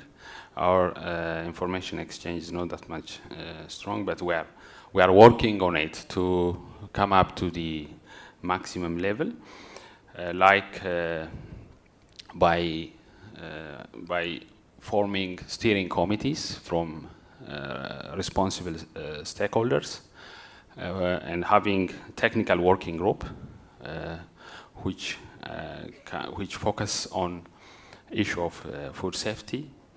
So we try to establish this. The other is we together celebrate food safety days together, annual food safety day. We together develop legislations, standards. For instance, while we are setting standards, I mentioned that there is an Institute of Ethiopian Standard. So there is a technical committees. These technical committees are comprised of these agencies, even including academia, industries, customers, and others. So while we are setting standards, we discuss together and try to come up with a common understanding. And also we conduct an inspection together. We try to develop a food safety strategy together, which comprises from farm to fork, all the stakeholders together. So these are actually how we are trying to coordinate and how to work together, but it needs more more work. This is actually what we are doing. Thank you very much.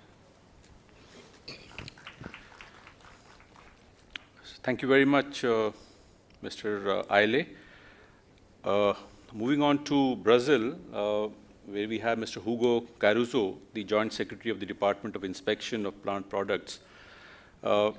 In Brazil, we have three main agencies which are the regulatory bodies: the Brazilian Health Regulatory Agency, the Ministry of Agriculture, Livestock and Supply, and the National Agency for Sanitary Surveillance and Animal Health.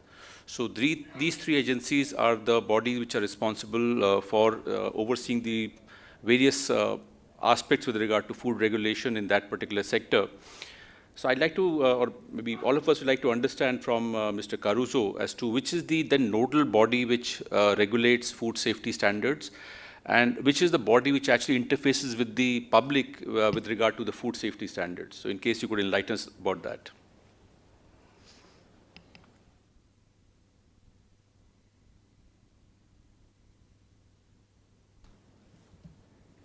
Thank you. First, thank you for invitation.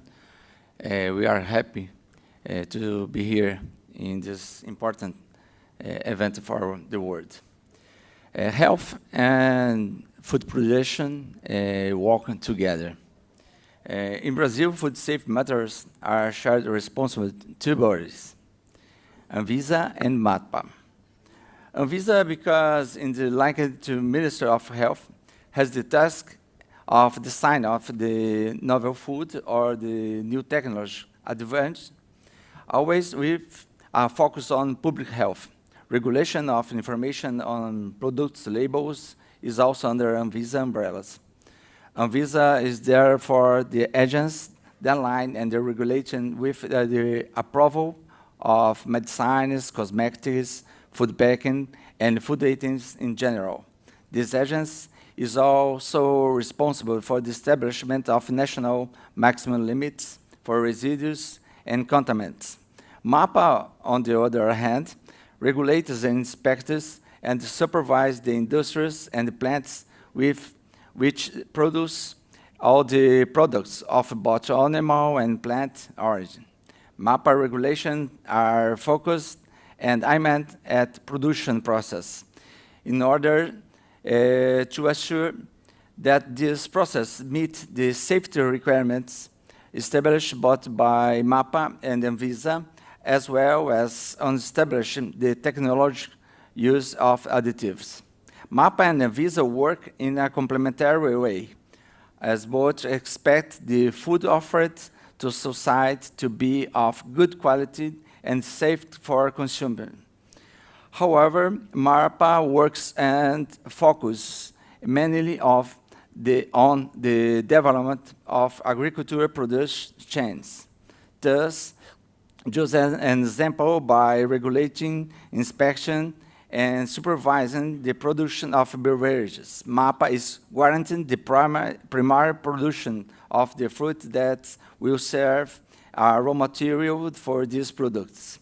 That is why the articulated work of the two bodies has provided the growth of the food industry in Brazil, as each body is dedicated to more specific themes and complements each other.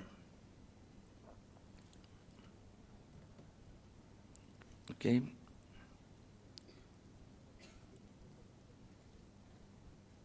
And to regulation is adapted involving lenders of new food technology rapidly evolving food trends. The world is changing very fast along with these changes. Novel food has become more and more necessary to keep pace with these changes in order to have effective regulation. It is essential that regulators closely monitor market innovation and trends. This requires constant dialogue with those involved, but above all, being very well supported by sound science. Scientific study will shed light on the risks and the benefits of new food as well as new food technologies. Thus, a solid scientific base will bring confidence to the regulators designed and allow them to act with transparency towards in the industry and mainly towards consumer.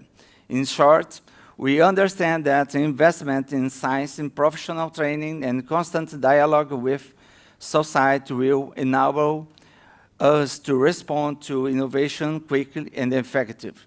It's a good question. The answer is easy, but difficult to put in practice, especially in countries with financial difficulties, because investment in science and training is often something distant and difficult.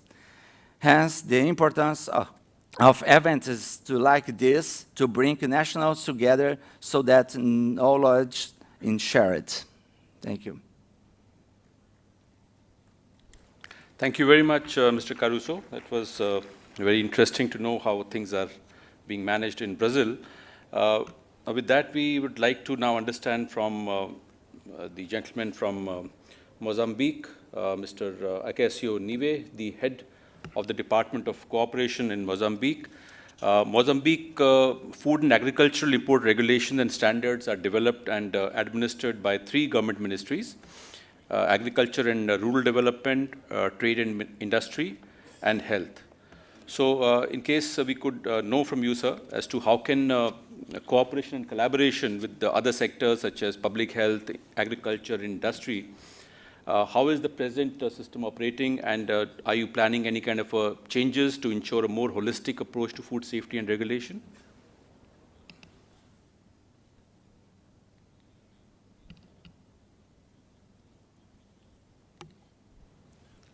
Thank you, Mr. Chair.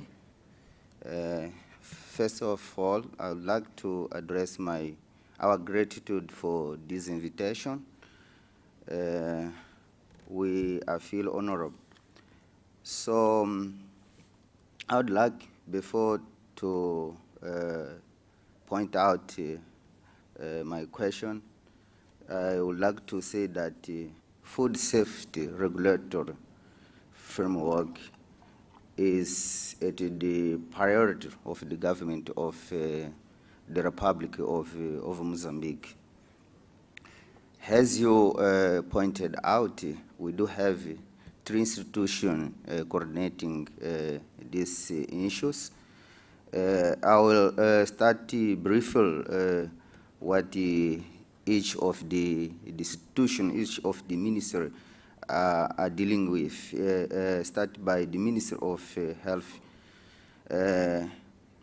This minister is responsible for safe food in all the country, according to his mandate. Develop legislation and regulation in coordination with the Ministry of Agriculture and Rural Development, where I working too. This ministry also design norms, protocols, and guidelines based on recommendations of Codex Alimentarius.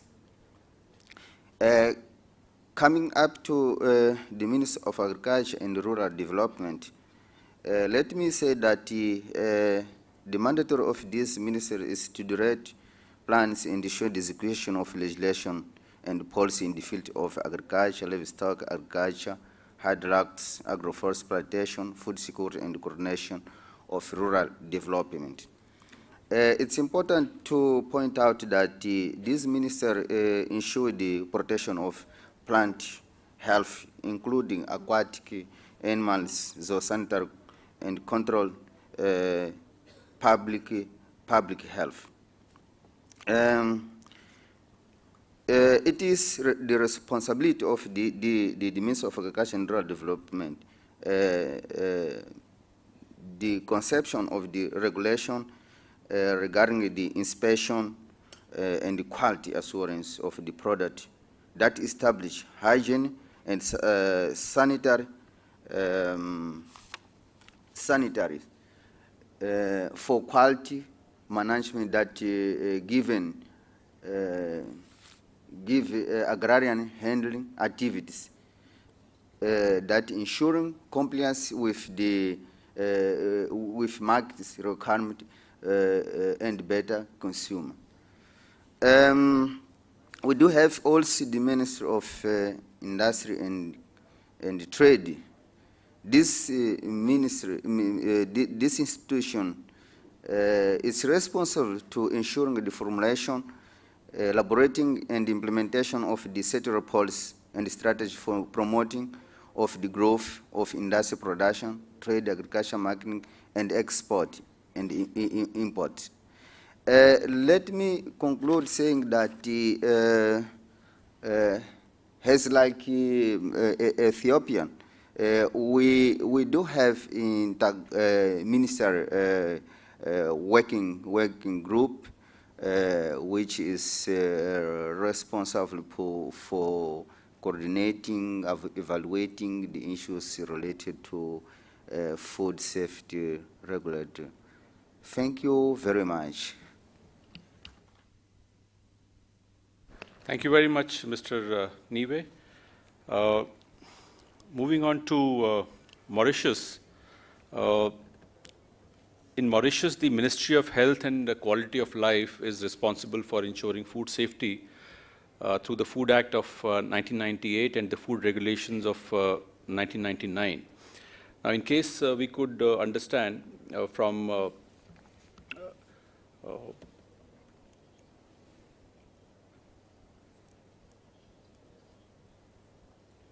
Mr. Yusuf Gongu, the officer in charge of the Mauritius Food Standards Authority, as to how are they engaging with the industry stakeholders to develop and implement the effective food safety regulation framework in their country.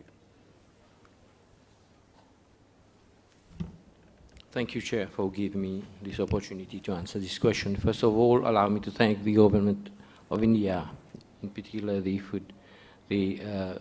FSSAI, for inviting me for this summit today. In Mauritius, we have been, for the past 20 years, we had the Food Act of 1998 and the food regulations of 1999. And since last year, in fact, we are in a phase of transition in Mauritius, because we are renewing our legislation. We have already renewed our Food Act. There is a new Food Act, the Food Act 2022. The food regulation is in the final stage of preparations. It will go in the coming days to the WTO for international comments. And also, we have come up since last year with a statutory body similar to the FSSAI, the Mauritius Food Standard Agency, and it is already in place, and we are in the phase of preparation for the implementation of the organization. So as regards to your question, how do we interact with the different stakeholders? So the Mauritius Food Standard Agency is going to play a very important role in this interaction.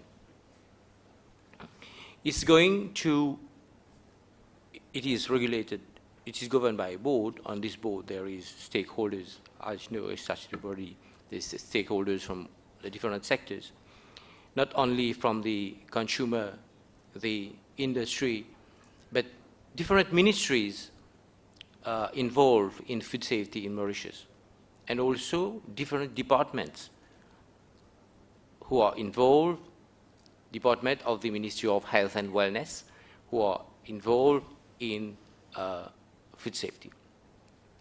So the mandate of the Mauritius Food Standard Agency is to build trust among consumers in the food that they consume.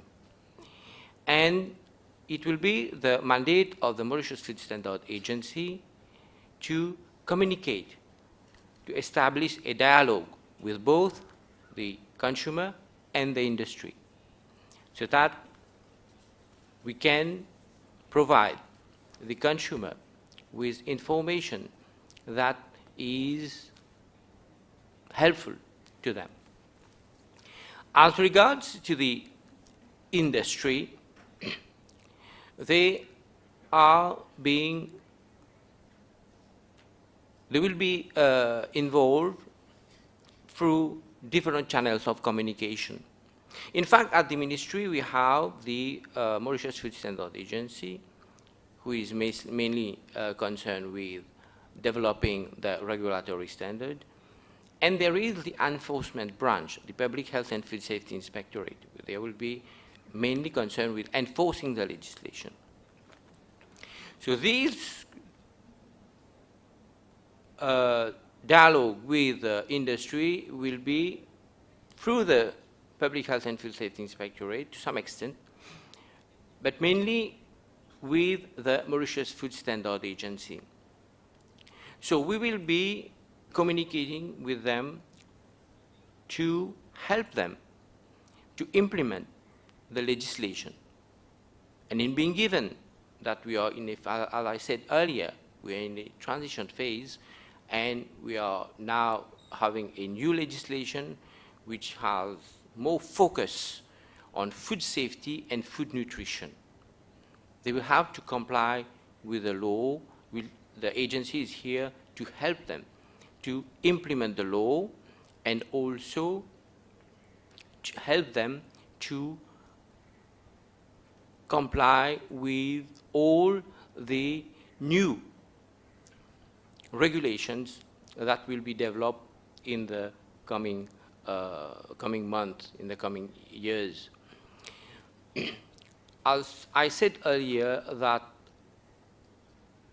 our legislation have been given a new direction in the sense that we are more focused on food safety and food nutrition. You know, Mauritius is a very small country, 1.3 million people, 720 kilometers square, and we have limited resources. So we have to prioritize our effort. And we have seen through the different surveys that have been carried out that we have a very important issue with NCDs like diabetes, hypertension, obesity, and cardiovascular diseases. So one of the main responsibility of our new legislation will be to address these issues.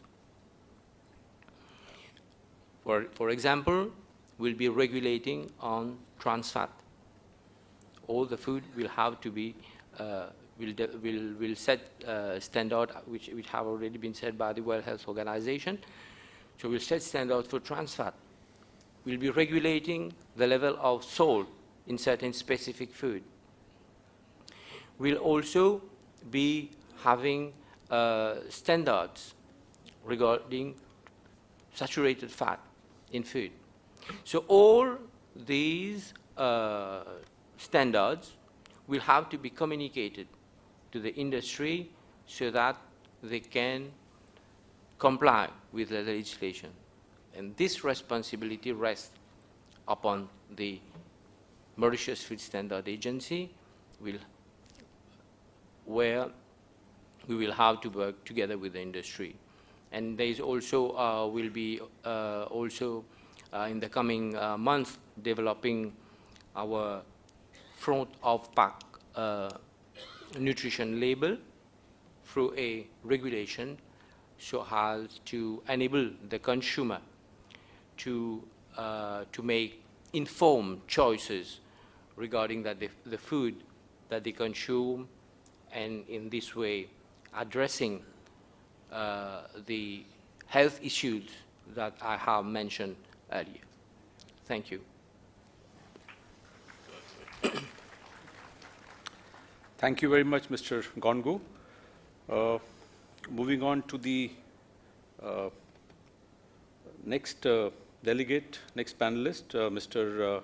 Fernando Harpa from Chile. He is the Deputy Chief of Mission in the Embassy of Chile at New Delhi.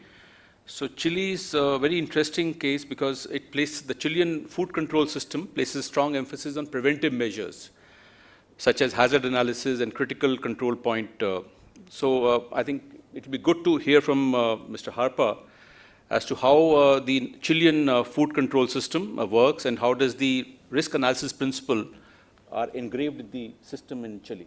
So over to you, sir.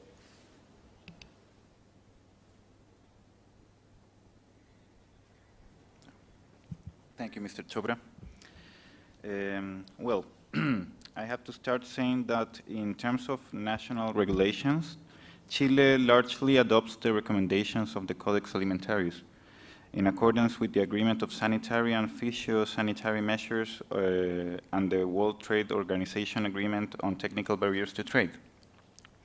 In Chile, there are 3 risk managers: the SAG, which is the National Livestock and Agricultural Service, the Ministry of Health, and Cernapesca, which is the National Aquaculture and Fisheries Service. These 3 entities are coordinated by ACHIPIA, which is the Chilean Food Safety and Quality Agency, which I said is in charge of the systematic coordination of these actors. This includes risk managers also, industry, academia, and consumers. The navigation chart for this coordination is the National Food Safety and Quality Policy. Chile is moving towards institutionalizing risk analysis and methodological strategy to prevent foodborne diseases and improve access to food information for the population. In this scenario, risk managers continue with their work while ACHIPIA, the managing coordination entity, is in charge of risk assessment independently and institutionally separated. We are currently strengthening for the professional technical capacity through the collaboration agreements with the European Agency for Food Safety and the German Federal Institute for Risk Assessment in the area of assessment.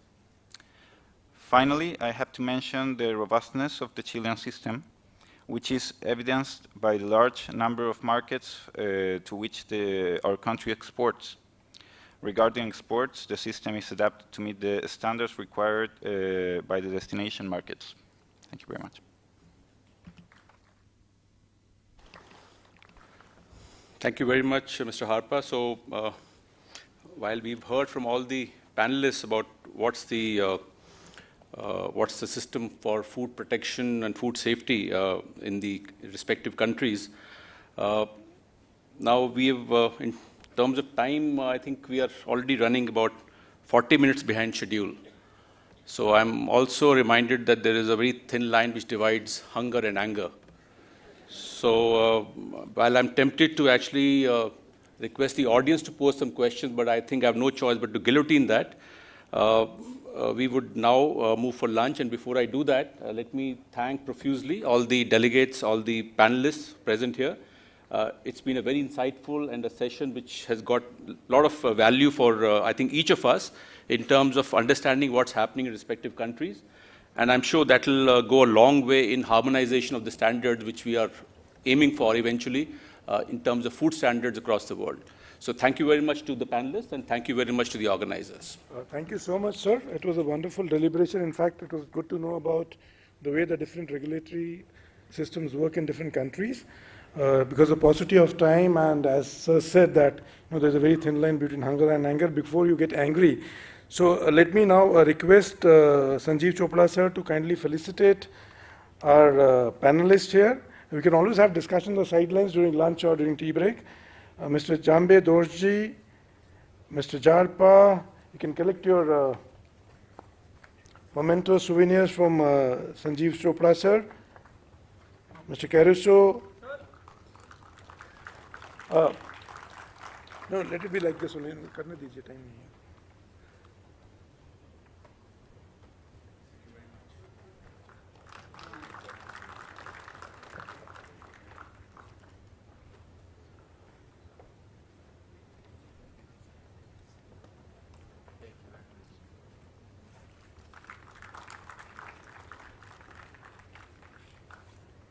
Mr. Neve.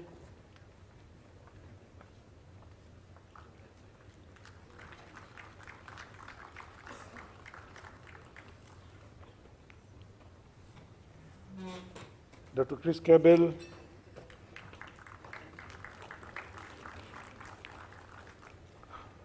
Dr. Goen,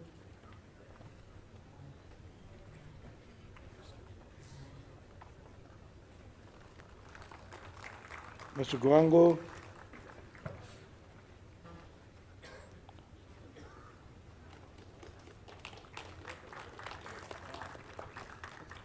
and Mr. Ali.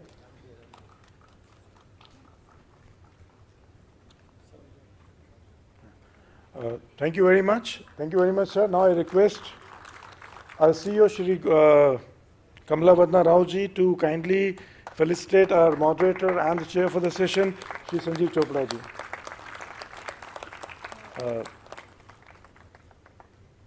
Thank you very much. Thank you very much, CEO sir, and thank you very much, Chopra sir. Now we break for lunch, but I have an announcement to make here. I would request all of you to have a quick bite and then get back to the auditorium by 2:20. We are not going to have, now we are going to have a motivational speech by our inspirational guru, and none other than Sadhguru from Isha Foundation. If you want to really want to witness that kind of a bonanza and extravaganza, I would request all of you to have a quick lunch and be back at 2:20 p.m. Thank you.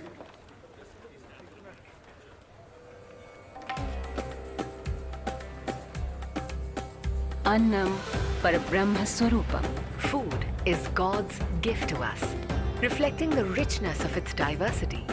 India's culinary traditions carry an opulent cultural heritage. From aromatic spices of the south to fresh mist of the east and all the sizzles and drizzles in between, Indian cuisine is truly a rainbow on the platter. According to ancient Indian philosophy, we are what we eat. Prime Minister Modi, in the 51st edition of his address to the people, Man Ki Baat, highlighted that a strong nation is built on the foundation of healthy and hygienic food. जब भारत स्वच्छ होगा, स्वस्थ होगा, तभी भारत समृद्ध भी होगा. अच्छे स्वास्थ्य के लिए सबसे आवश्यक है पौष्टिक भोजन. India has a staggering 7,200,000 FPOs dotting its sprawling landscape, including large operating chains to street vendors. Ensuring food safety at this scale is a Herculean task. To tackle this massive challenge head-on, the Indian government introduced the Food Safety and Standards Act 2006. This landmark legislation gave rise to the Food Safety and Standards Authority of India, also known as FSSAI, an apex body entrusted with the responsibility of establishing science-based standards for food items and overseeing their production, storage, distribution, sale, and importation. Under the watchful wings of the FSSAI, a remarkable alliance thrives. A scientific committee and 21 panels comprised of over 200 experts from prestigious scientific institutions. These brilliant minds, guided by the Food Authority, tirelessly set new standards that strengthen the nation's food safety ecosystem. At the core of this comprehensive system lies the strength of 246 state-of-the-art food testing laboratories. Constantly vigilant, they form a bulwark against the perils of foodborne illnesses, ensuring the safety and well-being of the people. India proudly houses the world's largest network of mobile food testing laboratories, Food Safety on Wheels, which brings food testing facilities to the nation's remotest corners. FSSAI conducts regular surveillance drives through random sampling, with the focus on preventive healthcare and the vision of bringing about changes that are large-scale and sustained. The Eat Right India movement was launched in 2018. The transformative nationwide campaign seeks to educate consumers, revolutionize the conversation surrounding food safety and standards, and pave the way towards a healthier nation through initiatives like Eat Right Campus, Eat Right Schools, Eat Right Places of Worship, Eat Right Stations, Eat Right Street Food Hubs, Eat Right Fruit and Vegetable Markets. In less than a decade, FSSAI has embarked on a remarkable journey of transformation, transitioning from an enforcer to an enabler.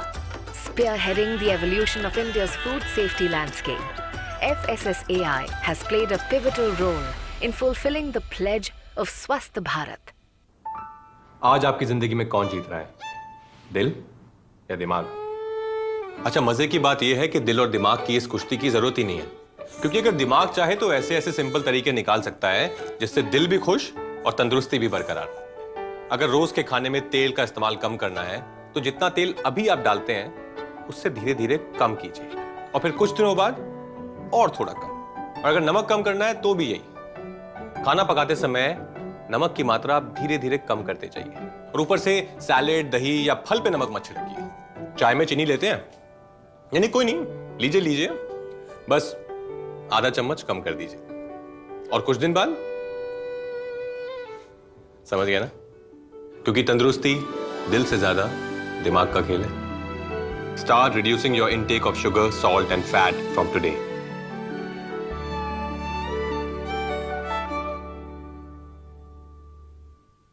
तंदुरुस्ती बहुत चीजों पे depend करती है, पर खाने के मामले में एक सिंपल फॉर्मूला है। बस यूं समझिए कि प्लस और माइनस का खेल है।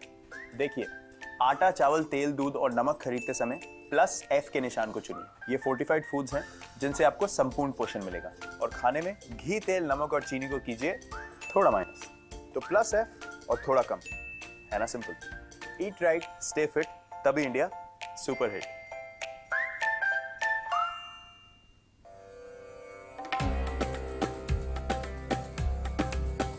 Annam Parabrahma Swarupam. Food is God's gift to us, reflecting the richness of its diversity. India's culinary traditions carry an opulent cultural heritage. From aromatic spices of the south to fresh mist of the east and all the sizzles and drizzles in between, Indian cuisine is truly a rainbow on the platter.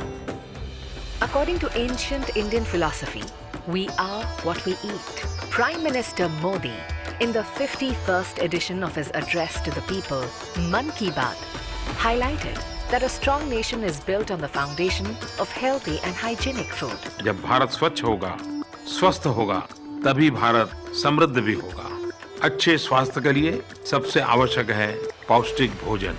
India has a staggering 70 to 100,000 FPOs dotting its sprawling landscape, including large operating chains to street vendors. Ensuring food safety at this scale is a Herculean task. To tackle this massive challenge head-on, the Indian government introduced the Food Safety and Standards Act 2006. This landmark legislation gave rise to the Food Safety and Standards Authority of India, also known as FSSAI, an apex body entrusted with the responsibility of establishing science-based standards for food items and overseeing their production, storage, distribution, sale, and importation. Under the watchful wings of the FSSAI, a remarkable alliance thrives. A scientific committee and 21 panels comprised of over 200 experts from prestigious scientific institutions. These brilliant minds, guided by the Food Authority, tirelessly set new standards that strengthen the nation's food safety ecosystem. At the core of this comprehensive system lies the strength of 246 state-of-the-art food testing laboratories. Constantly vigilant, they form a bulwark against the perils of foodborne illnesses, ensuring the safety and well-being of the people. India proudly houses the world's largest network of mobile food testing laboratories, Food Safety on Wheels, which brings food testing facilities to the nation's remotest corners. FSSAI conducts regular surveillance drives through random sampling, with the focus on preventive healthcare and the vision of bringing about changes that are large-scale and sustained. The Eat Right India movement was launched in 2018. The transformative nationwide campaign seeks to educate consumers, revolutionize the conversation surrounding food safety and standards, and pave the way towards a healthier nation through initiatives like Eat Right Campus, Eat Right Schools, Eat Right Places of Worship, Eat Right Stations, Eat Right Street Food Hubs, Eat Right Fruit and Vegetable Markets.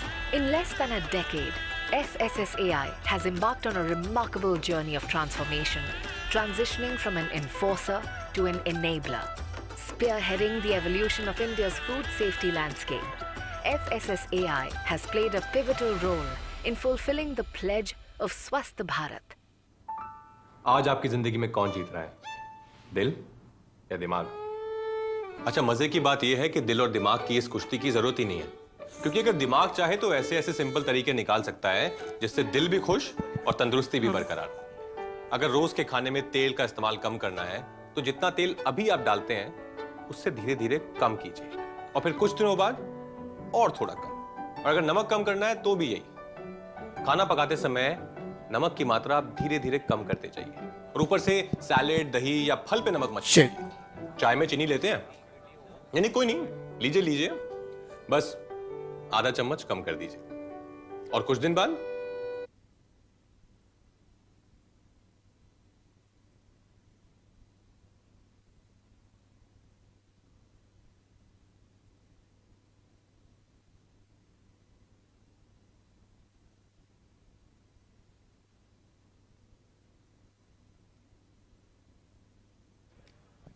Hello.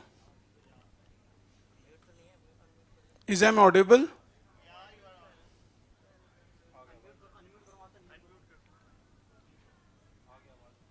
Hello. Is I'm audible, sir? आवाज आ रही है?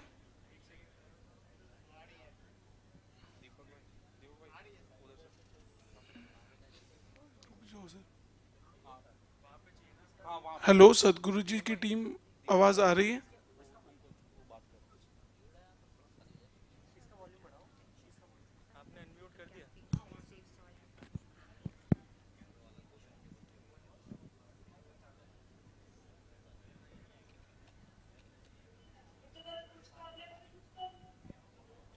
Namaskaram.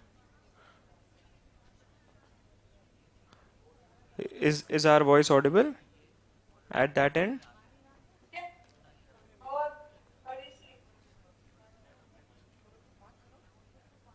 Hello, can you confirm?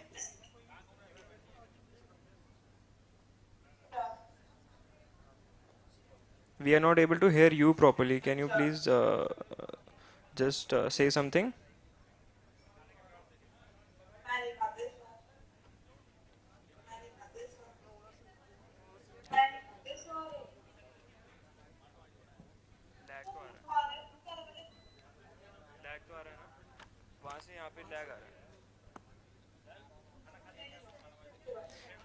Can you please disconnect and reconnect again? Because we cannot hear your voice properly.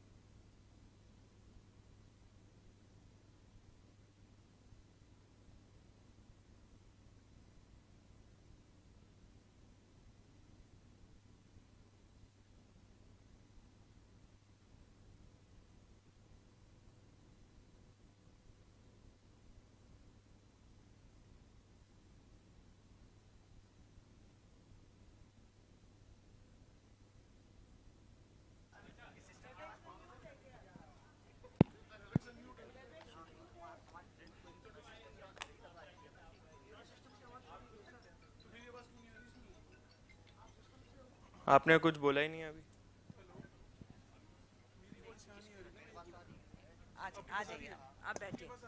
Hello hello नमस्कारम.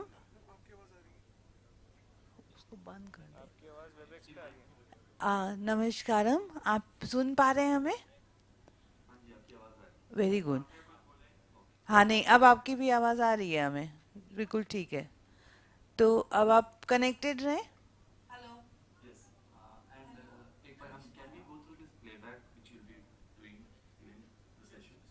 Playback, वो playback में क्या होगा? We will have Ananya video file. या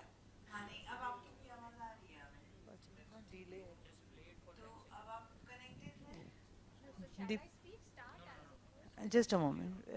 दीपक video play कर दीजिए. 40 second lag is there. What we eat. Prime Minister Modi, in the 51st edition of his address to the people, Man Ki Baat, highlighted that a strong nation is built on the foundation of healthy and hygienic food. जब भारत स्वच्छ होगा. हाँ हाँ, just a moment.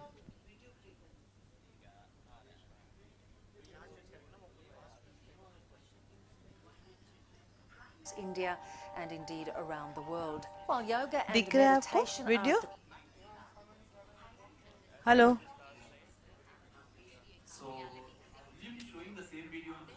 Yes. At the start, our Ananya will introduce, then we will show this video. Okay? And then there will be 15 minutes.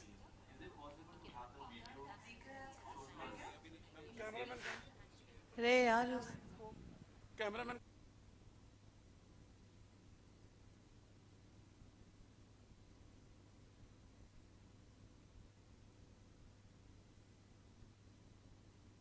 मेरी delay.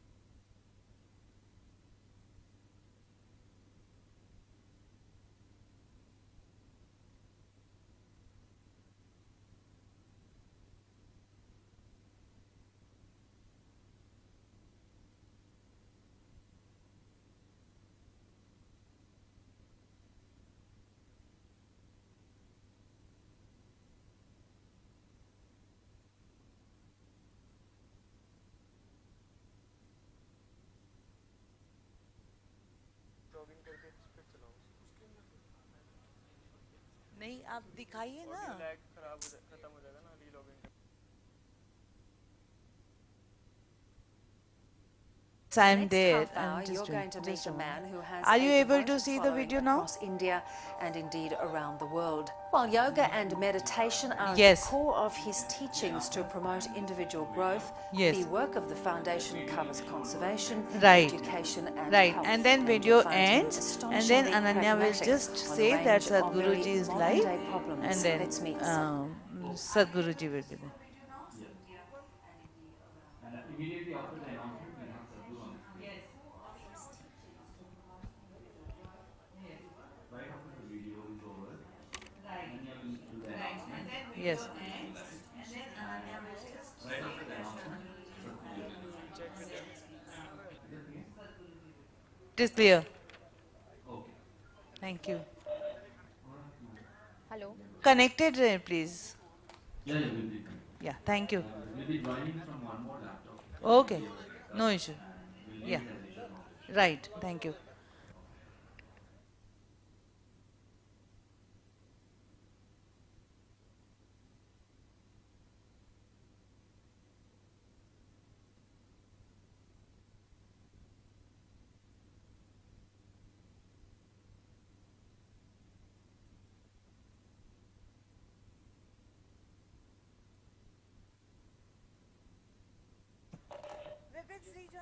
Namaskaram.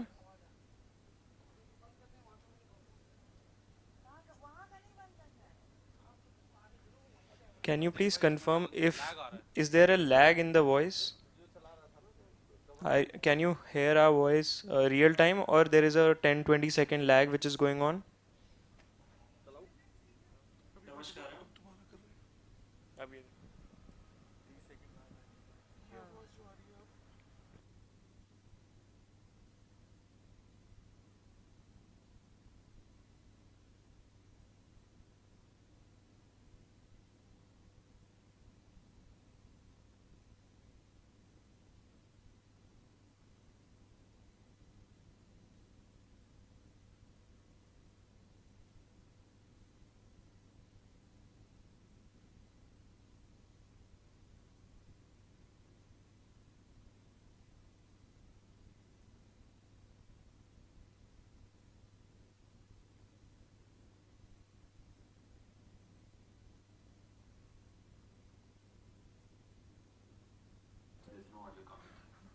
Anna, just 2 minutes. We are just doing some tech corrections.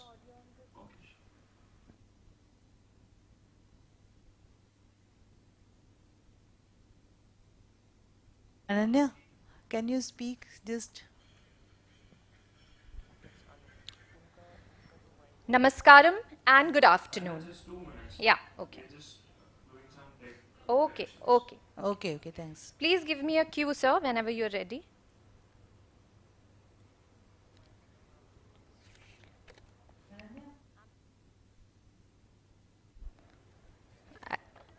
Namaskaram and good afternoon. That's it? Okay. Please give me a cue, sir, whenever you're ready.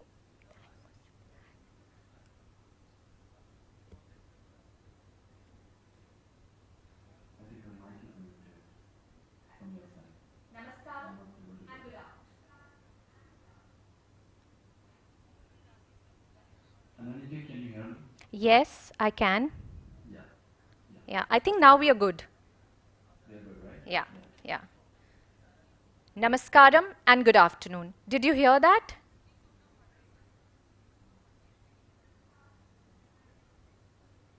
Hello.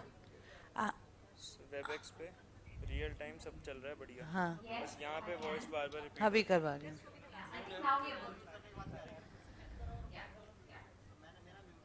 Namaskaram and good afternoon. Did you hear that? Lag है. आप अपना mic off कर दीजिए. ठीक.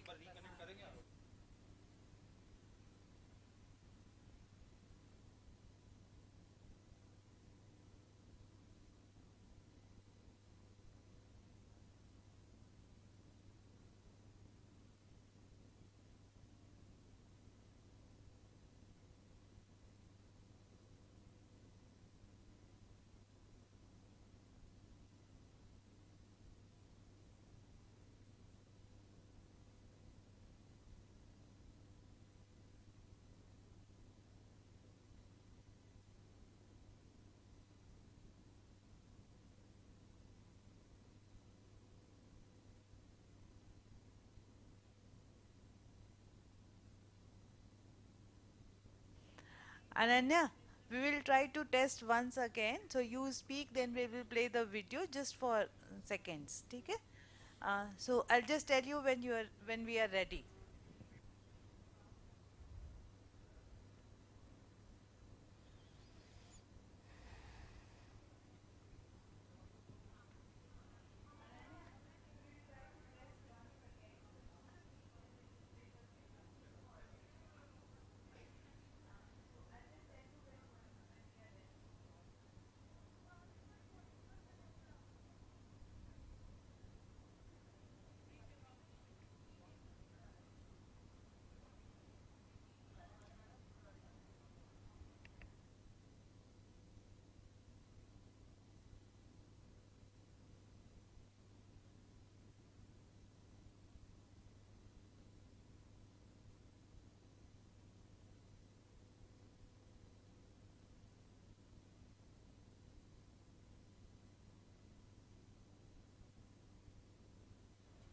तुम्हारी आएगी तो अच्छा है ना, पूरे हॉल में गूंजोगी.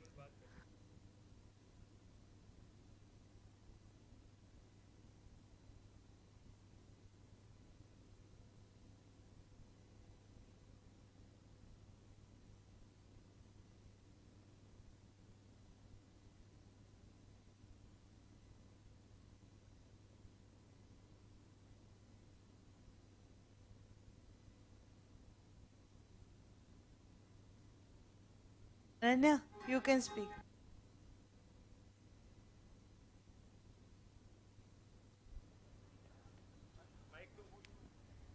Namaskaram and good afternoon.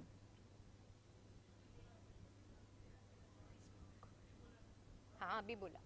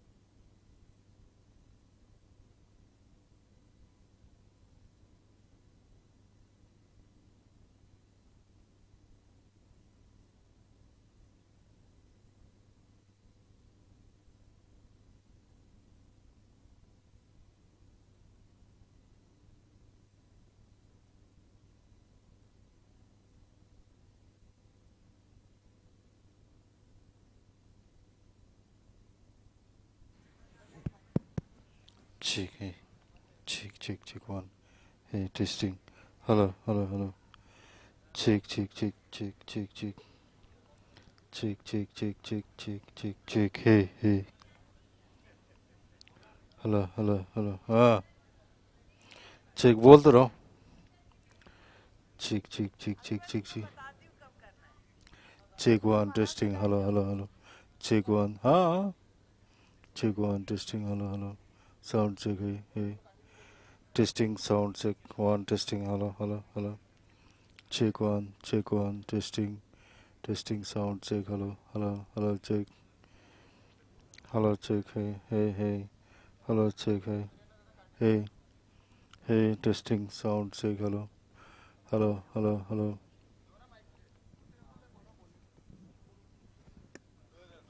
Hello check 1 2 3 4 5 6 hello testing hello check 1 2 आपने खोला हुआ है माइक कहाँ खोला है आपने? इसका तो ऑडियो आ नहीं रहा आपके स्पीकर पे।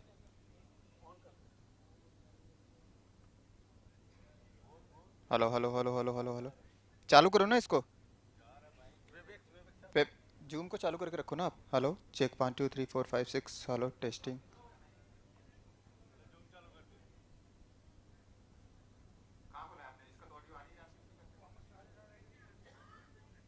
पूरा क्लियर आ रहा है तो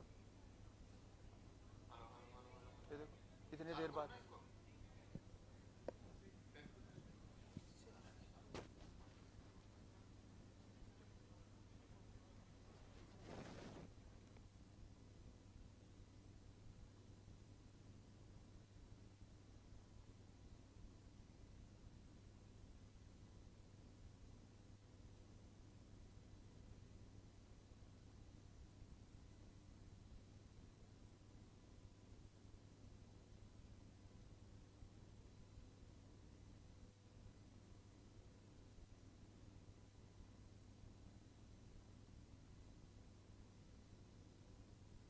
hello check 1 2 3 4 5 6 hello testing testing.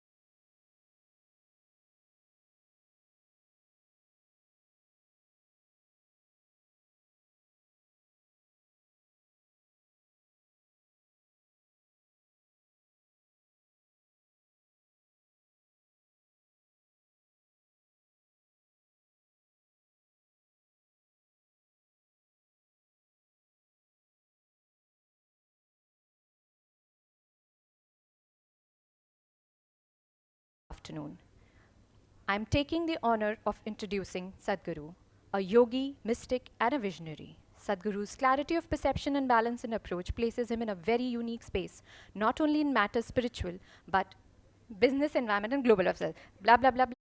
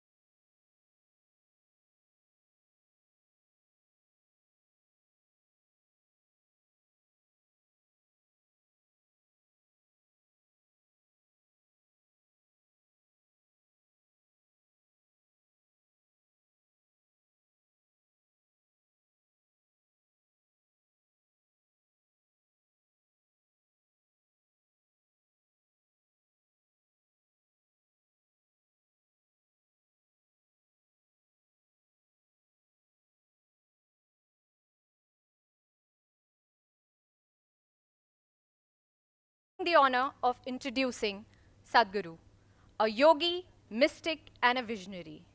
Sadhguru's clarity of perception and balance in approach places him in a very unique space, not only in matters that are spiritual, but also in business, environment, and global affairs.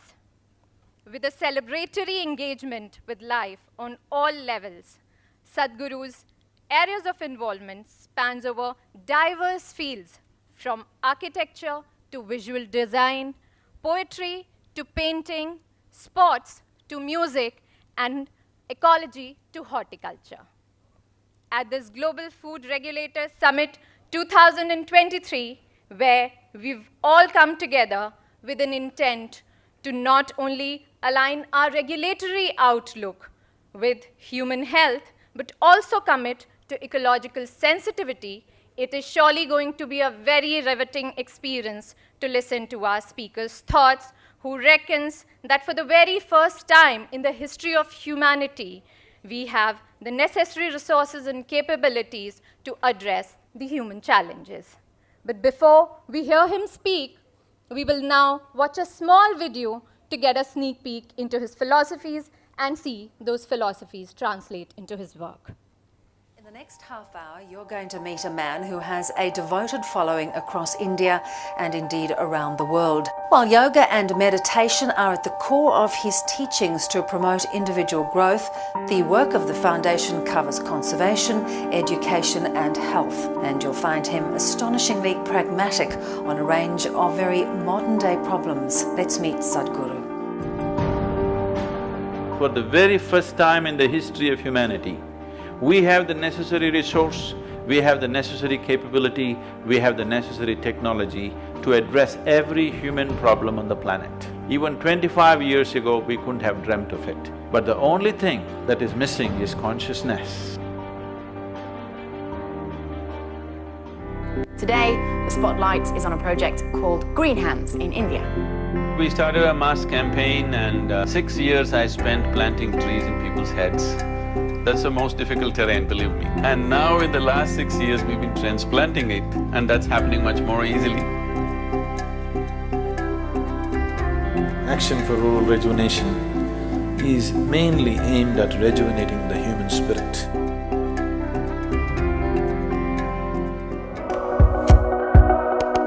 This is an incredible movement that is started in Tamil Nadu. We want to see that this happens to the whole country. The idea is not necessarily about developing competitive sport, but the important thing is to bring the spirit of sport and revitalizing rural societies. Isha outreach को वर्ष 2018 के लिए राष्ट्रीय खेल प्रोत्साहन पुरस्कार से सम्मानित किया जाता है। सद्गुरु जगदीश वासुदेव, संस्थापक Isha outreach. English and computer skills are very essential to make these children come out of the hopeless economic and social pit they are in. If you could first tell our viewers what is the idea behind it, initiative, insight, which is more specific towards entrepreneurs. Whatever the nature of your business, ultimately it is all about human well-being. Isha Foundation, a non-religious, non-profit public service organisation headquartered in southern India. We've engineered the outside world in so many ways, but we've done nothing about this one. If you want to know well-being, in is the only way out. This is what I want to teach you too. That is, you can be completely intoxicated without any drug, just on life. This is a shift from wine to divine.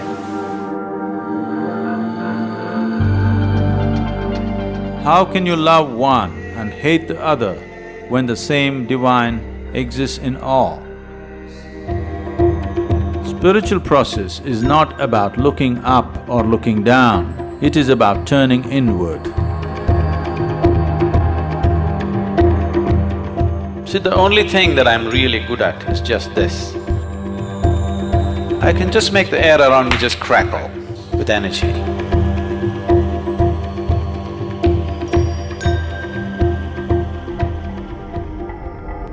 Adi Yogi is the source of yoga, the first yogi.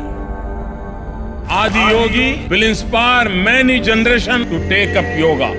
One truly remarkable thing that Sadhguru has done is he has made yogis out of ordinary common people. We're tracking a mammoth movement, an incredible rally starting from Kanyakumari, reaching up to the Himalayas, with the sole purpose of rejuvenating India's rivers. Every state is responding. This is concurrence and this is wonderful.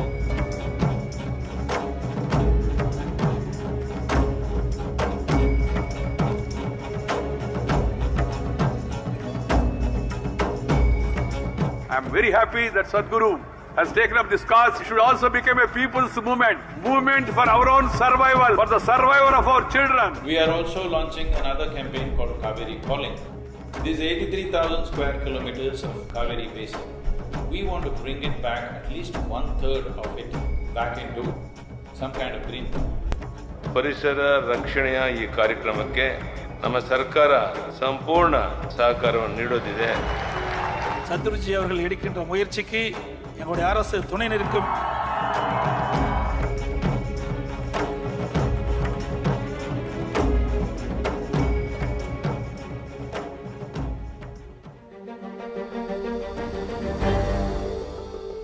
The whole purpose of this movement is to first to bring this home, that when you walk upon the soil, you know it is the source of your life. Keeping it alive is the most important thing. Will you make it happen? All of us come from the same soil. All of us eat of the same soil. All of us die and go back to the same soil. The soil is a unifying force. Soil is not our property.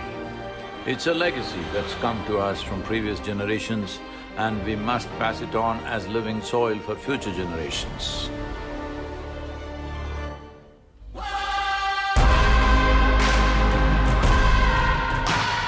Dear Sadhguru, one of the world's voices and leaders on soil conservation and land. It's extremely important. It must be a single-point agenda, incentive-based agenda. I don't want this COP15 to end as one more convention with more paper and more paper. This must end with concrete action, and action in such a way that it's implementable.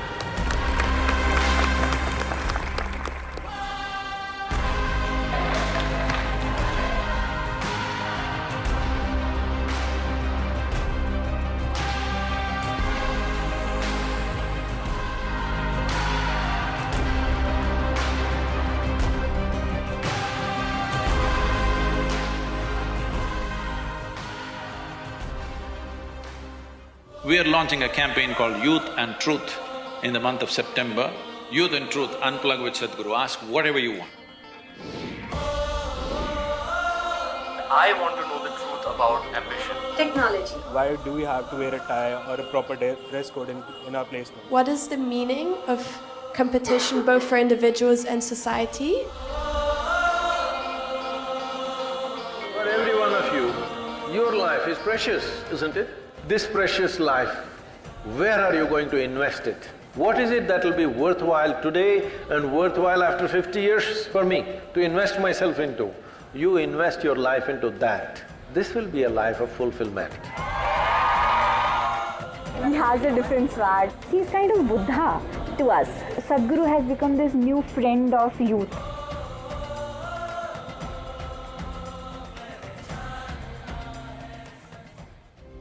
One important thing about Fashion for Peace is shifting back to natural fiber as much as possible.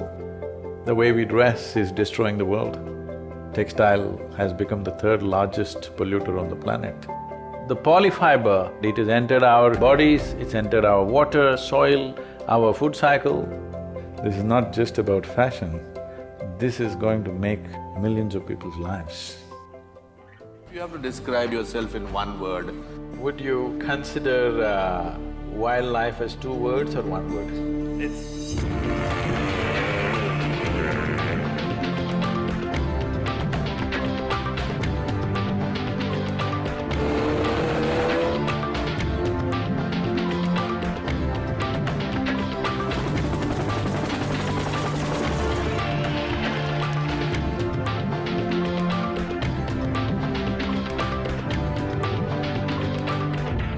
President Pranab Mukherjee felicitating his Sadhguru for all his spiritual contribution.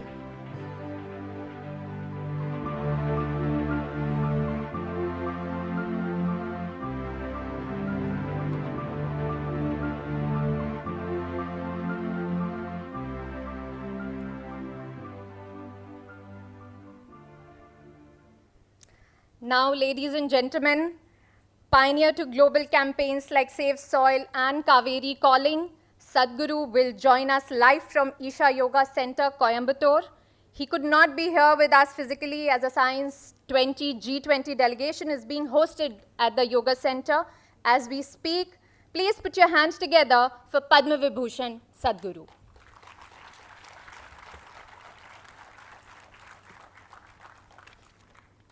Namaskaram. Good afternoon to everybody. Well, the Global Food Regulators Summit in Delhi, I'm sorry I'm unable to be there. But here we are. Normally, food regulators around the world have been mainly focused on hygiene, contamination, and adulteration aspects of the food. As important as these are in today's commerce-driven world, we are living in times where what we pick from the very bosom of Mother Earth is devoid of the nourishment that is expected of the food that we choose to consume. It would not be out of place at the present juncture that the ambit of food regulatory bodies should not only regulate the malpractices that happen in the marketplace, but the biggest problem that's happening is food is getting poisoned and becoming unfit for cultivation at the farm level. Not only at the farm level, in the very soil in which the food grows. 95% of the food that we consume on this planet as human beings comes from soil. But that soil is in a condition where it is no more capable of producing the food that is necessary for a healthy life for the human species. The United Nations agencies are clearly stating that we have soil only left for another 60 to 80 harvests, which would be probably 40 to 60 years. And not a single nation in the world has the minimum organic content necessary, which is a prescription given by some of the UN agencies, which is 3%. The highest that we find is in Western Europe, which is 2.4%. Southern Europe is 1.1%. Below 1% is considered desertification. The average in African nations is 0.3%.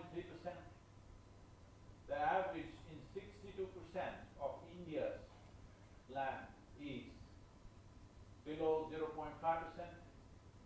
United States of America is around 1.25%. In the last 70 years, United States has lost nearly 50% of its cultivable soil. What does loss of soil mean? Soil is a place which hosts life in its largest proportion.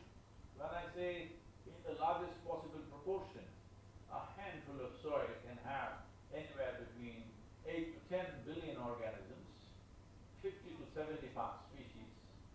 But this is depleting at a tremendous pace. On an average, it is said, many studies show on an average, 27,000 species of organisms are going extinct every year.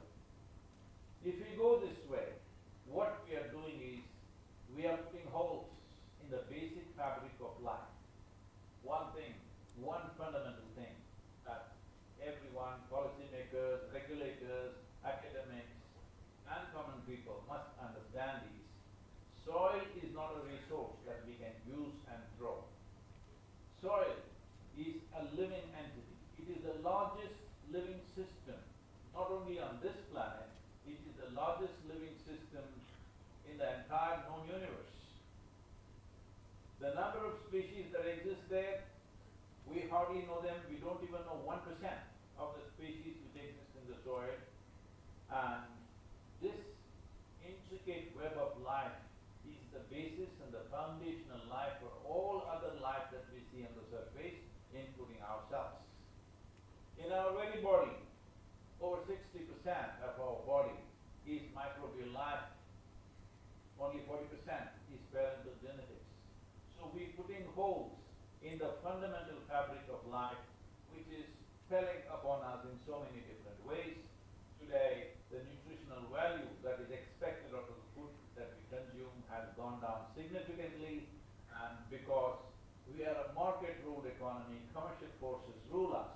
Because of this, the number of various types of species of plant life that we were consuming has narrowed down to just 12 to 15. Just about 100 years ago, we were consuming anywhere between 200 to 230 species of plant life. Today, largely most of the population is consuming only 12 to 15 varieties of plant life. This variety is not enough to sustain human life. It's come to a place, everybody has come to the conclusion that without supplements, you cannot really live because food is not good enough. Yes, one part of it is true, food is not good enough, unfortunately. This is because soil is not good enough. And when soil is not good enough, we must understand soil, food, body are three variants of the same thing. They are not different. So, at a time like this, regulation should go beyond just checking for contamination that happens at the market level or at the process level. Contamination is happening at the production level, not only at the production level, even at the base production level, which is soil itself is contaminated. So when we have reached this point in the world where very source of our life, we have managed to contaminate in many different ways or deplete in many different ways, a time has come when regulations upon food definitely should consider the way of production, the means of production, and the source of production has to be brought into this ambit. Otherwise, we will be missing out the elephant in the room, literally, because most of the contamination of food today is happening at the soil level, not at the market level. Well, that is also there, and processed foods and other things are there, but we have moved, Western countries particularly have moved strongly towards food processing. Right now, India is making huge steps to set up food processing industries, because food is a perishable item and people want to store it and use it tomorrow. So, as a policy, as a philosophy, as a social consciousness, we must understand that eating food in its fresh condition is the best way to eat. But there are extraneous situations in one's lives where you could be in places where such a thing is not possible. Then processed food and frozen foods are okay. But on a daily basis, if we are consuming this, we will come to lots of troubles, because today there is a whole lot of research to show that what comes, in the yogic philosophy, always it's like this. If you have to eat a vegetable, it should be plucked today from the plant. Within a few hours, it must be cooked. Once it is cooked, within a maximum of 90 minutes, you must consume. You never eat old food, because all living things, food is a living thing.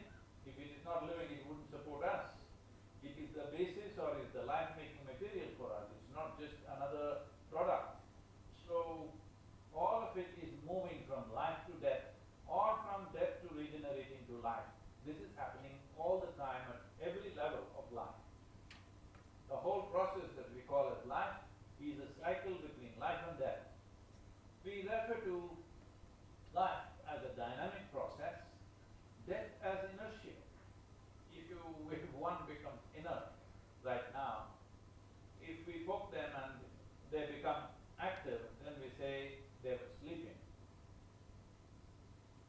becomes inert, if you poke them, they don't wake up. But with a lot of medical attention, they wake up, then we say they were unconscious or they were comatose. But if one becomes inert and whatever we do, if they do not come back, then we say they are dead. So essentially, death is inertia. Everything in life is constantly battling between dynamism versus inertia. So we call this inertia as humus. So once you allow food to stay, especially cooked food, if it remains for a period of time, then it gathers inertia. You may not feel anything, it's just that your sleep quota may improve. That is, you may sleep for more number of hours, and everybody is going about saying that the more you sleep, the more healthy you are. Of course.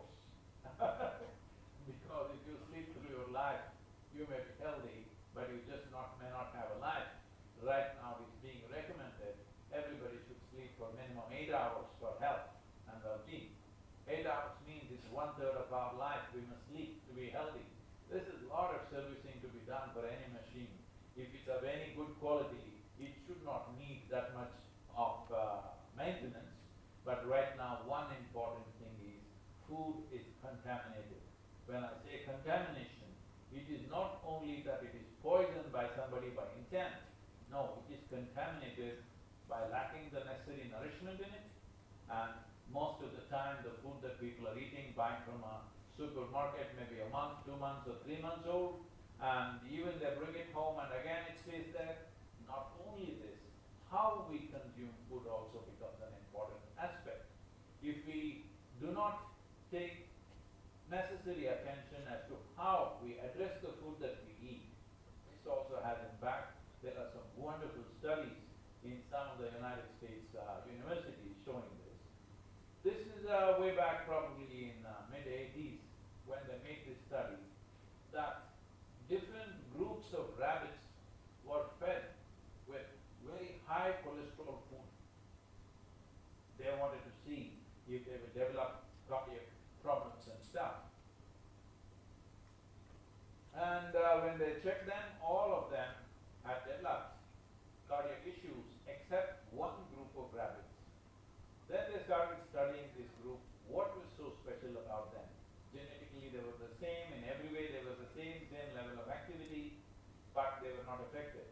Then they discovered that one person who was feeding rabbits to this group of rabbits always spoke to them, whistled at them, talked to them, petted them, and then they gave these carrots or whatever else he gave. And these rabbits were happy. Because they were happy when they were consuming, the cholesterol content in the food did not affect them. So this is something we must know, how we address the food, because there is an intelligence within us which builds this whole body. This body and brain was built from inside. The bread that we consume becomes body and brain. So there is an intelligence like this. To be in touch with that, to address everything from that reflection will make a huge difference. So what kind of food we consume, where we consume, how we consume, how we are when we consume, all these things have an impact upon food. I know only some aspects of it can be handled by regulation, rest has to be by human consciousness, but the regulation part of it is equally important because today food is being handled by massive agencies. When I say agencies, large businesses, very large commercial enterprises where if they contaminate the food by 1%, they may make billions of dollars. When that kind of proposition is there is always a propensity to contaminate food in various ways, either by aging or by reducing the temperature at which they are stored or actually adding something to it. All these aspects are there. But the most important aspect is, at the very source it's being contaminated, we have to address that. And today there are many studies to show this, because I'm particularly stressing on the fresh food, because using processed food and food with very high level of inertia within it causes constipation. Today, many universities are studying this and they are saying constipation and cognition issues are very related.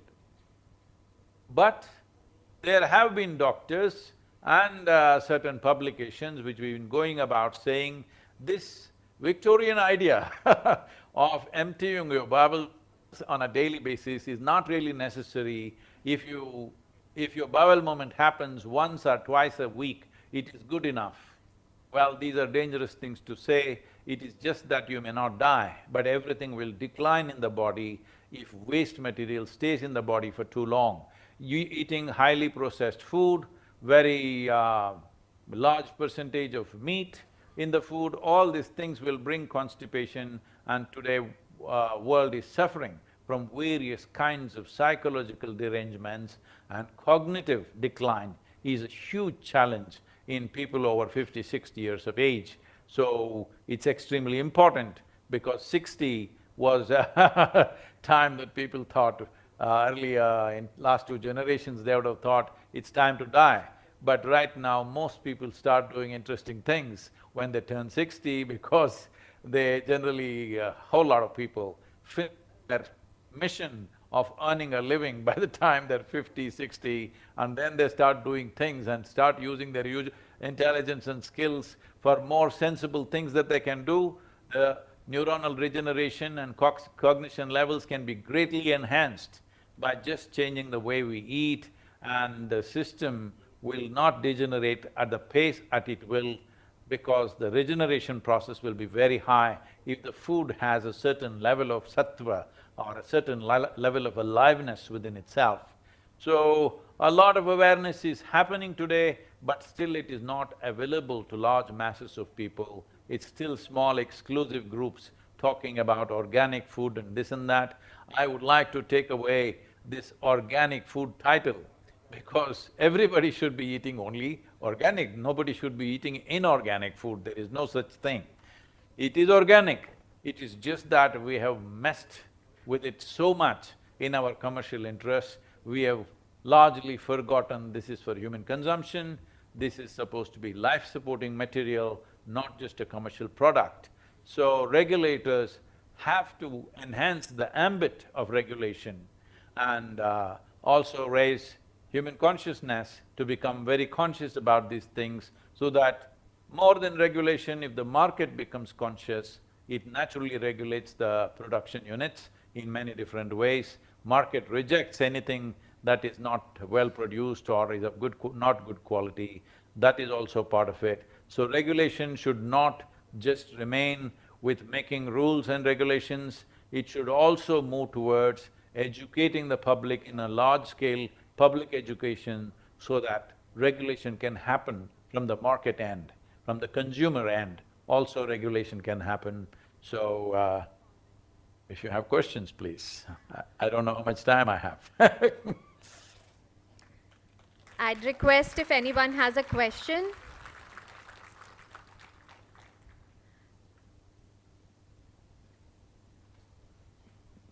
Anyone with a question? Sir, would you like to ask a question? Yeah, there's a question there. Guruji, it's an honour and a privilege to speak with you, and what you've done over your life has A little louder, sir, please, if you can hold the microphone a little closer, yes. So, Guruji, it's an honour and a pleasure to meet you in person, and to see what you've been doing in your life is just inspiring. I found your conversation on soil really enlightening, and I'm very aware of the challenge of loss of carbon, etc. in soils, but really interested in how you see modern agriculture moving to a more organic approach and feeding the population. Thank you for that question. See, this is a very wrong perception that has been spread around the world, that if you take away the chemicals, we cannot produce enough food for these 8.4 billion people. Well, this is not true. I'm not just saying this from my conviction, I'm saying this after 30 years of being engaged in what is called as tree-based farming, that today we have hundreds and thousands of farmers who are producing food without any fertilizer, without any chemicals, but it takes 6 to 8 years to come to that place, and their yields are much higher, the nutritional level in the food is way higher, the soil organic matter has gone up significantly, water sequestration, the water tables in the region has come up, everything is positive. Only thing is, it is the lack of education and lack of availability of organic material. So, when we say availability of organic material, either there has to be animals or trees to get organic material into the land. You can't buy it somewhere 500 kilometers from you and bring it because then it's too expensive and it doesn't work. The land has to produce the necessary input. Right now, the input cost is killing the agricultural process and farmers around the world are suffering. As you know, in India, there is a huge problem like this, that over 100,000 farmers have committed suicide or so. Even in United States, it is said nearly 50% of the farmers in the last 12 years have not seen a single dollar of profit. And the highest number of suicides in any given profession on the planet is among farmers. So, once you threaten a profession like this, definitely you are driving the world towards food insecurity. Today we are talking about Ukraine situation and saying, oh, food insecurity of many nations are threatened and there are going to be famines. Why is food not growing where people are? Food should always grow where people are. You can get your exotic fruit from New Zealand or somewhere, but basic food must grow wherever people are. Why this has changed? This has changed because we've killed the land, we've killed the soil. How did we do this? It is very simple. Suppose 1 acre of land, let us say just for assumption, I'm saying let's say we are growing 1 ton of something, whatever the crop. What we are doing is, we are removing 1 ton of organic content from the soil. How much are we putting back? We are not. We may be putting back in meager amounts, rest is all chemicals. So chemicals will boost the growth and produce the crop, but it will not have what is necessary to sustain life. So you have food today, for example, in United States, the vegetables, particularly the studies have been done on lettuce in California. The lettuce which was produced in 1914, and today what is produced, the study was in 2018, what was produced in 2018 is 90% deficient of nutrients, 90%. 1 orange in early 20th century if you consume, what nourishment and micronutrients you got from that? Today if you have to get the same amount, you have to eat 8 oranges. When is the day when you're going to eat 8 oranges a day? Is it even practical? But this is where we have gone. So this lack of micronutrients is driving humanity in many different ways. One important thing, I wouldn't like to say this, but if we don't fix this as quickly as we can, psychological imbalances are going to grow phenomenally in the next 15 to 25 years, where every family will have at least 1 person going in that direction, because lack of micronutrients and psychological imbalances are very directly connected. Now the question is about how do we move towards more organic existence. See, we have a 3-pronged policy which we have offered to 192 countries. Individual policy books we wrote depending upon the terrain, the weather, the latitudinal position of a nation and the economic conditions. So, many nations are in the process, about 81 nations are in the process of framing their own soil policies. I will tell you what my concerns are about that also later, but right now the simple policy is this. First thing is, we are incentivizing farmers in so many ways. Different countries are doing it in different ways. One simple thing is, if you link the incentives that you have, you don't even need extra budget. Right now, India has taken a massive step that this year they are going to cut down the chemical fertilizer subsidy by 50%. This 50% largely will go into biofertilizers and others. So if you incentivize the farmer to enhance the organic content in the soil, it's very easy to test this. Everybody is talking about organic carbon, the soil carbon content. No, not carbon, just the organic content, because it's easy to test. On the field, on the farm, within 10 minutes you can test it. Whatever has to go to the lab is not a practical process because the scale is huge. In this scale, Taking every piece of soil, every sample of soil to a lab, testing it, getting the results back, you'll have a queue of 20 years, which is not going to work. So this can be tested with simple instruments on the land. And above all, if a farmer picks up the soil in his hand, he can just feel it and know it, that is always there. So to put organic content, you need either animals or trees. Either leaves from the trees, the green litter from the trees, or the litter from the animals is a must. But where are they? They are not on the land, they're all gone. So we have to bring back either trees or animals. Right now I'm pushing a recommendation with the central government that for every acre of land, India has about 710 million bovine animals. So at least for every acre of land, a minimum of 2 bovine animals must be there. It must be incentivized because they are not milch cows. Because the dung and urine of the bovine animal is far more valuable than the milk that it yields, if we know how to use it. Traditionally, we have very fantastic ways of making this into a phenomenal enriching process that instigates bioactivity in the soil in a big way. We have living farms. In the last 30 years, we have living farms of over 172,000 farmers where this has been implemented, and the economic well-being and the soil well-being is clearly manifest in this. This is not an experiment anymore. Everybody knows this, and this has never been an experiment because we've always been growing food like this on this planet by keeping the soil rich. Who does not know? Which farmer does not know? Rich soil means rich crop, and who does not know rich food means good health for human beings? Everybody knows this. Somehow we've forgotten. It's just that the policies are made in such a complex way, as if bureaucrats and scientists are going to implement this policy. No, we must understand it is only the farmer who is going to implement the policy, so policy has to be very simple. Incentives for raising the organic content, which should come with the necessary education, how to do it. Right now, in Karnataka, we have managed to get this, that if a farmer plants trees in his land, he gets a subsidy of 125 rupees per sapling. Over a period of 4 years, growth-related, these are all geocoded, and you can actually see the trees growing, and accordingly the government pays the subsidy. We need policies like this. We need policies to subsidize keeping of animals on the land. Animals being on the land is most important. It's extremely important. Without this, we cannot enrich the soil. That is one aspect.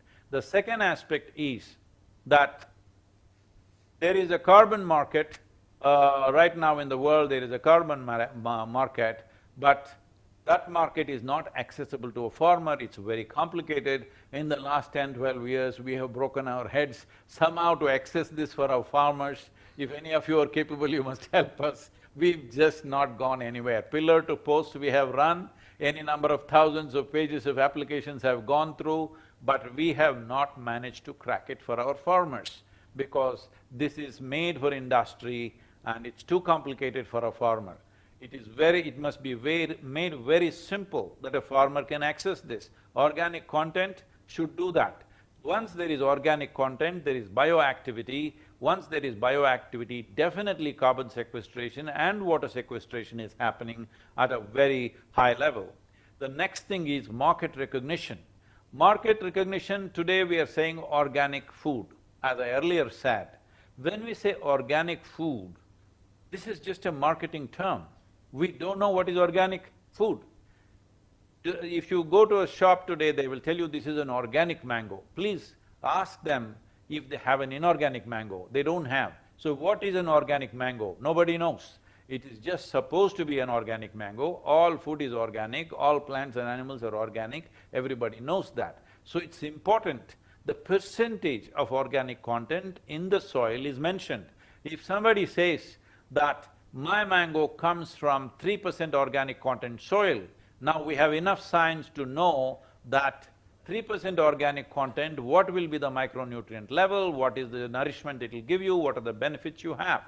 So that needs to be rewarded in the market. Suppose my mango comes from 6% organic content, then we also know what all it will give us. So like this, the product should be recognized for the soil from which it comes, how much percentage of organic content.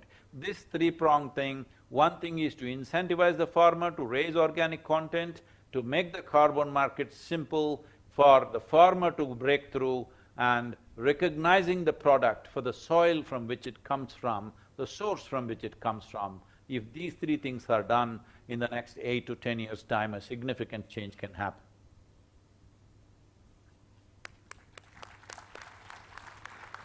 We are all humbled to listen to you, and it only keeps us awe-inspired at the range and depth of perception that you endow us with on any topic and subject under the sun. It would have been a tremendous blessing, though, if we could have had you here, but the energy you exude transcends geographies. I once again, on behalf of Food Safety and Standards Authority of India and all our audiences and delegates, wholeheartedly thank Sadhguru and the team at Isha Yoga Foundation for all the coordination and guidance. Namaskaram. I would now request Amit sir to take over from here for the next session.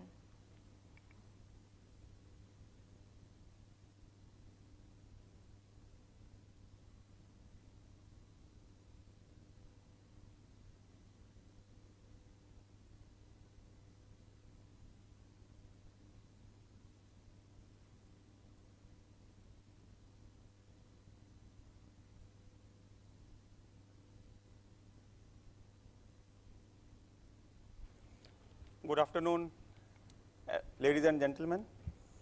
And after hearing Shri Sadhguru through his journey for the sustainability of the food safety and the food security, we will move on to our next session on antimicrobial resistance.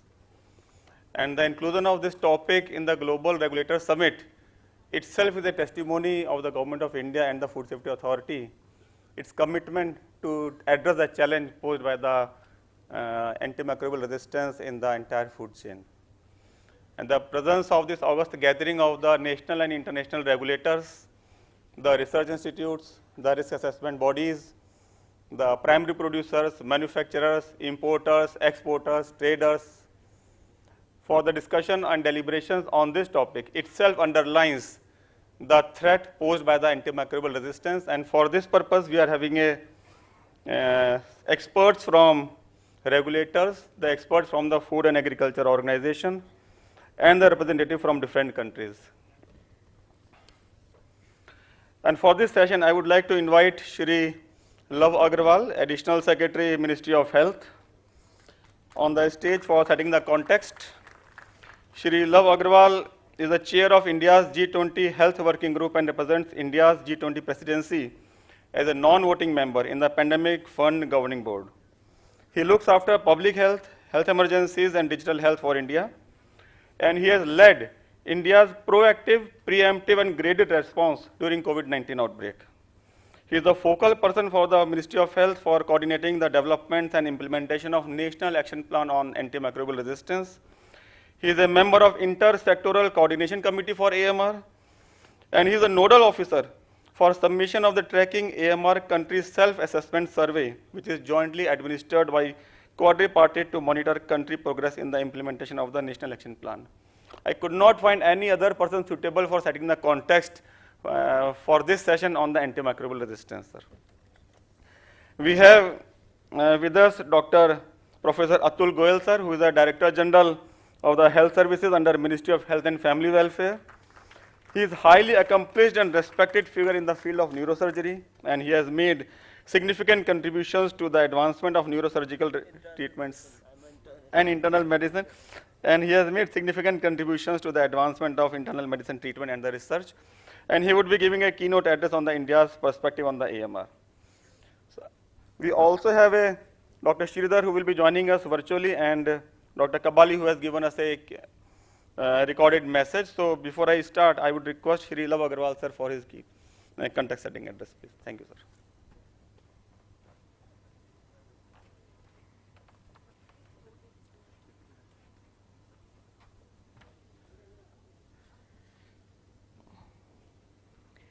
Distinguished delegates from across the nations, let me also welcome on behalf of G20 Health Working Group to you on this co-branded event on Food Regulators Summit. We're all aware, distinguished colleague, that this is one of those events where first time Food Regulators Summit is being organized in India and even within countries across the world. And from G20 perspective, we believe that this is such an important topic which needs to be prioritized. Let me welcome all my colleagues, Professor Atul Goel, and other colleagues who are joining virtually also for this event, including the moderator for the next panel session, Dr. Rajiv Behel, DG ICMR. I would just like to set the context right, primarily with respect to how antimicrobial resistance can actually be a challenge when it comes to global food safety. Colleagues, we are aware that AMR is a global health and development threat. We also have been calling it primarily as a silent pandemic, and we'd all come out of the challenges posed by COVID-19 since last 3 years. And to that extent, multiple studies have also shown that AMR has been cause for direct deaths to an extent of as high as 1.27 million deaths globally in 2019, and including indirect deaths, it contributes to being a bigger killer than HIV, AIDS or malaria. Friends, it has impact in terms of leading to situation, pushing people to extreme poverty, as well as it can have an impact in global economy in terms of, if things continue like this, that it will be worse than what we had faced in the year 2008 and 9. What I'm just trying to submit to all the distinguished colleagues here, that while this being the challenge, it is important that we need to prioritize this agenda, and I can submit that we're all aware that even in the World Health Assembly in the year 2015, a resolution was passed that every country in the globe should have a national action plan on AMR.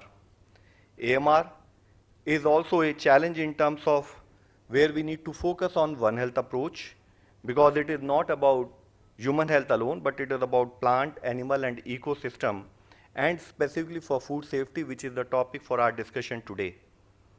Be it misuse or overuse of antimicrobials both in animals and humans, and spread of resistant bacteria between human, environment and animal sector, it is important that we need to look into the One Health aspect of AMR, and we would like to submit in that context that when WHO mandated all the countries in the globe to have a national plan of action on AMR by May 2017, India, a country of 1.35 billion people, prioritized this agenda, and we had our national action plan ready by April of 2017.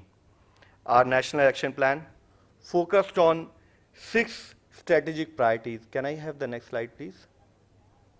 These priorities, we're all aware, focused on awareness and understanding, talking about creating knowledge and evidence, focused on surveillance on AMR across all sectors, including laboratory surveillance.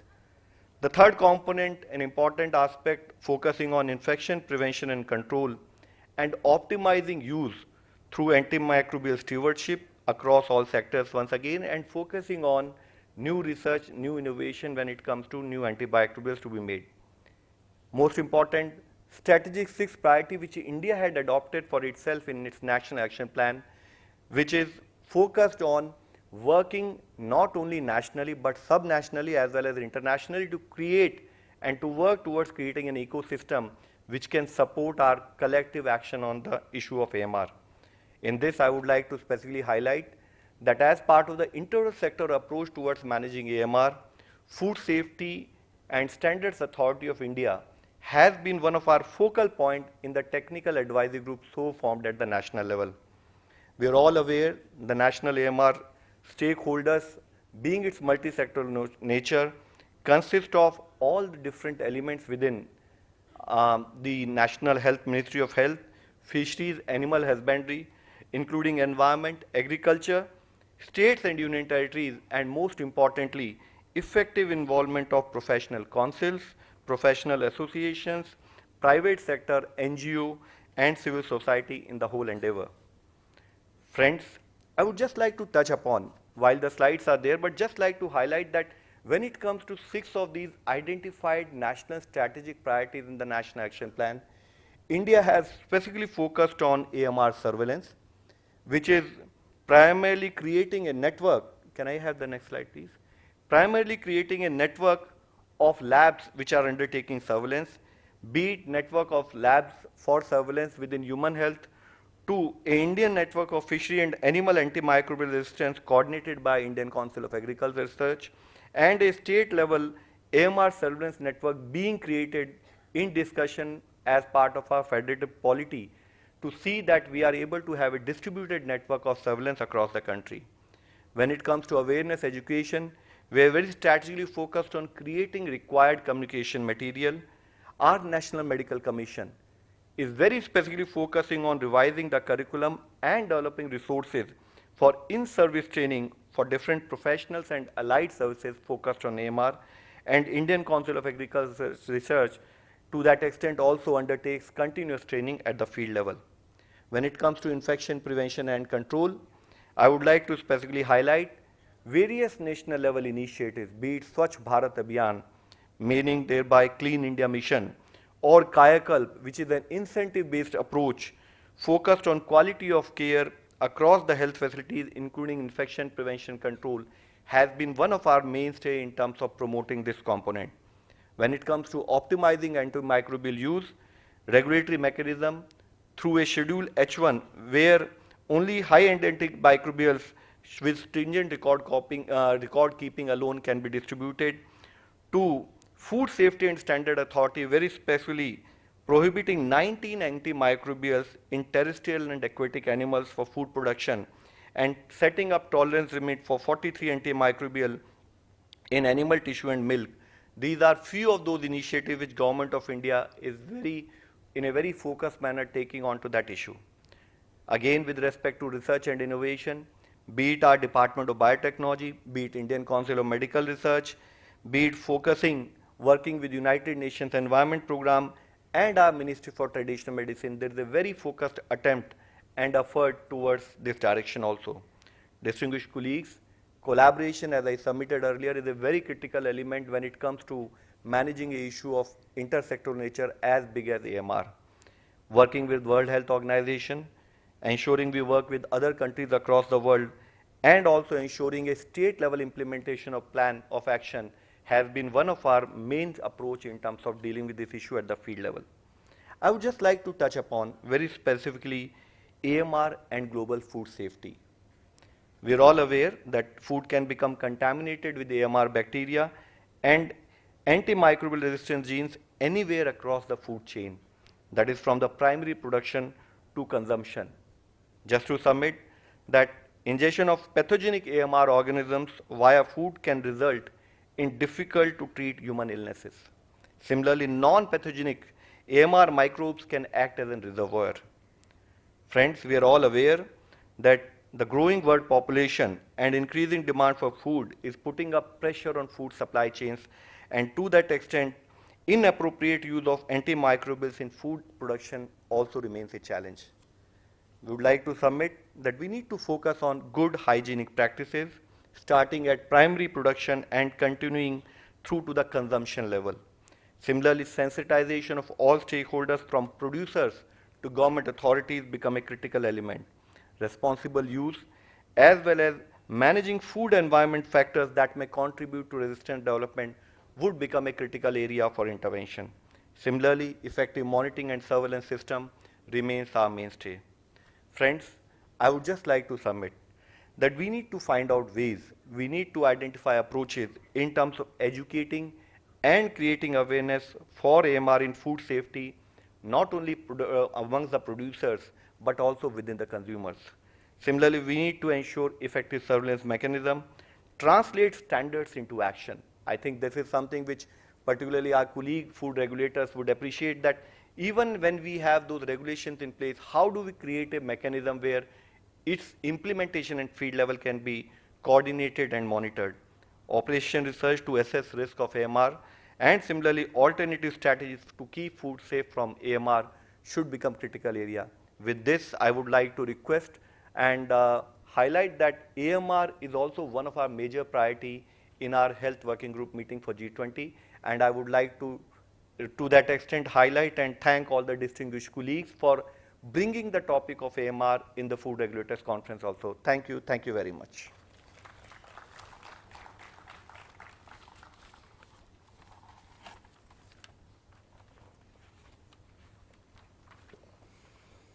Thanks a lot, sir, for highlighting the importance of AMR and the National Action Plan, which is rolled out by Government of India. And in fact, it's really a very challenging to restrict the transmission of AMR or antimicrobial resistant microbes through the food chain. And I'm pretty sure that in the coming years, definitely the antimicrobial resistance action plan would be a part of the national food regulatory ecosystem of the governments. And when we try to do the assessment of the regulatory control of the trading counterparts, the control on the transmission of AMR through the food chain may be a part of it. Now we have Dr. Sridhar Dharmapuri, who is joining us virtually. And he's the group leader of the Agriculture and Food Systems team at the FAO Regional Office for the Asia Pacific in Bangkok.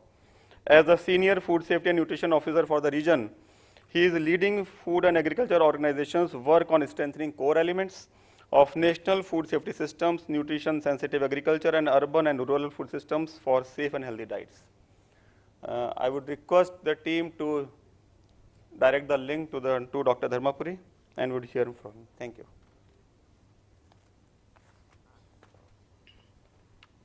Thank you, sir, and good afternoon to everyone who are assembled in Delhi. First of all, on behalf of the Food and Agriculture Organization, I would express my gratitude for inviting us to speak at this very important meeting.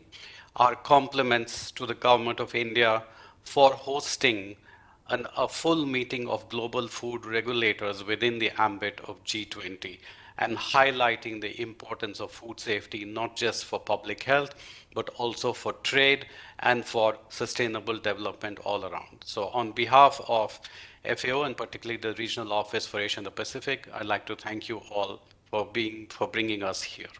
So I will do a very brief presentation because I think the previous speaker spoke very eloquently on what a national plan of action to tackle AMR actually looks like. So I will just come in from a larger regional and global picture of AMR, and then I look forward to hearing from all the other distinguished panelists that you have invited here today. So if you could please play the presentation, please.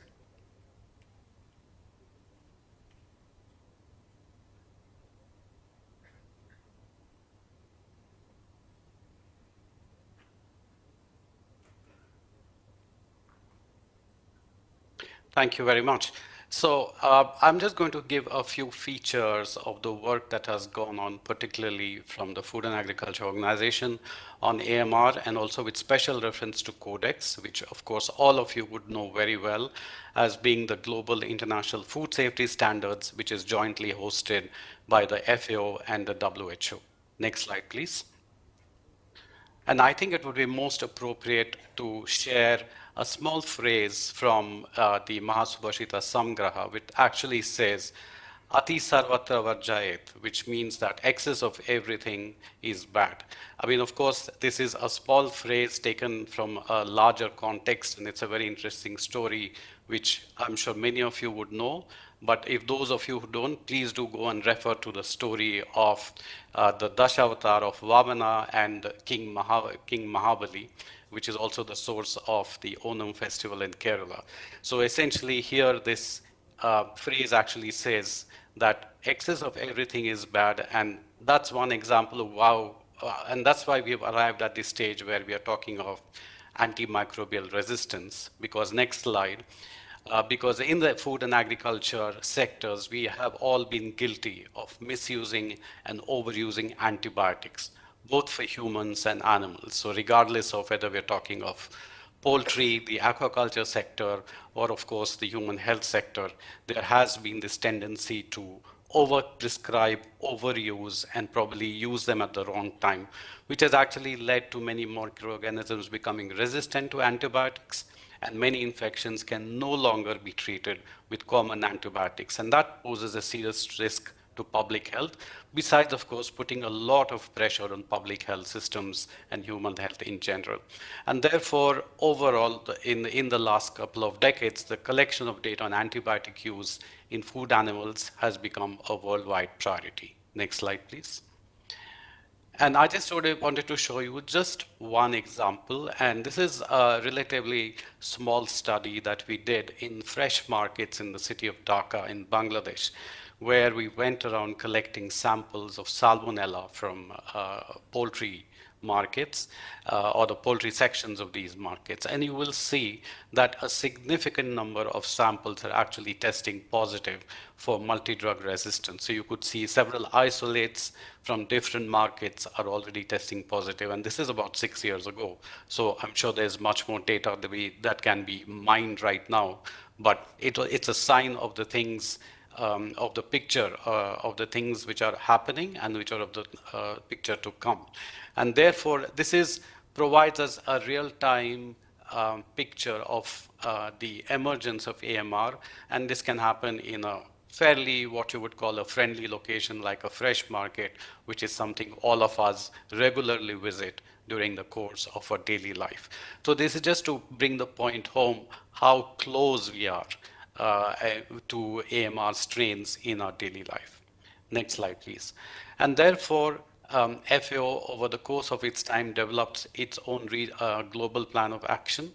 And one of the first actions that was taken in 2006 was that Codex established a task force on antimicrobial resistance, which provided science-based guidance on how to assess and manage the risk to human health, looked at the presence in food and feed, and as I said, we refer both to its use in the livestock sector, the poultry sector, the aquaculture, and so on, and the transmission through food and feed. As an ad hoc task force, these have a limited, they have a time period, and then it was started up again in 2021 to bring increased global attention to the serious threat of AMR to public health and to develop science-based guidance for current management of AMR. And as a result, next slide please, Codex developed code 3 relevant texts. One of them is a code of practice to contain and to minimize and contain foodborne antimicrobial resistance. And a code of practice, as many of you would already know, is actually a set of good practices and so which actually help the practitioner, whether they are farmers, value chain actors, or even at retail level and at consumption level, on how to implement very simple ways to minimize potential food safety hazards, and in this case we're talking of antimicrobial resistance. We also developed, or rather the Codex also developed guidelines for risk analysis of foodborne antimicrobial resistance, as well as those on monitoring and surveillance of foodborne antimicrobial resistance. The important point being made here, of course, is that these texts provide a basis for all member countries to use them in their own national plans of action, and also, where relevant, to pass them on in the local language to the practitioners in their countries to help them bring in the best practices and standards in minimizing antimicrobial resistance. So next slide, please. Accordingly, FAO developed its plan of action, which has now been updated. The first one was from 2016 to 21, and now we have the next 5-year plan. Essentially, of course, it's all part of FAO's mandate, which is to envision a world free from poverty, hunger, and malnutrition. But this, as we know, is really not possible without a stepwise transformation of food systems and in an environmentally, economically, and socially sustainable way. And just to mention here, I'm actually right now in Rome, and next week we'll be having the stock-taking moment for the UN Food Systems Summit, where a lot of issues related to food safety will become an integral part of the discussion, and within that, of course, also AMR. So the objectives of FAO's action plan are to reduce AMR prevalence and slow down the emergence and spread of resistance. And the second is to preserve the ability to treat infections with effective and safe microbials. We are, of course, as a policy, the issue is not about completely eliminating antimicrobial use, but it's actually doing it in a more optimized way, and also supporting research in better and more targeted antimicrobials that can be used in the future. Next slide, please. And so this action plan has 5 larger elements, and you can just see them on the screen, so I don't need to go much into detail, just to say that it has 5 major points. One is on increasing stakeholder awareness and engagement. Second, on strengthening surveillance and research. So that brings in the science and evidence. enabling good practices to prevent infections and control the spread, and that is through also the implementation of the Codex standards that I mentioned earlier, promoting responsible use, and also ensuring that they're used only when required and not as without control as they are currently, and strengthening governance and allocating resources. And this is something which we heard from Mr. Agarwal as well. So I think these were the key points here, and I just want to show you one last slide, and then I can sign off here. Next slide, please.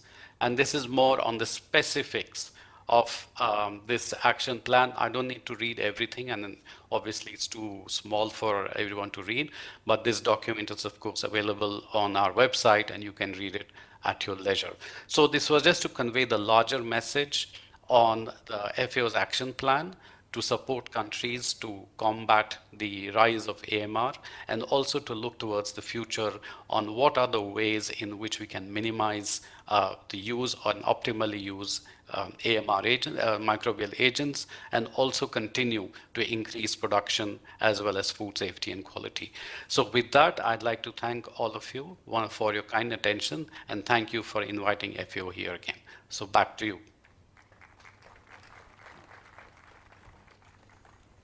Thanks a lot, sir, for taking us a journey of the work done by the Codex. And in fact, the data which was shown by you on the antimicrobial resistance in the poultry, it reminds me about my personal experience when my son was admitted for the pyrexia of unknown origin. And when we did the drug resistance for the infection which was found in his blood, so it was found resistant for so many antibiotics, and finally the doctors have to administer the clindamycin and meropenem for it. So of course, antimicrobial resistance is a matter of concern for everyone.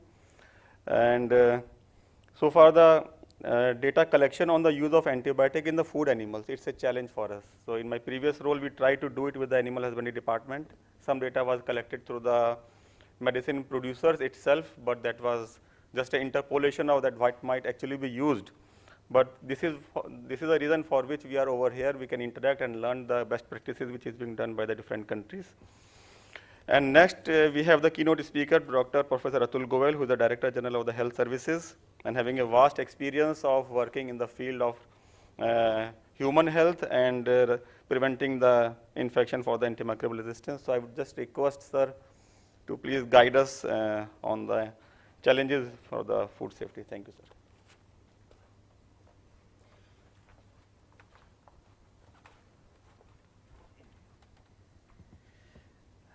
Good afternoon to all of you. First, I'll clear the little confusion that was there in the beginning. Actually, there is no mistake of yours. There is one Atul Goel who is a neurosurgeon as well. So if you would have searched on the net, probably you would have caught hold of him. I am essentially a professor of medicine, and I have been dealing with antibiotics all my life. So I would, since Mr. Lava Agarwal has said the perspective, already I would keep myself to the clinical perspective of what is required in terms of antibiotics or antimicrobial resistance in the Indian context. Can I have the slides? Yes. I think some of the things are not visible on this slide, I guess.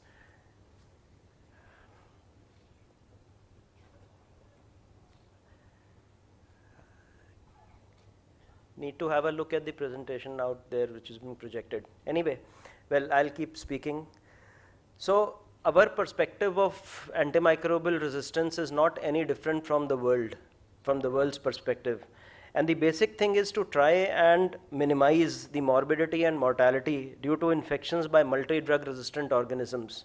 That's what we are looking at when we are talking of the pandemic of AMR. That is what we are looking at. We have to prevent the deaths because of antimicrobial resistance, infections because of antimicrobial resistance, and for which we are currently giving final touches to our NAP2, which means National Action Plan 2, which is almost final, and it is jointly with the stakeholders that Mr. Lava Agarwal has already mentioned. And of course, no doubt, Ministry of Health and Family Welfare is the nodal for it. Try and change the slides, see if something is visible. No, I think there's something wrong in the projection. I can't help it. Anyway, go further. Go to the next slide if you can. The magnitude of the threat. The magnitude of the threat, let's discuss that. As I think he was mentioning, resistance even to newer and more potent microbials like carbapenems, which is being seen today. There is no doubt a rapid spread of multi-drug resistant bacteria. It is difficult to control. If you have a look at the spread of infections in ICU, it's so easy for a multi-drug resistant organism to spread from one patient to the other patient. Try as you may, you are not able to counter it. There is a distinct lack of newer antibiotics on the horizon. In fact, the production of new antibiotics has been really slow. And this makes a visible threat of untreatable infections in the not so distant future. We might in fact be back to the pre-penicillin era, where you have infections which are not controllable by any antibiotic. And this can threaten all the global gains that have been there in the past. Global gains in tuberculosis, global gains in even HIV, because HIV patients who are treated with drugs are still prone to infections by drug-resistant organisms. So this might actually hurt the global gains that we've had. Further, adversely affects advances in medicine. We talk of outcomes of surgery. Surgical patients can potentially get infected by antimicrobial resistant organisms. So you actually can lose these gains. In addition, you talk of organ transplant today. We talk of increasing organ transplants. These patients are on immunosuppressive drugs. So the chances of them contacting infections is further high. It also threatens the universal global coverage, as well as it actually raises a question mark on the SDG goals of the United Nations. I think this slide, next slide please. Next slide. This slide has already been shown by Mr. Love Agarwal. So this was regarding our NAP1, which was from 2017 to 2022. And when we prepare the next action plan, we'll put into use what we learned from our first action plan, or what different we want to do to be successful. So we are in the, as I said, in the final stages of drafting the next action plan. Please change the slide. And already consultations have happened at various levels with various stakeholders. Next slide. Now coming to facts related to AMR in India. While One Health approach is important around the world, I think still human antimicrobial use continues to be the biggest component or the challenge for AMR in India and most of the developing world. Therefore, from an Indian perspective, most important challenge continues to prevent, I don't say overuse, misuse, I use the term inappropriate use of antibiotics for human consumption. You see, there was a big misuse of antibiotics through the entire COVID period, whereby azithromycin was mentioned, doxycycline was mentioned, and this went around the world, knowing fully well that we were dealing probably with a virus infection which is not going to be affected by antibiotics. So that's the inappropriate use of antibiotics that I talk about. So thus the most important activity for any action plan, including NAP2, would be the IEC activity for end users, the patients, as well as for prescribers. That has to be the main focus of our National Action Plan 2. So the activities we need to focus on is prevention of transmission of infection through promotion of WASH. This is an initiative that has been brought in by WHO again. Although I call it sometimes an old wine in a new bottle, we are talking of water, sanitation, and hygiene, which goes a long way to prevent infection. Then we have to also regulate the OTC sale of common antimicrobials, as well as restrict prescription of advanced antimicrobials. You see, anybody and everybody should not be able to use advanced antimicrobials. It has to be restricted to people who know how to use it. Then, as I said, the most important part would be awareness and understanding of AMR through communication, education, and training. We will have to analyze our hygiene habits in various areas, to analyze the consumption of antibiotics, and then probably design our IEC, consolidate the IEC that we used during the last 5 years, make fresh IEC based on how we could go through our previous action plan, and also develop a proper communication plan at the social level. And I would also look at an alternative approach. We all say that transmission of resistant microorganisms cannot be prevented. It's quite rapid. So why don't we look at alternative approaches of health promotion through spirituality, yoga and diet? Because this is an FSSAI conference, we talk about diet, and actually we could promote immunity and health through diet. We always hold the microbes as villains, but we forget that they are our friends too. There is a whole human microbiome present within the gut, which is today being disturbed, and that human microbiome plays such an important role in the immunity of the body. Even if resistant microorganisms get in, they can be taken care of if that human microbiome is maintained. And this is currently threatened by the globalization of food industry on the one hand, current interest in processed food, including the so-called health food, and also health supplements. Lastly, before I thank you, I leave you with two thoughts. One is for the healthcare industry, introspection for the healthcare industry as to where we are driving our modern medicine to. The second, for the food processing industry, it's time to introspect. Now, for example, we are currently in this is the year of the millets, and millets are so good for diet. They're absolutely essential. But if we start processing the millets into processed food, it probably would not be that useful. So that's why I said it's a thought for introspection for the global food industry as well. Lastly, for developing world, it's time to rethink its strategy for food and health. Whether that has to be decided by the developed world or by an imaginative research focused on the local conditions. And local conditions in India differ from area to area. So it has to be a very focused approach when you talk of food in that area. It's best not to disturb the human microbiome, which is locally prevalent in a particular area, if we want to prevent the infections because of drug-resistant organisms. Thank you so much.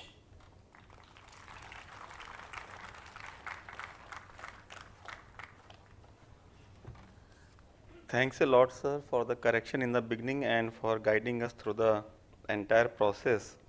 And in fact, we really believe that not only the excessive use, but we have also realized that the off-label use of certain antimicrobials is a matter of concern, especially in the veterinary practice. Of course, it has been observed. The alternative approach which has been suggested by you, definitely we will try to look into it, that how to integrate the use of alternative approaches, and through the modified diet programs we can make use of we can try to resist the antimicrobial resistance. And now we have Mr. Emmanuel Kabali, who is the AMR Project Coordination and Technical Support Consultant and the Global Project Coordinator at the Food and Agriculture Organization. In addition, Mr. Emmanuel has also held the significant positions at the Zambia Medicines Regulatory Authority, ZAMRA, and the Pharmaceutical Regulatory Authority, PRA, in Zambia. So he could not visit physically over here, and he has forwarded the recorded message. So I would request to play the recorded message of Mr. Kabali, please. Happy to join the Global Food Regulatory Summit. I hope you can see my screen. And my speak really will not be to lecture you, because most of the things I have here are known to the majority of you, I believe. But I'm really going to look at FAO's support to the fight against antimicrobial resistance, and also some of the strategic positioning of FAO in addressing challenges and providing solutions for global food safety through agri-food systems transformation. I am Emmanuel Kabali, and I work with the AMR team at the FAO headquarters in Rome. So in a nutshell, FAO is a United Nations specialized agency, and it leads international efforts to defeat hunger. Our goal is to achieve food security for all and make sure that people have regular access to enough high quality food to lead active, healthy lives. As of 2020, FAO had 194 member nations, 1 member organization, and 2 associated members. FAO has 5 regional offices, 11 sub-regional offices, 6 liaison offices, 7 partner and liaison offices. The initiative seeks to leverage all the various projects, products, and tools that have been generated and developed, not only in FAO, in our members and other partners, to ensure that we focus on a real action-oriented initiative aimed at reducing the need of antimicrobials on the farm. Some of the innovative ways and traditional ways that we would want to employ include improved husbandry and health services, biosecurity, vaccination programs, nutrition alternatives to antimicrobials where they are used to promote growth rather than for medicinal purposes. There are many other things that we are able to do together, and we are designing this initiative to be an initiative that can be co-designed, can be adjusted, can be useful in a whole society approach, in a whole agri-food system approach. With this importance, the FAO provides support to food control systems through provision of assessment, again, based on requests and demand by countries. The 4 pillars of food control systems, which are inputs and resources, control functions, interaction with stakeholders, and science, knowledge base, and continuous improvement, have several components.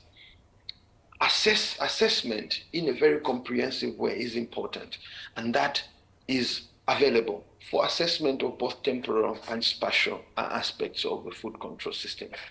Also, evidence-driven investment strategies are supported, if required, based on assessments and the needs that are seen, to ensure that the improvements that are targeted are impactful.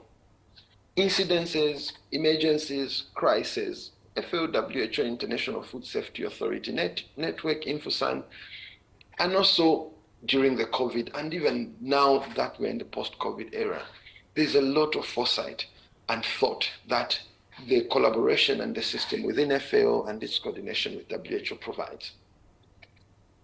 With what I've said, I hope the summit is able to generate some forward-thinking approaches to not just look at food safety or food systems in small silos or narrow value chains, but a holistic agri-food system, because the two are linked: primary production, food processing, including consumption, and presentation of food for consumption are so interlinked.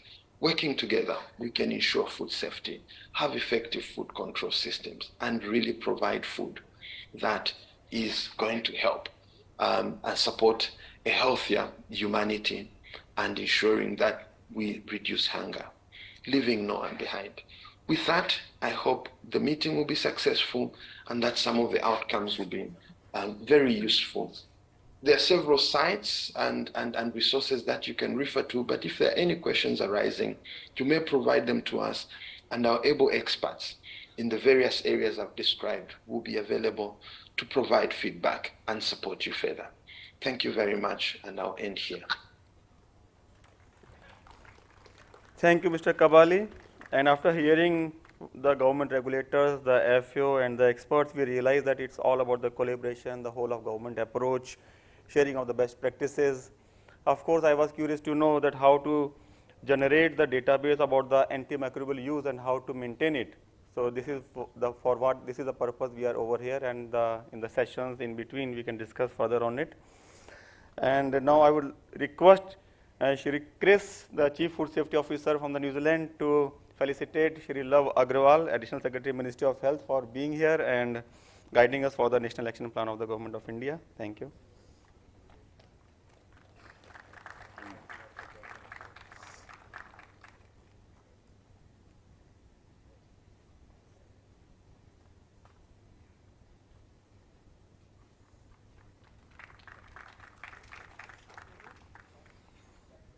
Thank you, sir.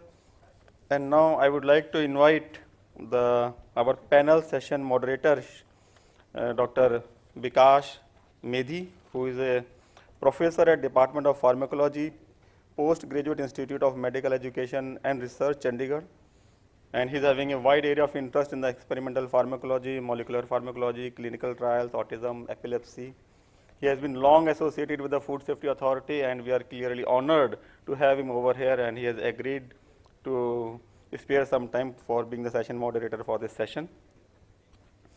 I would also like to invite first my friend, Dr. Richard Niall, who is also serving as the first Secretary Agriculture at the Australian High Commission in New Delhi. With over 7 years of experience, he has held diverse roles in the Department of Agriculture, Fisheries and Forestry, Government of Australia. Dr. Niall led the development of Animal Plan, Australia's first national action plan for animal health, facilitated imports and exports of live animals and their products, and managed projects to strengthen national animal disease testing capacity. Dr. Niall, please. We have with us Professor David Sutherland, who is the Food and Agriculture Organization's Regional Antimicrobial Resistance One Health Coordinator and Coordinator for the Regional Tripartite AMR project. We are clearly honored to have you over here, sir, and he has experience in environmental health for around 25 years. We have Professor Ivars Berzins, who is the Chair of Scientific Board of National Institute of Food Safety, Animal Health and Environment, Latvia. In addition, he is also the Chair of the Management Board of European Food Safety Authority and Professor at the Latvia University of Life Sciences and Technologies, Faculty of Veterinary Medicine. So welcome. I would also like to invite Dr. Lata Kapoor, who is an esteemed professional affiliated with the National Center for Disease Control under Ministry of Health and Family Welfare, and she has played a pivotal role in implementing the effective public health interventions. I would also like to invite Dr. Anuj Sharma, who is a technical officer for 3 cross-cutting areas: antimicrobial resistance, labs and infection, prevention and control at the WHO country office at India. His key areas of work experience include antimicrobial resistance, infection, prevention and control, lab strengthening, blood safety, e-health, and health informatics. Such a diverse experts over here on the dais. So now over to Dr. Bikash Mehri. Thank you.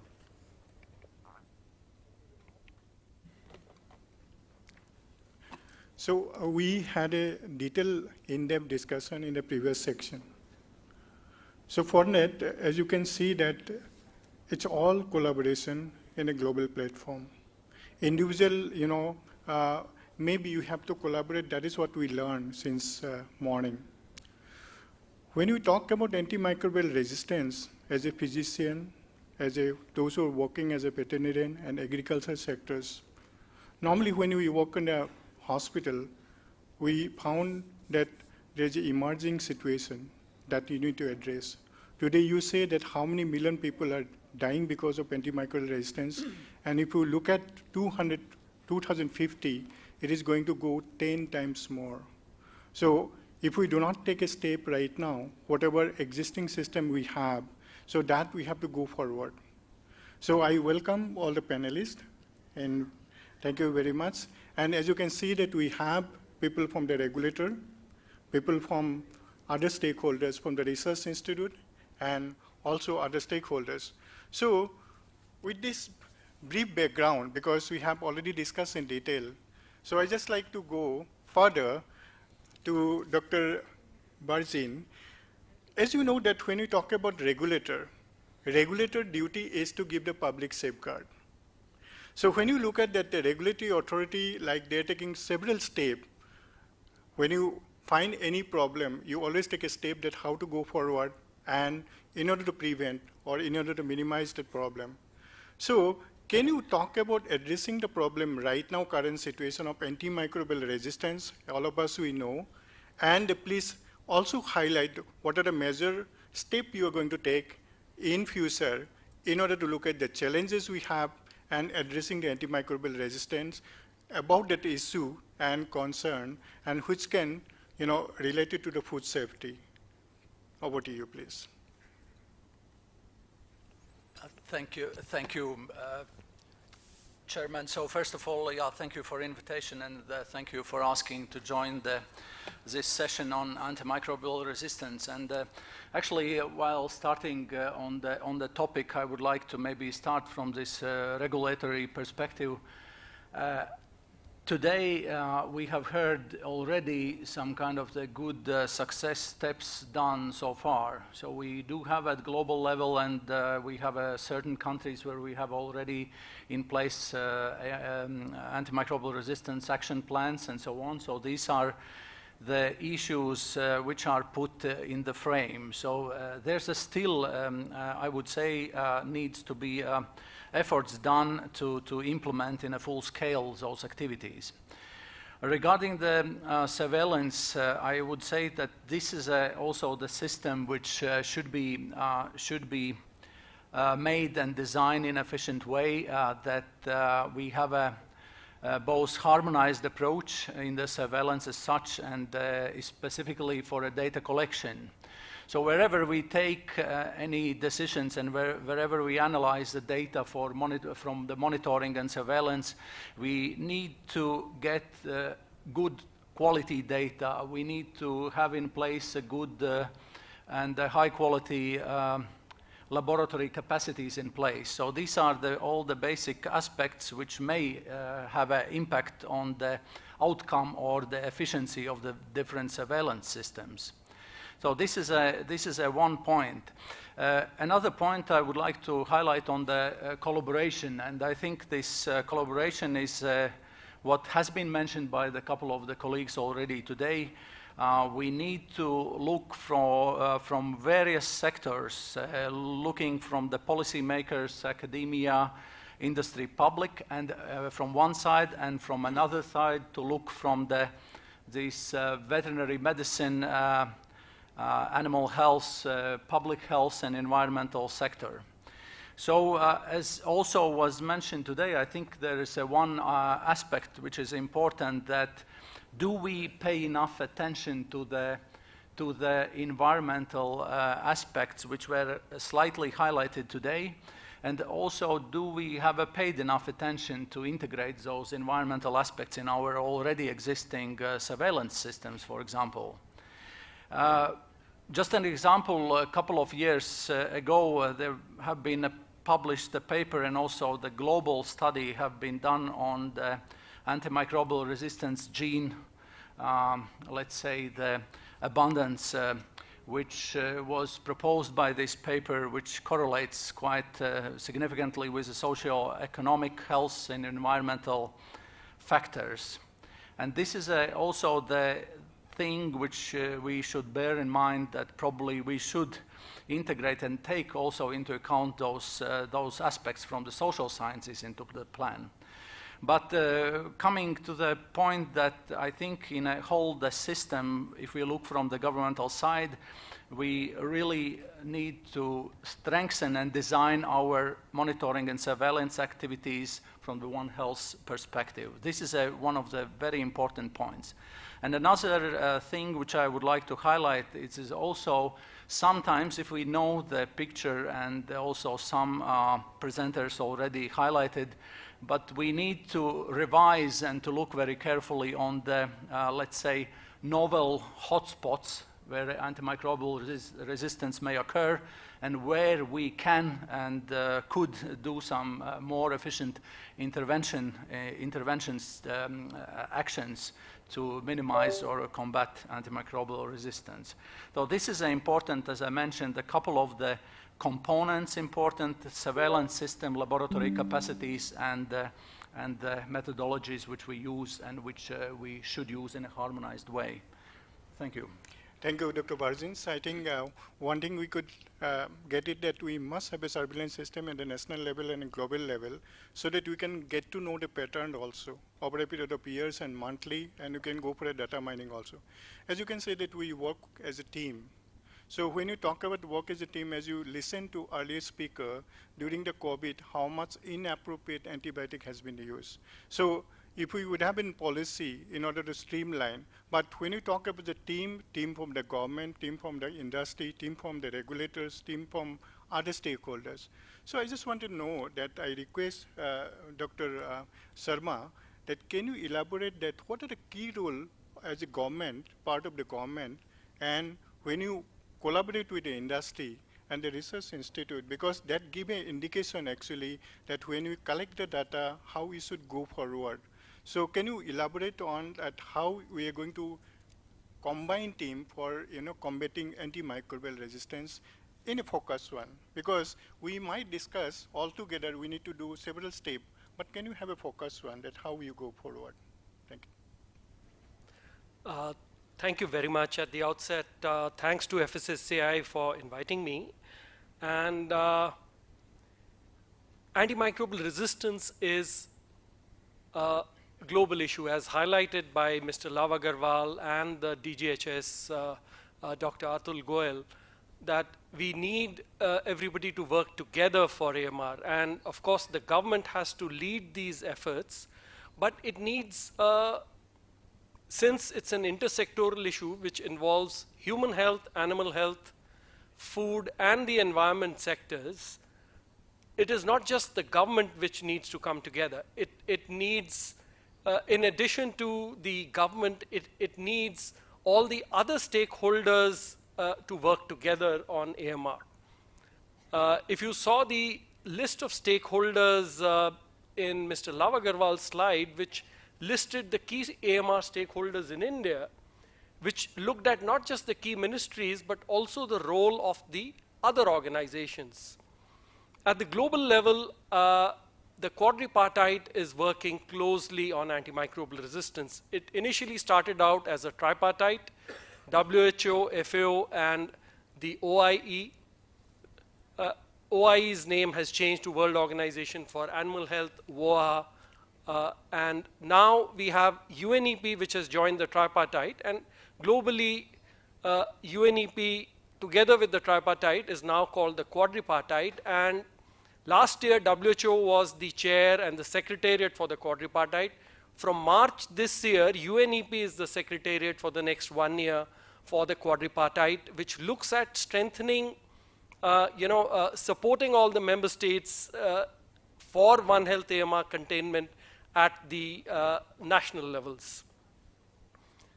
Just to give you an example from the Indian perspective, at the WHO country office, we work with a lot of organizations, especially with the government. And within the government, Ministry of Health and Family Welfare is a key partner. Under the country cooperation strategy of WHO's country cooperation strategy with the Ministry of Health, AMR is one of the key priorities. Within MOHFW, two key institutions are the main partners, National Center for Disease Control and ICMR, which have their own AMR programs for containment of AMR.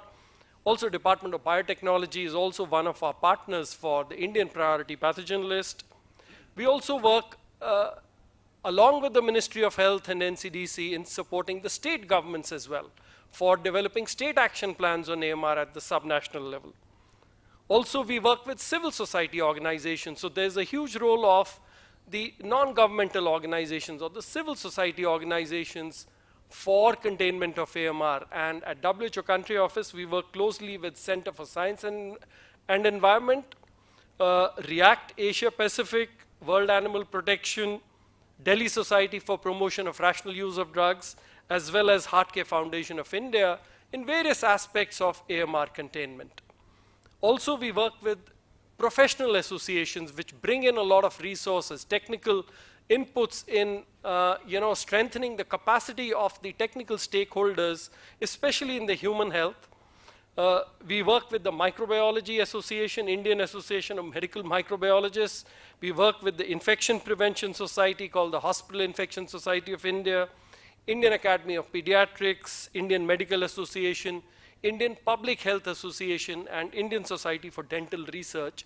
So these are some of the professional associations we work with to ensure that they develop the capacity, capability, and skills of their members for AMR containment. And also, we look at working with students as well, the Medical Students Association of India, Indian International Veterinary Students Association, India chapter, as well as the National Service Scheme for raising AMR awareness in the community as well. For the industry, especially if you're looking at the food sector, they also have a huge role to play. As a UN, we do not engage directly with the industry. We work primarily with the industry associations. So we've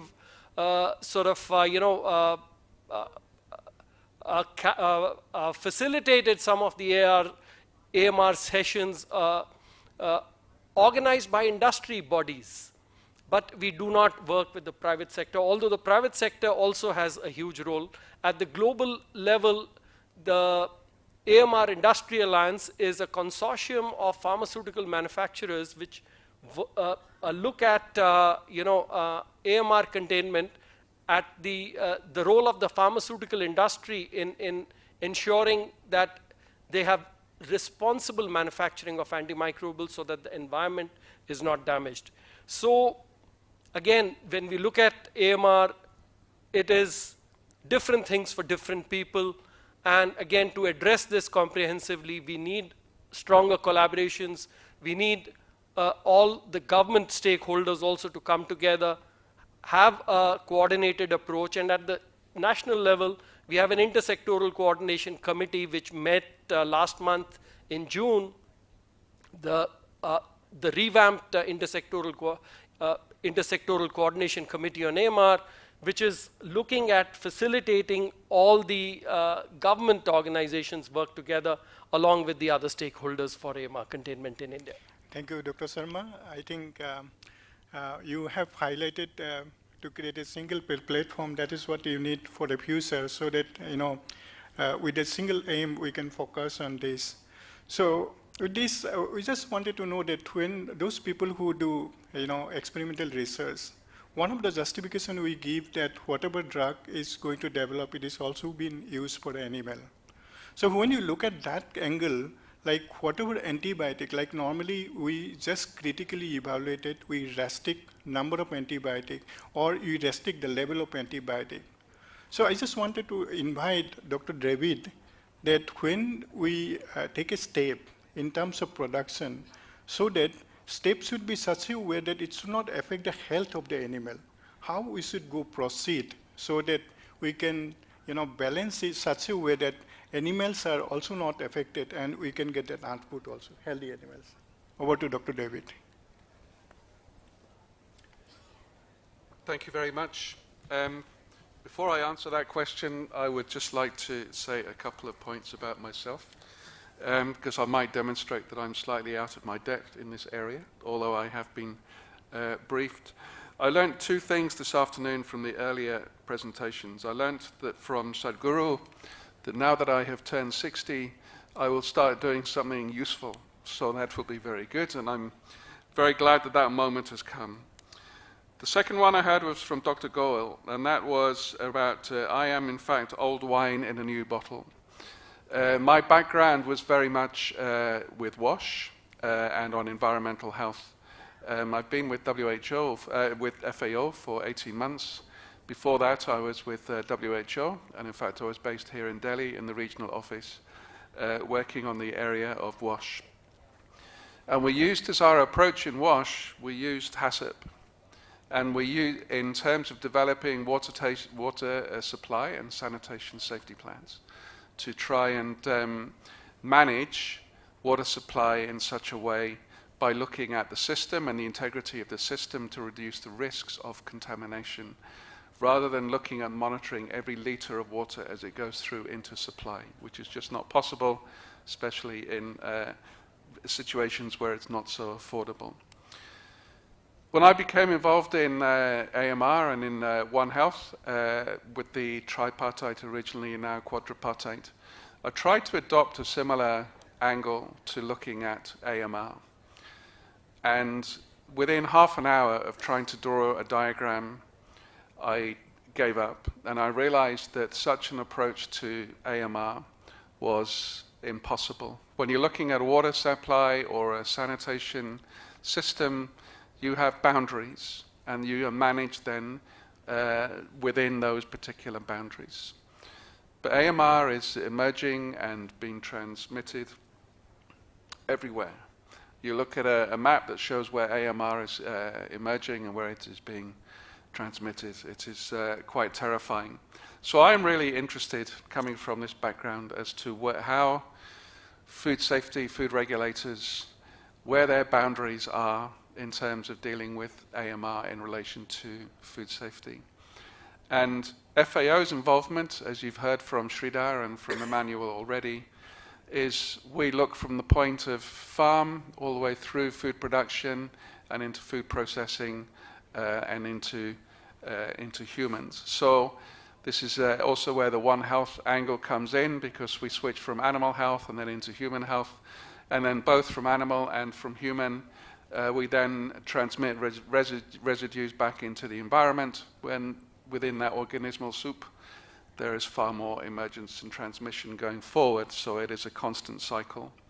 So the question that you make, that you asked some time ago, sorry, I just wanted to put it into context, really is that we are very much working with farmers, with support agencies to farmers, to really try and to build and identify areas where the health of the animals and the productivity to the farmer is such that any interventions that they make do not cost, that they are profitable, and that the health of the animal is not compromised. And our Director General, he has a very strong message of more production and better production. And so the challenge to us in our work is how to increase productivity whilst at the same time not compromising welfare and health of animals. It is a big challenge for us, because we would definitely say that in terms of the code of practice that was mentioned earlier by both Sridhar and Emmanuel, is that really antimicrobials should be used according to clinical needs, so not in general usage. They should be used according to best practice and where there is no alternative, to treat and not to prevent. I think one of the things sometimes we find is that the use of antimicrobials is being used to allow more intensive production of animals. So we would be looking for really not to see that happen, and really look also at individual treatment, not mass treatment, when outbreaks occur.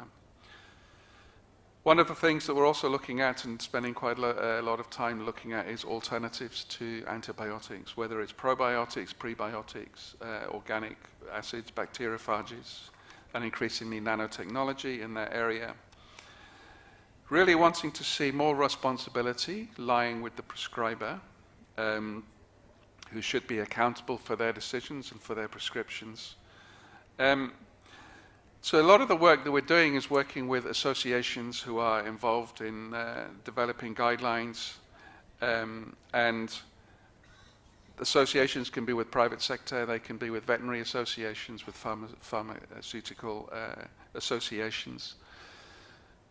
There's a lot of interest in AMR. FAO in our region alone is being supported by 4 different organizations, by the Fleming Fund from the UK, by the Republic of Korea, by USAID, and by the European Union. And I am coordinating the European Union project. It is a tripartite project, but because it started pre-UNEP, we're working very closely with UNEP. So we know that there is a big area of interest in AMR, and we are in all of these areas trying to look at ways to talk with farmers, to talk with the private sector, to talk with professional associations, to find ways ahead in which we can answer the question that you are talking about. We live in a region of increasing prosperity. We live in a region with very rapidly consumption of animal protein. And so there are very great demands and increasing demands on animal protein within this region. So it is an issue that we really do need to think about. So maybe it is something where we need to sort of look outside the box and think about how do we redesign. I would say in defense of the animal sector is quite often at the beginning there was a bit of finger pointing, saying that the vast majority of antimicrobial use was in the animal sector. And it was being used as a growth promoter and is being used as a preventative. But that has, many countries have seen the animal sector with the far and away the biggest improvements in antimicrobial use, biggest reductions in antimicrobial use, whilst in the human sector, the use is still going up. And what we're finding in those countries where there's been a very large drop in antimicrobial use, there has not been associated increase in disease or problems for animals that in those countries. So I think it is possible to reduce the usage of antimicrobials whilst at the same time to maintain productivity and animal health. I think one of the biggest areas, I mean, I come from a WASH background, and hygiene was a huge part of WASH, and I think we found during COVID that hygiene was really a massive area, and I think a lot of us learned to wash our hands and the importance of hand hygiene in preventing the transmission of disease. And certainly we would say that the most effective way of reducing the need is through the most effective intervention is to reduce the need for antimicrobials through biosecurity, through vaccinations, through proper nutrition, through the points that Emmanuel was showing in that Renofarm diagram. We're doing some work in the region on something that we call agri-wash, which is building on biosecurity measures. It's also building on the IPC guidelines that were developed by WHO for healthcare facilities to reduce transmissions of infection in hospitals. We're using very similar approaches in food production, animal production facilities to reduce the risks of contamination. So it's very much about risks, reducing the risk, without needing to increase the usage. I will stop there for now. Thank you. Thank you, Dr. David. I think he highlighted about the balanced use of antibiotic, and so that animal health is also not been affected. But when you talk about, you speak to a physician, like you already said that they are more responsible. We should take the responsibility as a physician. You talk to a veterinarian, people from agriculture. You know, right now we talk about, can we have a single approach, okay, health approach, one health approach. So when I request Dr. Kapoor, can you highlight on that, you know, how all stakeholders can have a single approach and we can tackle antimicrobial resistance for future, because it is going increasing. Can we make a kind of a full stop, at least some barrier? Thank you.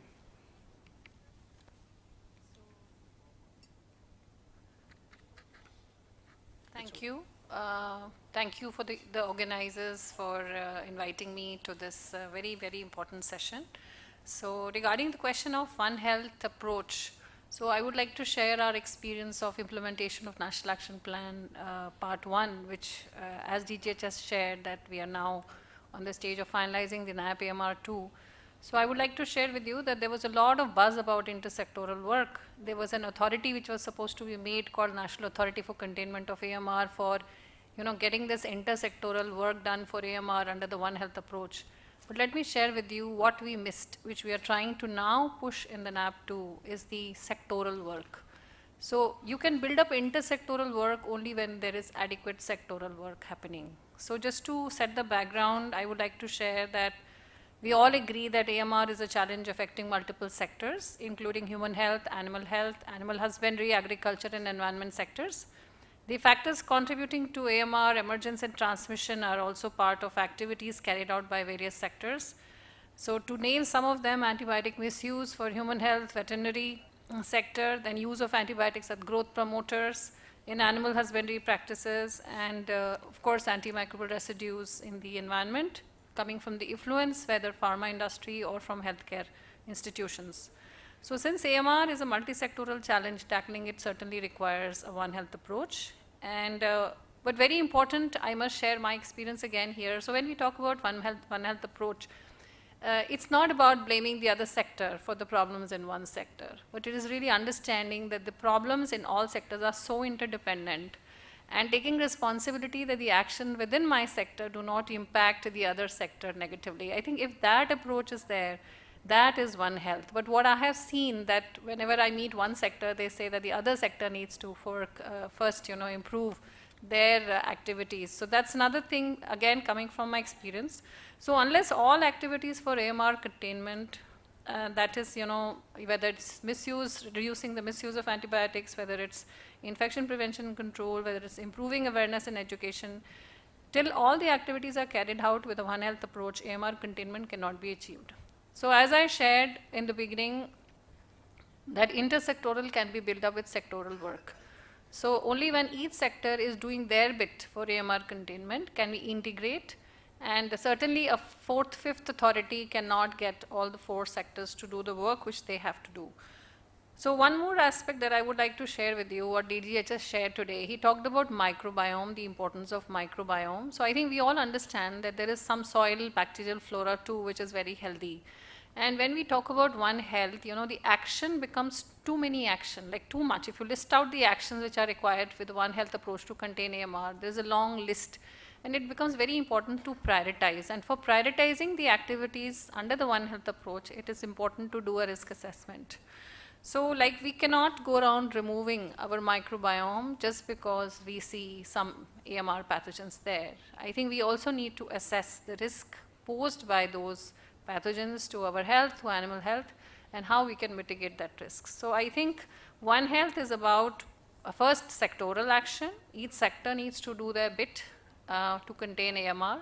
Second is to prioritize. If we are talking intersectorally, we need to prioritize what are the risks and also identify the risks and then mitigate the risks.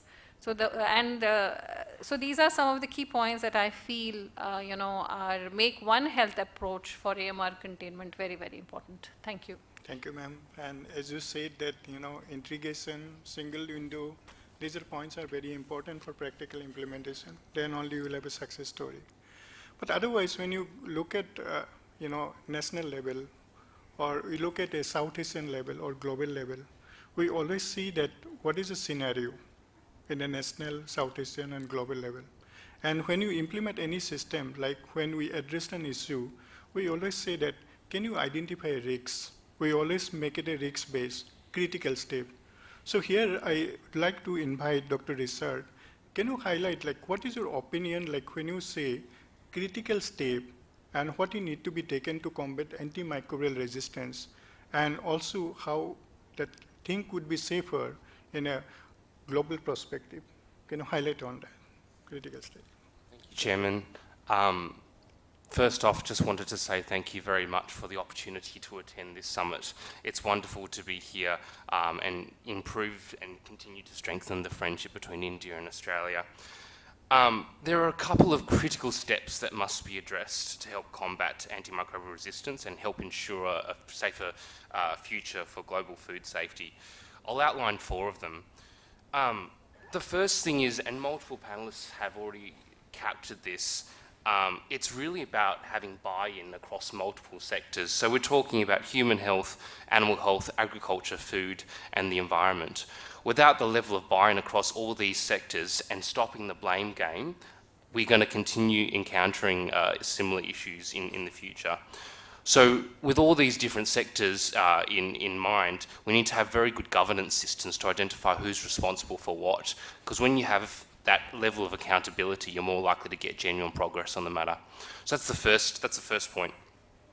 The second point, and other panelists have already touched upon this, is actually having a genuine data-based approach towards antimicrobial resistance, whether it's antimicrobial usage, antimicrobial surveillance data, or finally antimicrobial resistance levels.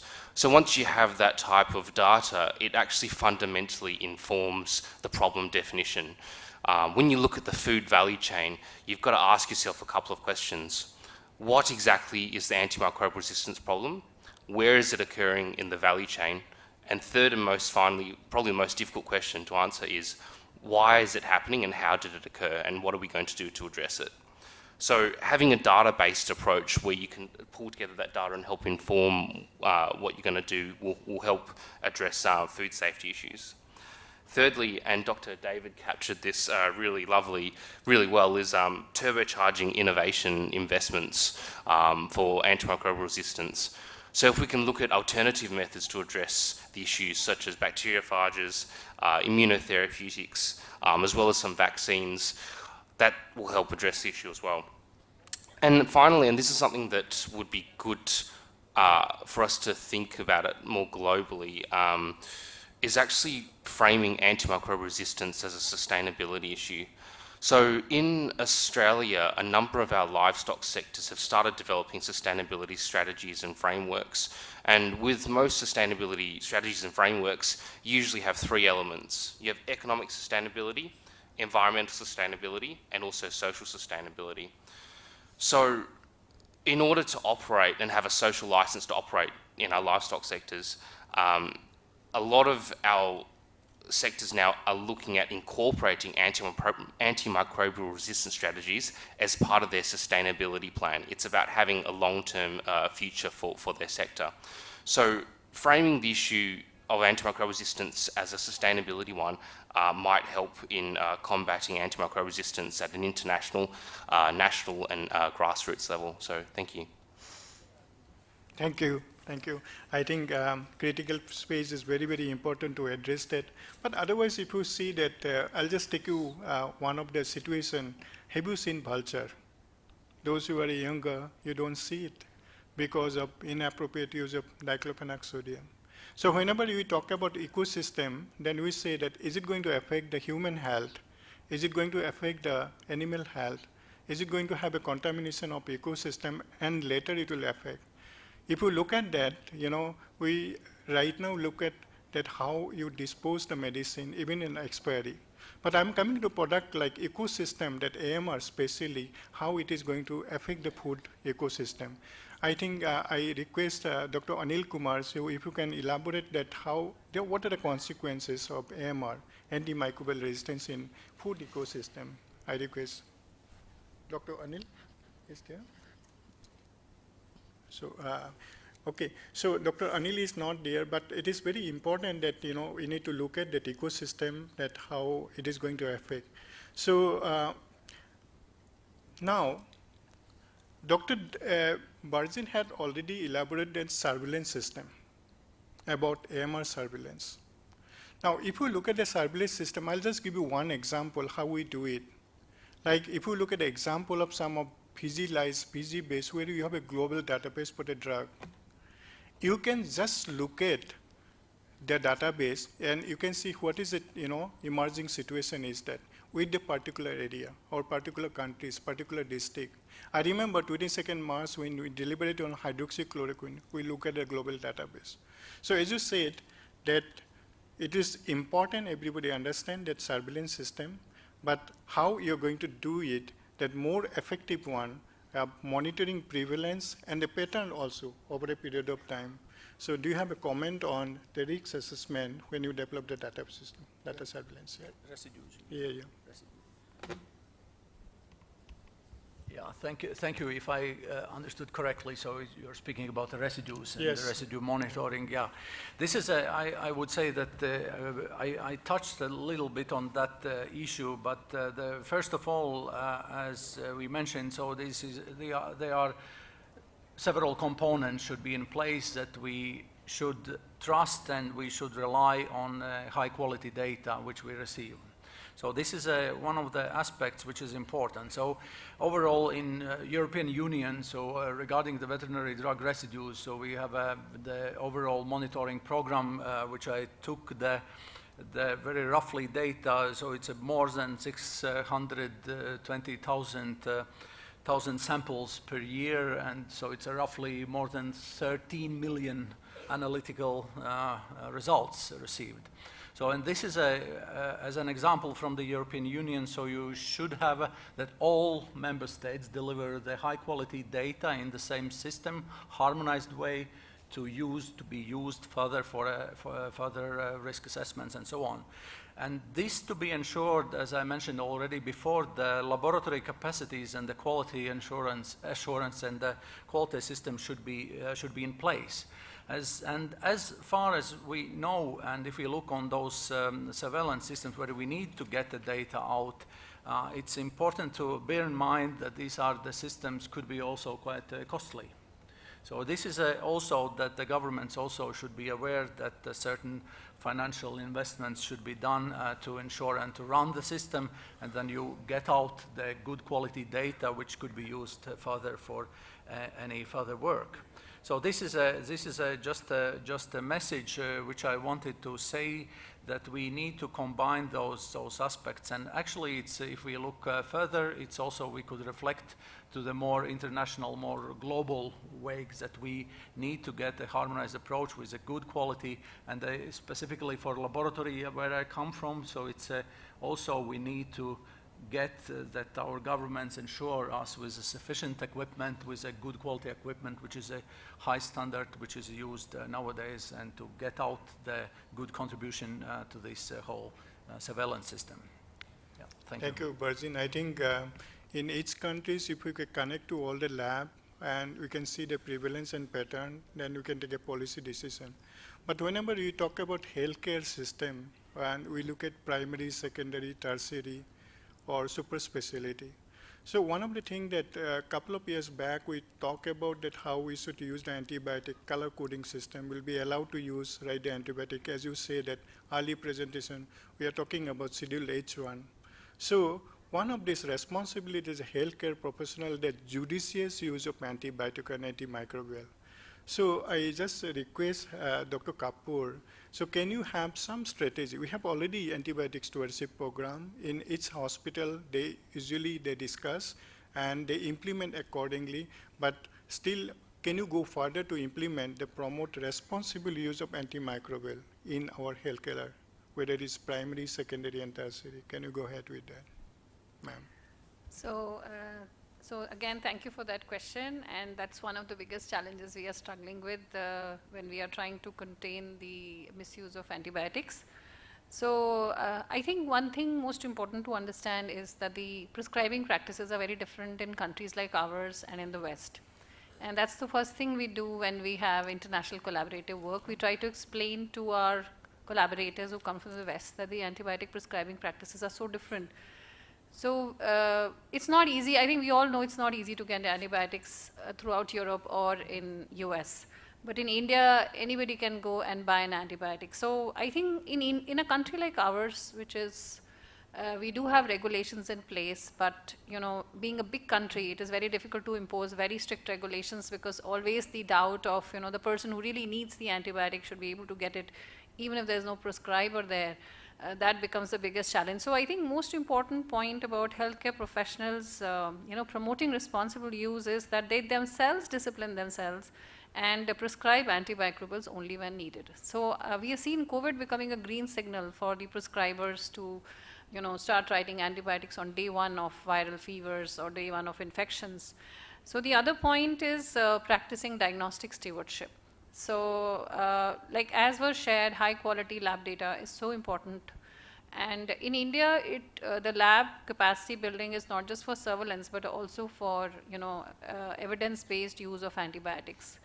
So practicing diagnostic stewardship is another very important aspect for, you know, healthcare professional.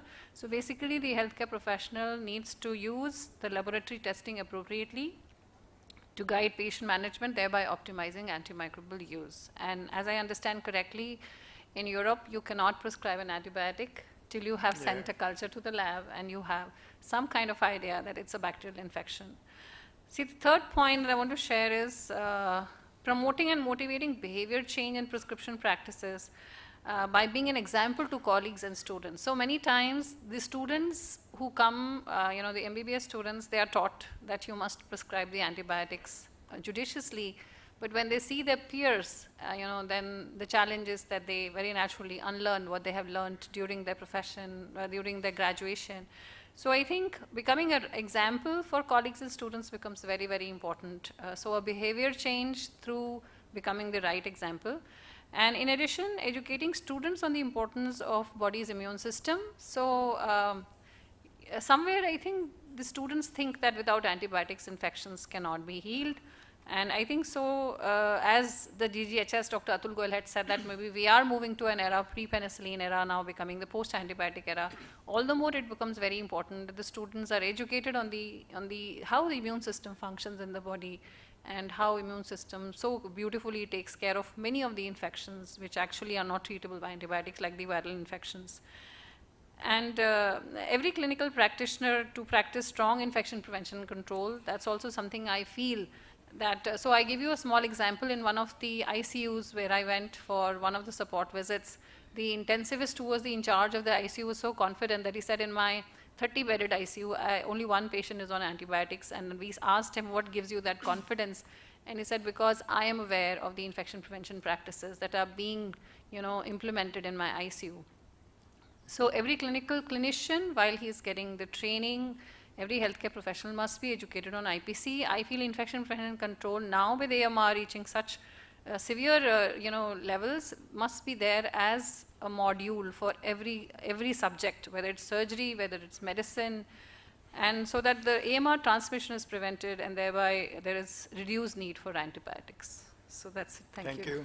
I think it's all responsibility. That is why I think Secretary also talked about that you need to look at the syllabus for MBBS student, undergraduate student, and later postgraduate also. But when you talk about stakeholders, like people from the government, people from other stakeholders, industry, everybody is responsible. I want to request Dr. Risar that how you can motivate the industry that they become the responsible user, judicious use of antibiotic, so that it will not go beyond, so we can take a step of antibiotic prevention. Thank you, Chair. And one thing I just wanted to mention, even before addressing that, is we are already starting to see some market drivers for this, just coming through a lot of industries and consumers requiring industries to have a social license to operate. A lot of this is already impacting positively on our industries and encouraging them to look at better ways of using antimicrobials. One thing that we're looking to do in Australia is to positively engage with industry as much as possible.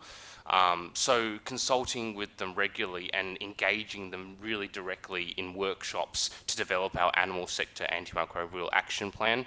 That's one way we've been trying to get our industry on board. Another way we've been trying to do this is through the sustainability frameworks, like what I mentioned before. And also we've been engaging very closely with our national and state-based veterinary associations who have been developing prescribing guidelines for veterinarians. So this type of grassroots level engagement where we've got guidelines to help improve antimicrobial use helps systemically improve the problem. It also helps that we've got very strict regulations for antimicrobials. In Australia, for our livestock species, we actually have banned the use of fluoroquinolones, colistin, as well as fourth generation cephalosporins. So it's a combination of both positive engagement as well as appropriate regulation and enforcement through relevant authorities. Thank you. I think when we talk about resistance in different continents, we always say that what is the scenario in developed countries? What is the scenario in developing countries? Because there are environmental factors. If you look here, we have a hot and humid situation. So I request Dr. Sharma, so can you, tell us that some of the specific challenges considering to developing nation, is there any need to take an extra step for us compared to developed countries? Thank you for that question. One of the critical things, especially if we are looking at safer food, one of the critical things to monitor safe food is the availability of laboratories that can detect whether the food is safe or not. So, look for microbiological contamination, whether organisms are present or not, and also their antibiotic susceptibility pattern. And second is the capability and the skills to do the levels for antimicrobial residues. Especially antimicrobial residues is more challenging because you have a huge number of antimicrobials that you can monitor. So each country or a region, especially large countries like India, need to prioritize what are the common sort of antimicrobials being used in the food or the animal sector which need to be monitored. So again, identifying those critical antimicrobials to be monitored is also a challenge. And another key challenge is how do you send the samples for testing? In terms of the outbreaks which happen, which impact primarily the human health sector, and you have outbreaks of foodborne diseases.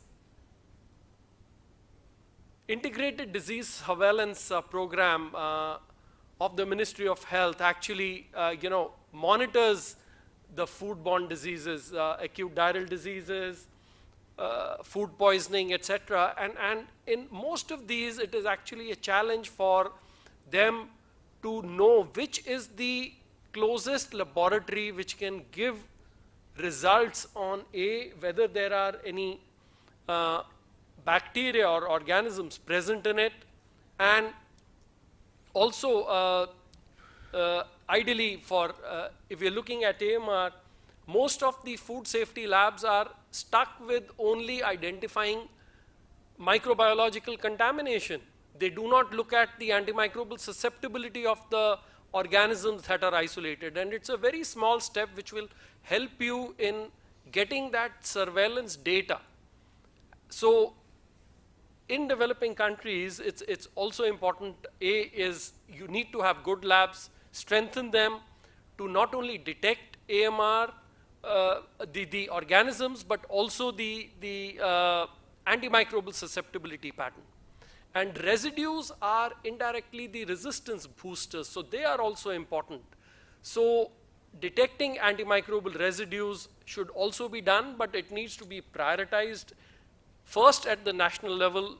Say in a country like India, it should be done at the FSSAI level, but then each region or each state in India should have the option to select which antimicrobials that they will monitor in their food products. So those are some of the things, I think, the challenges which need to be addressed, especially if we're looking at safer food. Thank you, Dr. Sharma. I think you highlighted an important point in identifying a residue. But we need a technology also, especially developing countries, that can you develop a technology, cost-effective technology to detect it. So I request Dr. David, can you highlight some of the innovative technology for detecting and which we can monitor antimicrobial use residue in the food. So any for some bill for developing nations for technology which can be implemented with cost-effective. I could just say no, but I mean, I think Anuj already talked about a lot of technologies and tests. I would say that there's a lot of work that is going on. Certainly I'm talking about the veterinary side. There's an awful lot of work that is going on at the moment to do the assessment of laboratories within the region in terms of their ability to do susceptibility testing. FAO has a program called Atlas that is being used, and there is an increasing number of experts within the region who are being trained up to become Atlas assessors, to be able to assess laboratories in the region for their ability to be able to assess. I can't say exactly which technologies are being used, but as part of that process, the expert assessors would be letting us know what is going on. But I guess there are the two sides, and really we're sort of looking at the screening side, so really looking at qualitative assessment in terms of finding out whether there is risk there or not. So I mean the very basic technologies already being used, 4-plate acidification. There's a lot of private sector companies that are realizing that there is a need for more detailed and higher tech. I'm not sure whether I should be mentioning commercial brands, but BR Test, Eclipse, Copan Test, Devlo Test, Lumac, Arlan, all developing technologies that are seen as being quite effective. I think most of the screening, most of the qualitative technologies that are there are seen as relatively cost effective, but they can take time. Of course, the confirmatory technologies, chromatographic methods are much more expensive, but that is when looking at excuse me, speciation. I think, and there's a lot of work being done on fully automated biosensors, and so there are technologies that are becoming more affordable within the region. FAO actually at this moment is preparing regional guidelines on surveillance of residues, and so within those guidelines there will come out of that. So they are working with VMD, the Veterinary Medicines Directorate in the UK, in this area. And so I'm sure that as part of those guidelines, there will be advice that is coming out on that side. I think one of the other things that is worth considering is storage of isolates, because we're doing one study in Vietnam, for example, on non-typhoidal salmonella, where food poisoning within Vietnam is becoming more and more of an issue, and really an issue that government wants to look at. So one of the pieces of work that we're doing there as a One Health activity is to develop a working group between the laboratories and the animal and the human sectors, and the environment sector where available. When looking forward is really to try and to do analysis of an outbreak and to identify where it came from. But as part of the process, what they are doing is that they're looking at 10 years worth of isolates using whole genome sequencing to look at the evolution of NTS over time. So I think it's having original material to work with, I think, is really important. So storage of isolates, I think, is a very important point, because all of the time technologies are becoming more effective and more affordable. Yeah, that is what we need, actually, new technology, cost effective. But at the same time, we also need international collaboration. You already talked about, can you create a global database? So here if you see that, if we have an international collaboration, sharing the knowledge, okay, we can strengthen. We talk about global health. So in the interest of time, can you give a brief, Dr. Barzin, about international collaboration, how we can create a global database, and that will be applicable for, all the developing countries. Yeah, thank you. Thank you. I will be very short, but I would like to still stick with that, what I mentioned. So we need a lot to put efforts to strengthen our harmonized approach with the same quality of the efforts to do. But for international cooperation, I just didn't mention maybe earlier, but for example, we do have also some methods which we developed also worldwide at international scale, global scale, like let's say sewage or wastewater monitoring, for example, which could be used for various purposes, both for antimicrobial resistance and also the drug residue monitoring. And these are, I think, could be also lowered to the specific, not only region, but to the specific slaughterhouse, dairy plant, and so on, to the specific area. So this is a way how we could save our resources to develop much cheaper, much more efficient, and much more, let's say, broader methods and to be applied. I think this is a good point. And as David colleague mentioned about databases, I think this is also extremely valuable and needed a place.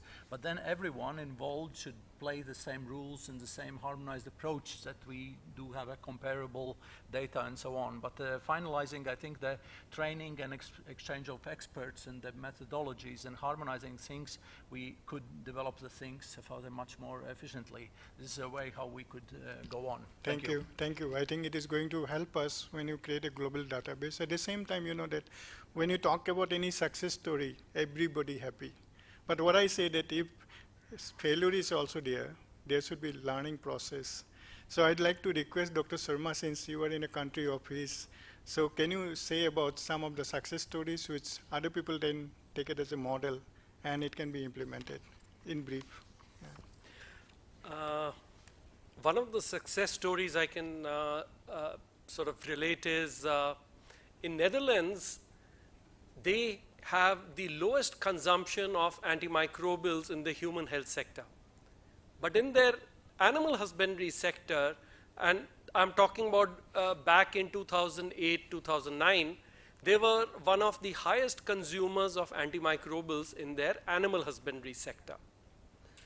The Minister of Agriculture, in response to an outbreak of ESBL producing organisms which were linked to food producing animals, the flora of the food producing animals, the Minister for Agriculture actually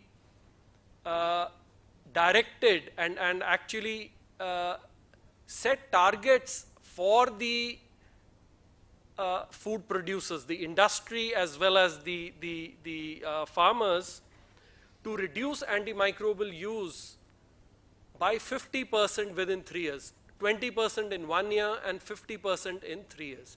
And in 3 years, they actually reduced it by 56%. By 2012, they had reduced antimicrobials in the veterinary sector by 56% without any impact on their economic sort of returns. So a lot of antimicrobials which are misused, thinking that it might affect their productivity and the economic sort of cost of production if they don't use antimicrobials. This is a good example which sort of highlights that antimicrobials can be phased out and not used indiscriminately in food animals. So this is one of the good example. We can take that learning story, objective. But one of the things that we learned that unless you create an awareness and motivate the people, so we are not successful. Even we have been running a program under DST with Pan-India, all the school children about antibiotic resistance. So last couple of weeks we are only dedicated for Eklabya school. Ma'am, I just wanted to Dr. Kapoor, so is there any, how it is actually useful in a public awareness? Because a lot of people when you go to rural area and semi-urban, they're uneducated. So is there any mode to motivate so that they understand that, at least the hygiene, how it is going to prevent even their children and other neighbors also? Is there any models like this we can implement? So thank you for that question. So our experience in the last 5 years of implementing awareness programs I would like to share that with you. So I think as the Dr. Atul Goyal DJHS sir said that this is old wine in the new bottle.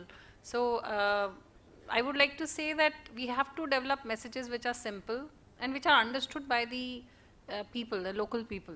So instead of using wash, we continue to use hand wash, and we continue to use hygiene, sanitation. And I think developing focused, simple messages in local languages is very, very important. So first step is that we develop material that is easily understood, which is translated in local languages. And secondly, the message should be very focused on the stakeholder whom we are focusing at. If we are planning to, talk to people who are from the rural localities, its general community, then the message has to be very different. And if it is with students, school students, college students, the message has to be very different. If it's with professionals, paraprofessionals, the message will be very different.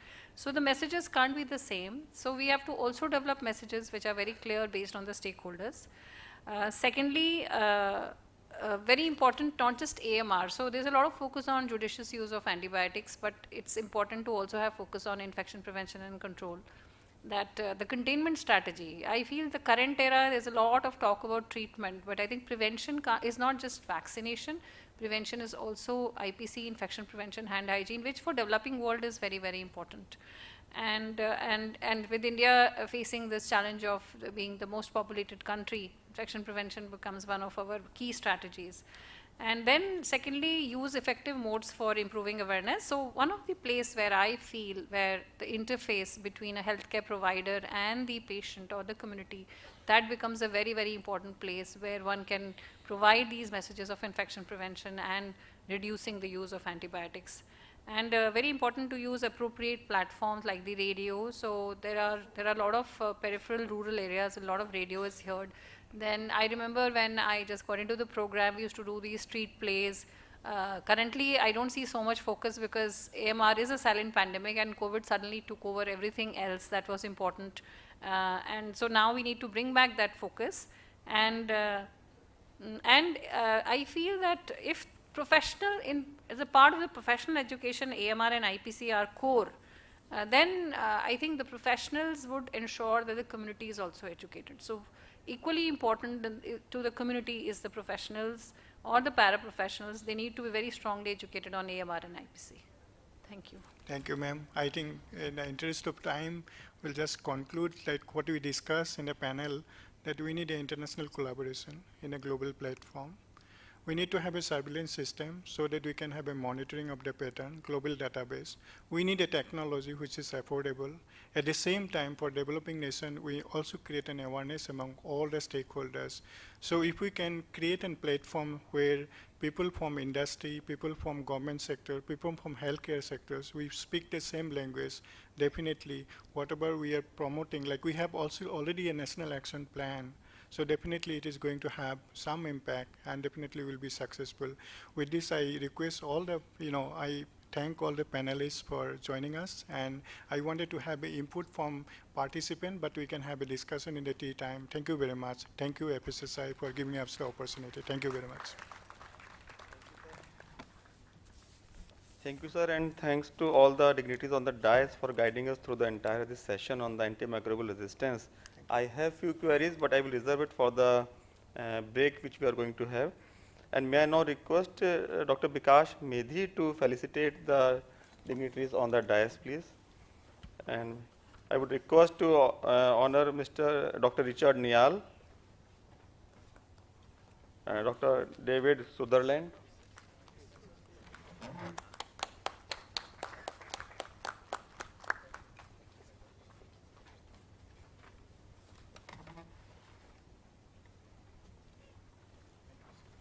Dr. Burzins,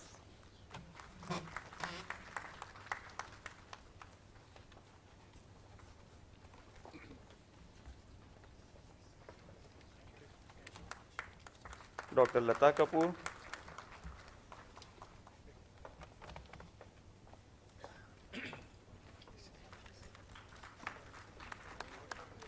and Dr. Anuj Sharma.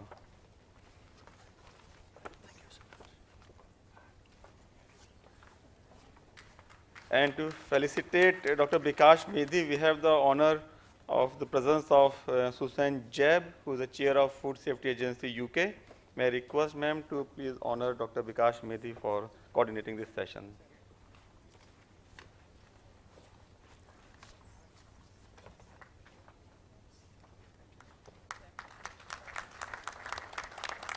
Thanks a lot, and we will now break for the tea break, and requesting all of you to please join us for the cultural evening here itself at 5:30. And thanks a lot for being here. Thank you. Yeah, yeah. I think we can. I will come on. Yeah, that will be clear. Yeah. You can come close. Oh, okay.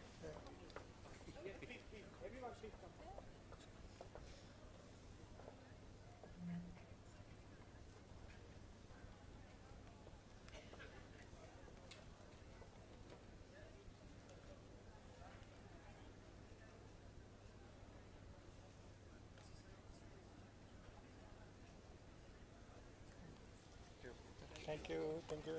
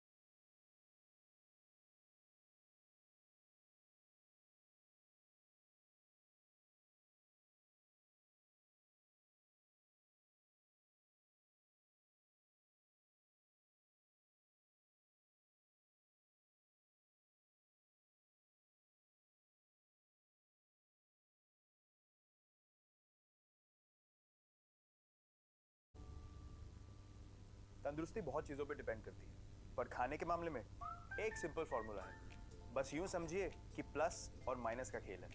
देखिए, आटा, चावल, तेल, दूध और नमक खरीदते समय plus F के निशान को चुनिए। ये फोर्टिफाइड फूड्स हैं जिनसे आपको संपूर्ण पोषण मिलेगा। और खाने में घी, तेल, नमक और चीनी को कीजिए थोड़ा माइनस। तो प्लस F और थोड़ा कम, है ना simple. Eat right, stay fit, तभी इंडिया सुपर हिट।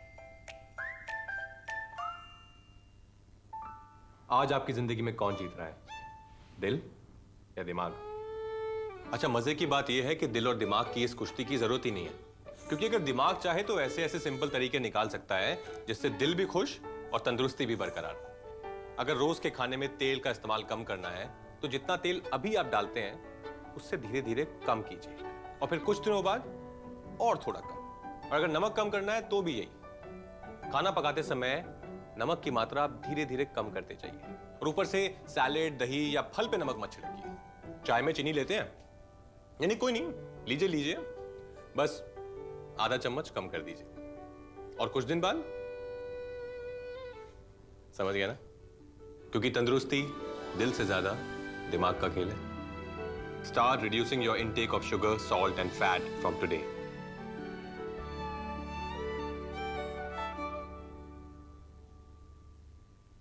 तंदुरुस्ती बहुत चीज़ों पे डिपेंड करती है, पर खाने के मामले में एक सिंपल फॉर्मूला है। बस यूं समझिए कि प्लस और माइनस का खेल है। देखिए, आटा, चावल, तेल, दूध और नमक खरीदते समय प्लस F के निशान को चुनिए। ये फोर्टिफाइड फूड्स हैं जिनसे आपको संपूर्ण पोषण मिलेगा। और खाने में घी, तेल, नमक और चीनी को कीजिए थोड़ा माइनस। तो प्लस F और थोड़ा कम, है ना simple. Eat right, stay fit, तभी इंडिया सुपर हिट।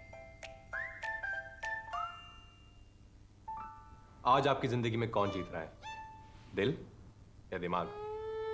अच्छा, मजे की बात यह है कि दिल और दिमाग की इस कुश्ती की जरूरत ही नहीं है, क्योंकि अगर दिमाग चाहे तो ऐसे ऐसे सिंपल तरीके निकाल सकता है जिससे दिल भी खुश और तंदुरुस्ती भी बरकरार। अगर रोज के खाने में तेल का इस्तेमाल कम करना है तो जितना तेल अभी आप डालते हैं उससे धीरे धीरे कम कीजिए, और फिर कुछ दिनों बाद और थोड़ा कम। और अगर नमक कम करना है तो भी यही। खाना पकाते समय नमक की मात्रा आप धीरे धीरे कम करते जाइए, और ऊपर से सैलेड, दही या फल पे नमक मत छिड़किए। चाय में चीनी लेते हैं, यानी कोई नहीं, लीजिए लीजिए, बस आधा चम्मच कम कर दीजिए, और कुछ दिन बाद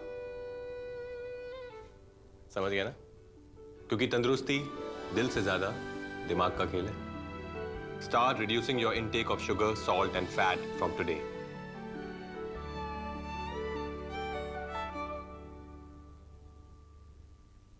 तंदुरुस्ती बहुत चीज़ों पे डिपेंड करती है, पर खाने के मामले में एक सिंपल फॉर्मूला है। बस यूं समझिए कि प्लस और माइनस का खेल है।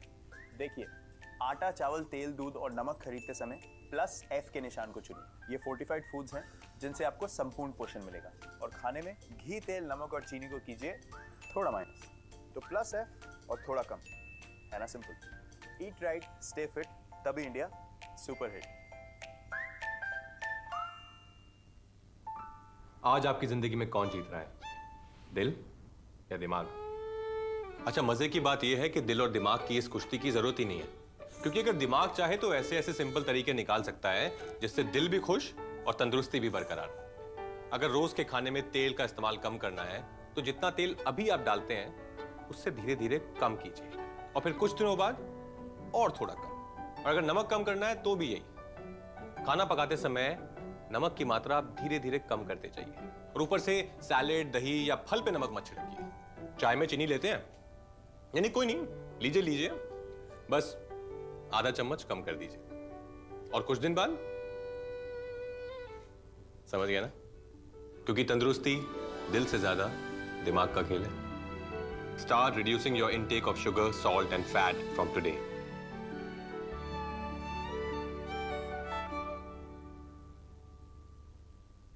तंदुरुस्ती बहुत चीज़ों पे डिपेंड करती है, पर खाने के मामले में एक सिंपल फॉर्मूला है। बस यूं समझिए कि प्लस और माइनस का खेल है।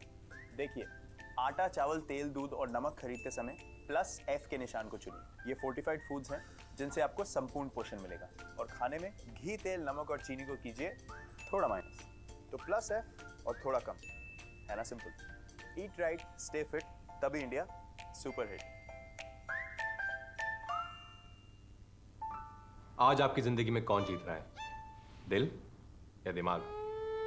अच्छा, मजे की बात यह है कि दिल और दिमाग की इस कुश्ती की जरूरत ही नहीं है, क्योंकि अगर दिमाग चाहे तो ऐसे ऐसे सिंपल तरीके निकाल सकता है जिससे दिल भी खुश और तंदुरुस्ती भी बरकरार। अगर रोज के खाने में तेल का इस्तेमाल कम करना है तो जितना तेल अभी आप डालते हैं उससे धीरे धीरे कम कीजिए, और फिर कुछ दिनों बाद और थोड़ा कम। और अगर नमक कम करना है तो भी यही, खाना पकाते समय नमक की मात्रा आप धीरे धीरे कम करते जाइए, और ऊपर से सैलेड, दही या फल पे नमक मत छिड़किए। चाय में चीनी लेते हैं, यानी कोई नहीं, लीजिए लीजिए, बस आधा चम्मच कम कर दीजिए, और कुछ दिन बाद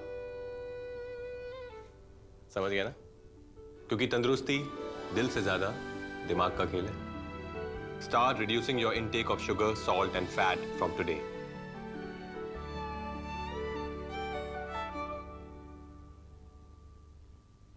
तंदुरुस्ती बहुत चीजों पे डिपेंड करती है, पर खाने के मामले में एक सिंपल फॉर्मूला है। बस यूं समझिए कि प्लस और माइनस का खेल है।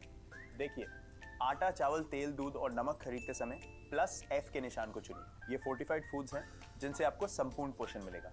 और खाने में घी, तेल, नमक और चीनी को कीजिए थोड़ा माइनस, तो प्लस है और थोड़ा कम, है ना simple. Eat right, stay fit, तभी इंडिया सुपर हिट। आज आपकी जिंदगी में कौन जीत रहा है, दिल या दिमाग? अच्छा, मजे की बात यह है कि दिल और दिमाग की इस कुश्ती की जरूरत ही नहीं है, क्योंकि अगर दिमाग चाहे तो ऐसे ऐसे सिंपल तरीके निकाल सकता है जिससे दिल भी खुश और तंदुरुस्ती भी बरकरार। अगर रोज के खाने में तेल का इस्तेमाल कम करना है तो जितना तेल अभी आप डालते हैं उससे धीरे धीरे कम कीजिए, और फिर कुछ दिनों बाद और थोड़ा कम। और अगर नमक कम करना है तो भी यही, खाना पकाते समय नमक की मात्रा आप धीरे धीरे कम करते जाइए, और ऊपर से सैलेड, दही या फल पे नमक मत छिड़किए। चाय में चीनी लेते हैं, यानी कोई नहीं, लीजिए लीजिए, बस आधा चम्मच कम कर दीजिए, और कुछ दिन बाद समझ गया ना, क्योंकि तंदुरुस्ती दिल से ज्यादा दिमाग का खेल है। Start reducing your intake of sugar, salt and fat from today.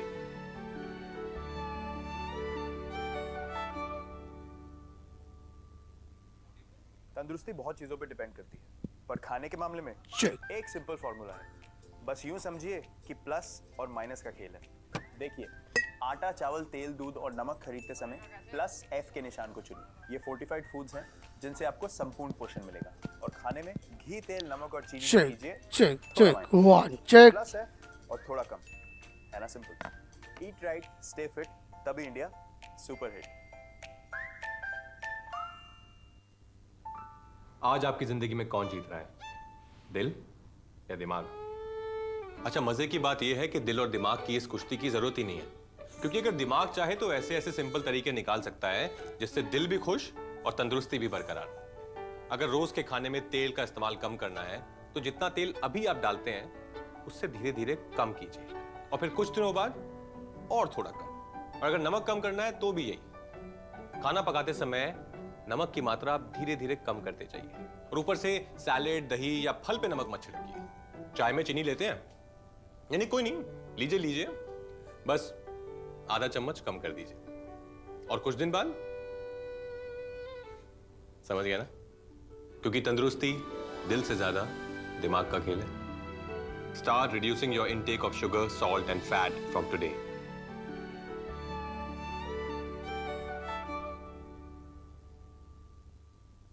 तंदुरुस्ती बहुत चीजों पे डिपेंड करती है, पर खाने के मामले में एक सिंपल फॉर्मूला है। बस यूं समझिए कि प्लस और माइनस का खेल है। देखिए, आटा, चावल, तेल, दूध और नमक खरीदते समय प्लस F के निशान को चुनिए। ये फोर्टिफाइड फूड्स हैं जिनसे आपको संपूर्ण पोषण मिलेगा। और खाने में घी, तेल, नमक और चीनी को कीजिए थोड़ा माइनस, तो प्लस है और थोड़ा कम, है ना simple. Eat right, stay fit, तभी इंडिया सुपर हिट। आज आपकी जिंदगी में कौन जीत रहा है, दिल या दिमाग? अच्छा, मजे की बात यह है कि दिल और दिमाग की इस कुश्ती की जरूरत ही नहीं है, क्योंकि अगर दिमाग चाहे तो ऐसे ऐसे सिंपल तरीके निकाल सकता है जिससे दिल भी खुश और तंदुरुस्ती भी बरकरार। अगर रोज के खाने में तेल का इस्तेमाल कम करना है तो जितना तेल अभी आप डालते हैं उससे धीरे धीरे कम कीजिए, और फिर कुछ दिनों बाद और थोड़ा कम। और अगर नमक कम करना है तो भी यही, खाना पकाते समय नमक की मात्रा आप धीरे धीरे कम करते जाइए। और ऊपर से सैलेड, दही या फल पे नमक मत छिड़किए। चाय में चीनी लेते हैं? यानी कोई नहीं, लीजिए लीजिए, बस आधा चम्मच कम कर दीजिए। और कुछ दिन बाद समझ गया ना? क्योंकि तंदुरुस्ती दिल से ज्यादा दिमाग का खेल है। Start reducing your intake of sugar, salt and fat from today.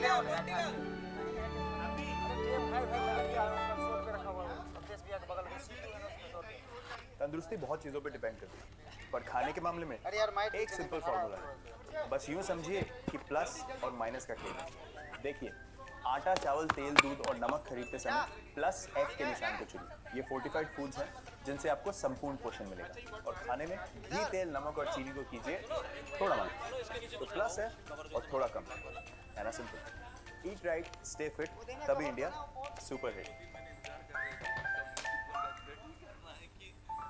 आज आपकी जिंदगी में कौन जीत रहा है, दिल या दिमाग? अच्छा, मजे की बात यह है कि दिल और दिमाग की इस कुश्ती की जरूरत ही नहीं है, क्योंकि अगर दिमाग चाहे तो ऐसे ऐसे सिंपल तरीके निकाल सकता है जिससे दिल भी खुश और तंदुरुस्ती भी बरकरार। अगर रोज के खाने में तेल का इस्तेमाल कम करना है तो जितना तेल अभी आप डालते हैं उससे धीरे धीरे कम कीजिए, और फिर कुछ दिनों बाद और थोड़ा कम। और अगर नमक कम करना है तो भी यही, खाना पकाते समय नमक की मात्रा आप धीरे धीरे कम करते जाइए। और ऊपर से सैलेड, दही या फल पे नमक मत छिड़किए। चाय में चीनी लेते हैं? यानी कोई नहीं, लीजिए लीजिए, बस आधा चम्मच कम कर दीजिए। और कुछ दिन बाद समझ गया ना? क्योंकि तंदुरुस्ती दिल से ज्यादा दिमाग का खेल है। Start reducing your intake of sugar, salt and fat from today.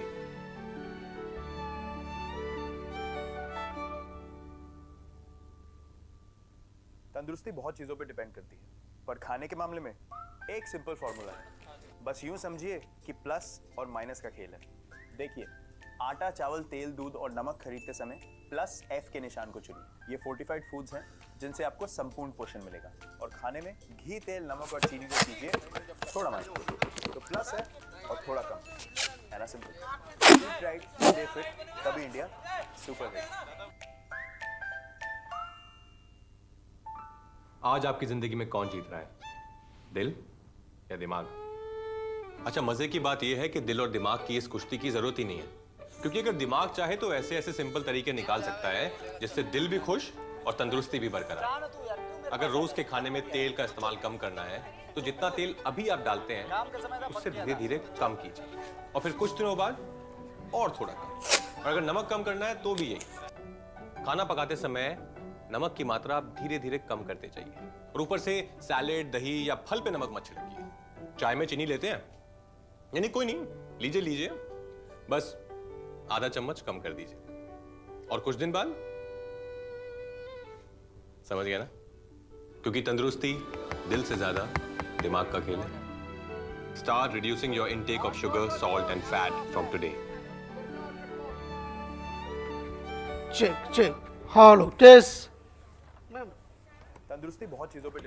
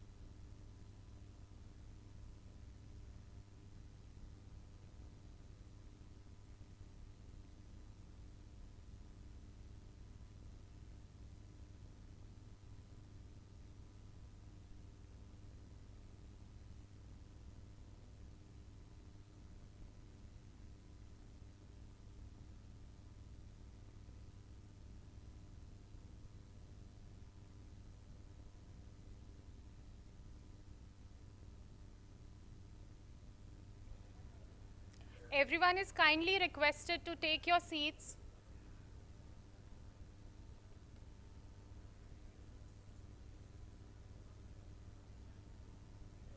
Elos, you're requested to kindly bring your guests to the auditorium.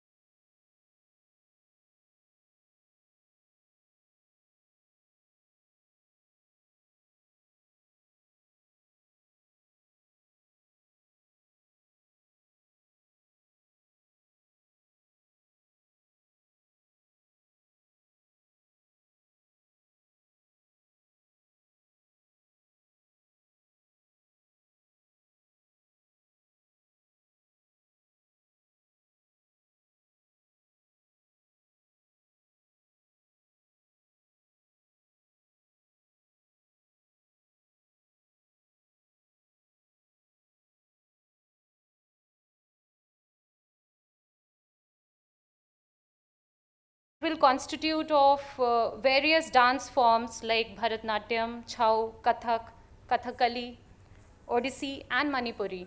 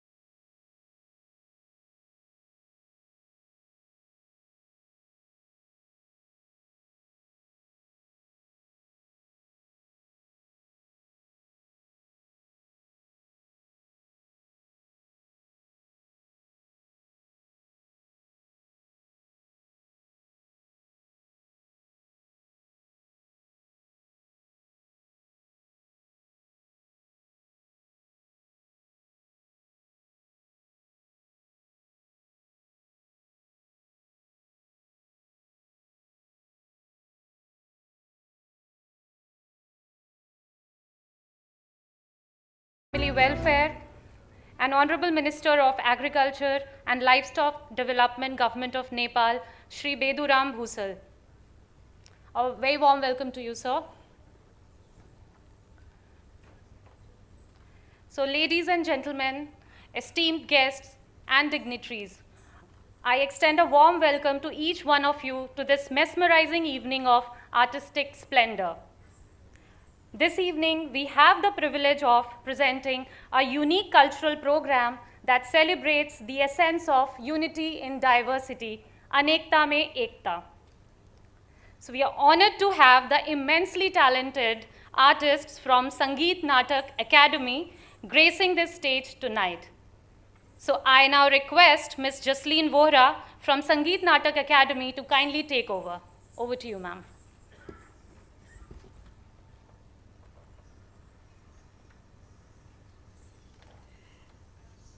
Namaskar, ladies and gentlemen. On behalf of India's National Academy for Music, Dance and Drama, Sangeet Natak Academy, Ministry of Culture, and FSSAI, a very warm welcome to you all. We also welcome viewers who are joining us on YouTube and other social media. This evening we present for you Anekta Mein Ekta, Unity in Diversity, a glimpse of the great mosaic of cultures that constitutes the Indian nation and demonstrates in a creative, kinetic form their dynamics in relation to each other. This is very much characteristic of the Indian nation, which always rejoices in the unison of her disparate social and cultural traditions. The dance choreography presents a Shiva Stuti, a hymnal offering to Lord Shiva, whose dance of bliss symbolizes the cosmic cycle of creation and destruction. The Stuti draws in dancers in pairs representing 6 dance forms, that is Bharatnatyam, Chau, Kathak, Kathakali, Odissi, and Manipuri. The different dance forms come together in oneness, where each form maintains its own distinct identity. This is the beauty of unity in diversity. Ladies and gentlemen, we are proud to present Anekta Mein Ekta.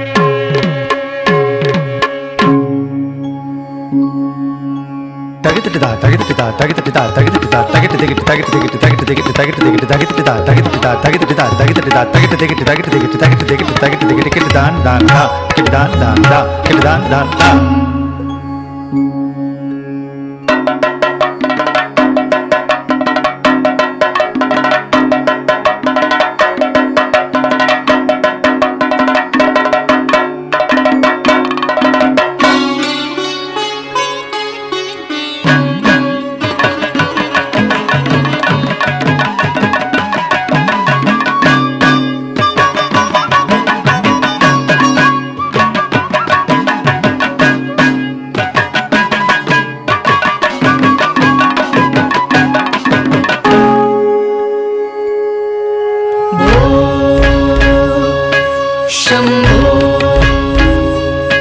Shiv Shambho स्वयं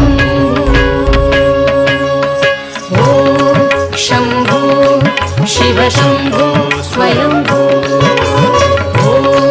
Shambho Shiv Shambho Swayambho Shambho Shiv Shambho Swayambho Shambho Shiv Shambho Swayambho Shambho Shiv Shambho Swayambho Shambho Shiv Shambho Swayambho Shambho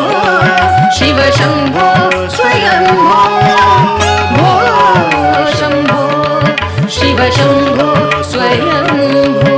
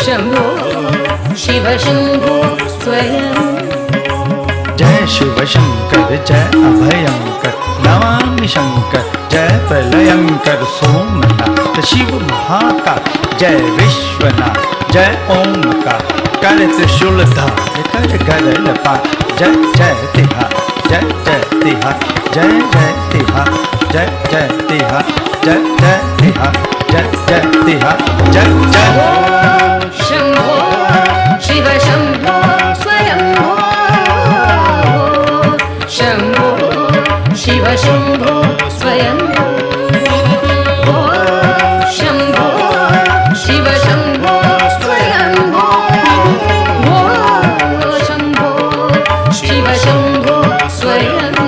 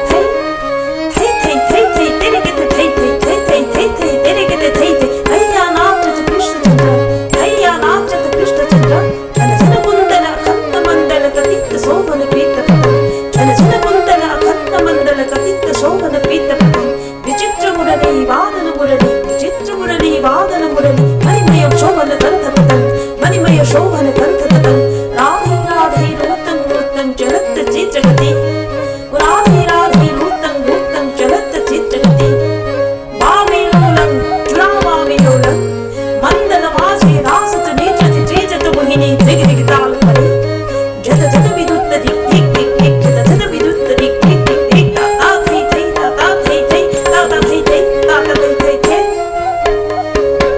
听得这鬼上的天呢，听得这鬼上的天呢，聆听我上天心来了，聆听得这鬼上的天呢。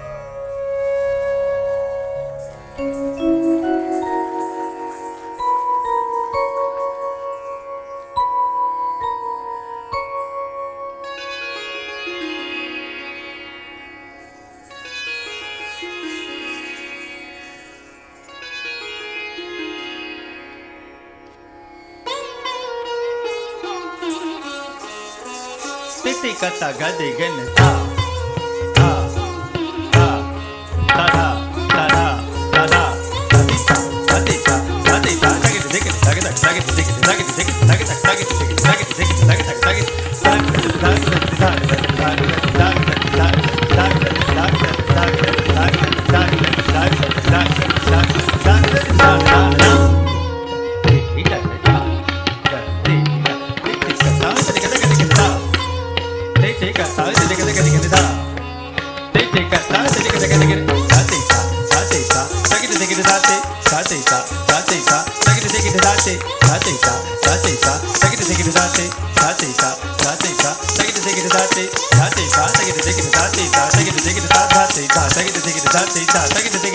take it take it take it take it take it take it take it take it take it take it take it take it take it take it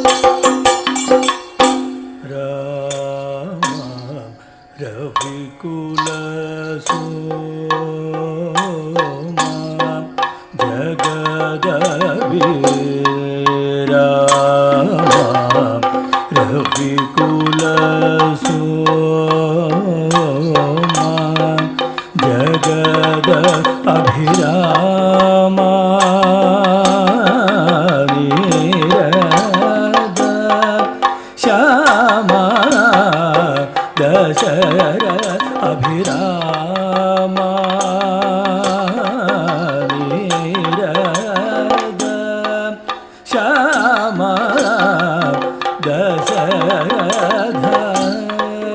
Rama Ravigula Soma Jagada Abhirama Nirada Shama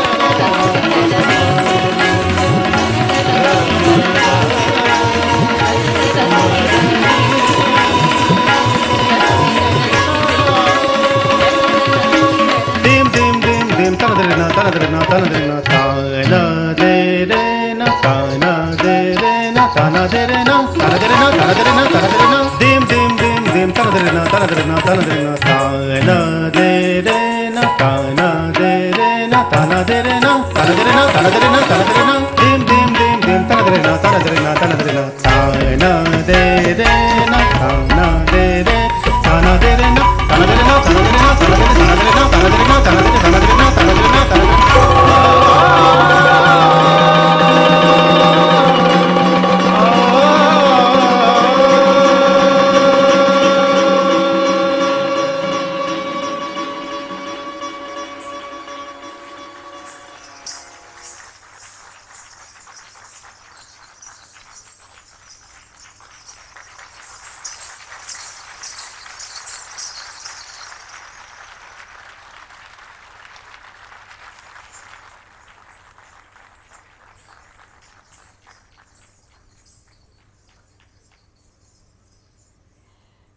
That, ladies and gentlemen, was Anekta Mein Ekta, which has been crafted under the artistic direction of Sangeet Natak Academy. I'd like to introduce the artists to you. Sushant Maharana and Arun Khichi, Chow performance. Lipsa Satpati, Odissi.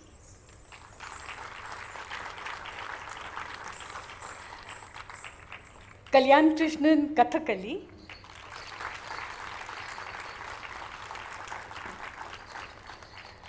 Pavitra Krishna Bhatt, Bharatnatyam.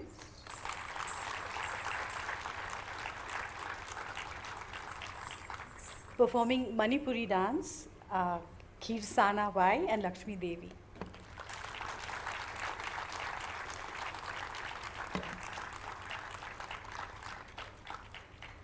And Kathak was performed by Monisa Nayak and Gauri Divakar.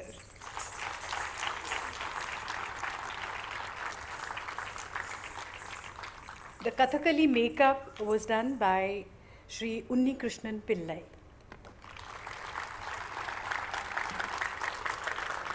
And our technical expert is Milind Srivastav.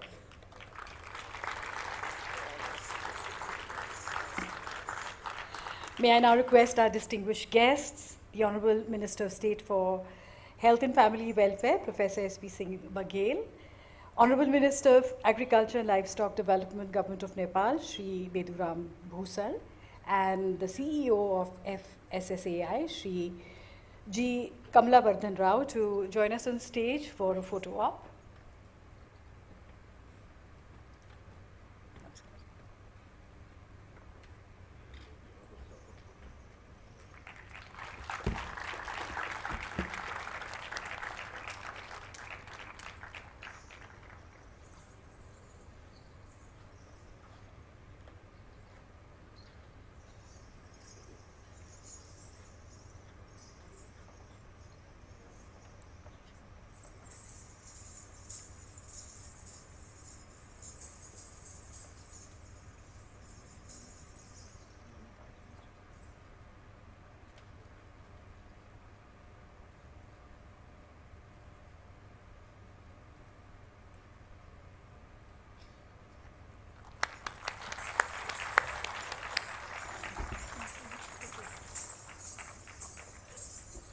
What a splendid performance. Give a big round of applause to all of them.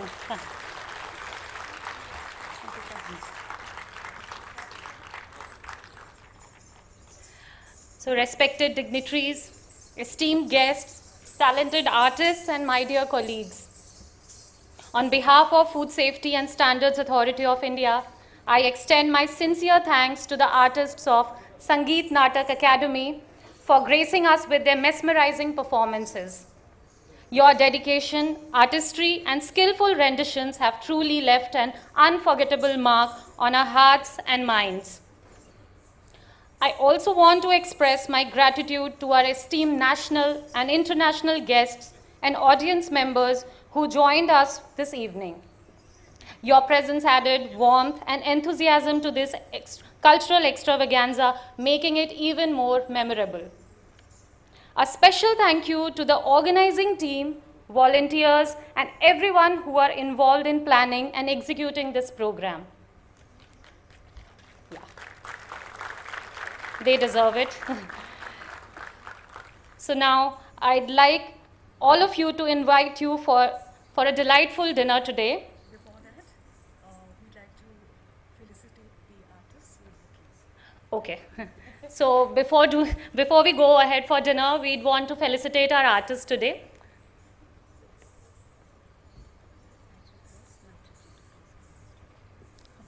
I'd request Honorable Minister of State, Shri S.P. Singh Baghel ji, to kindly come on the stage and felicitate the artists.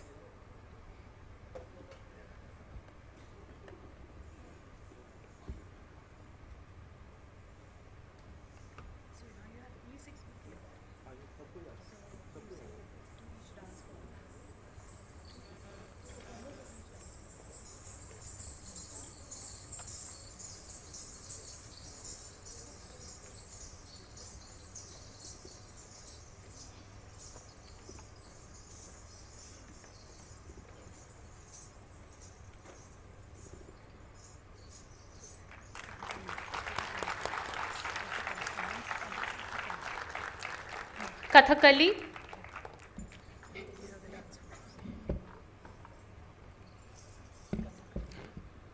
Odissi. So these are the dance forms: Bharatnatyam, Chau, Kathak, Kathakali, Odissi, and Manipuri.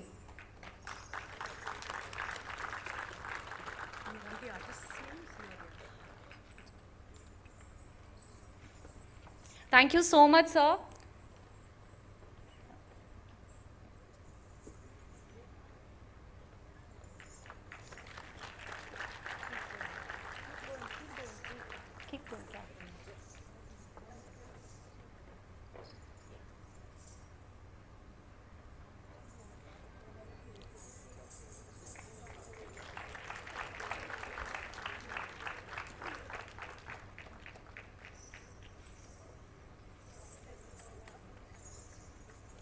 Thank you so much, sir, for felicitating them, and thank you all the artists.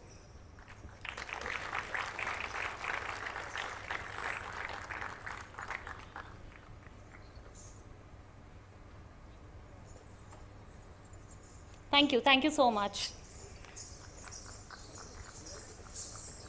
So I once again thank you, each one of you who contributed to this remarkable day, and we look forward to welcoming you tomorrow for the day 2 of the Global Food Regulators Summit 2023. So, as I said earlier, now we move ahead for our dinner. Thank you so much and have a wonderful evening ahead.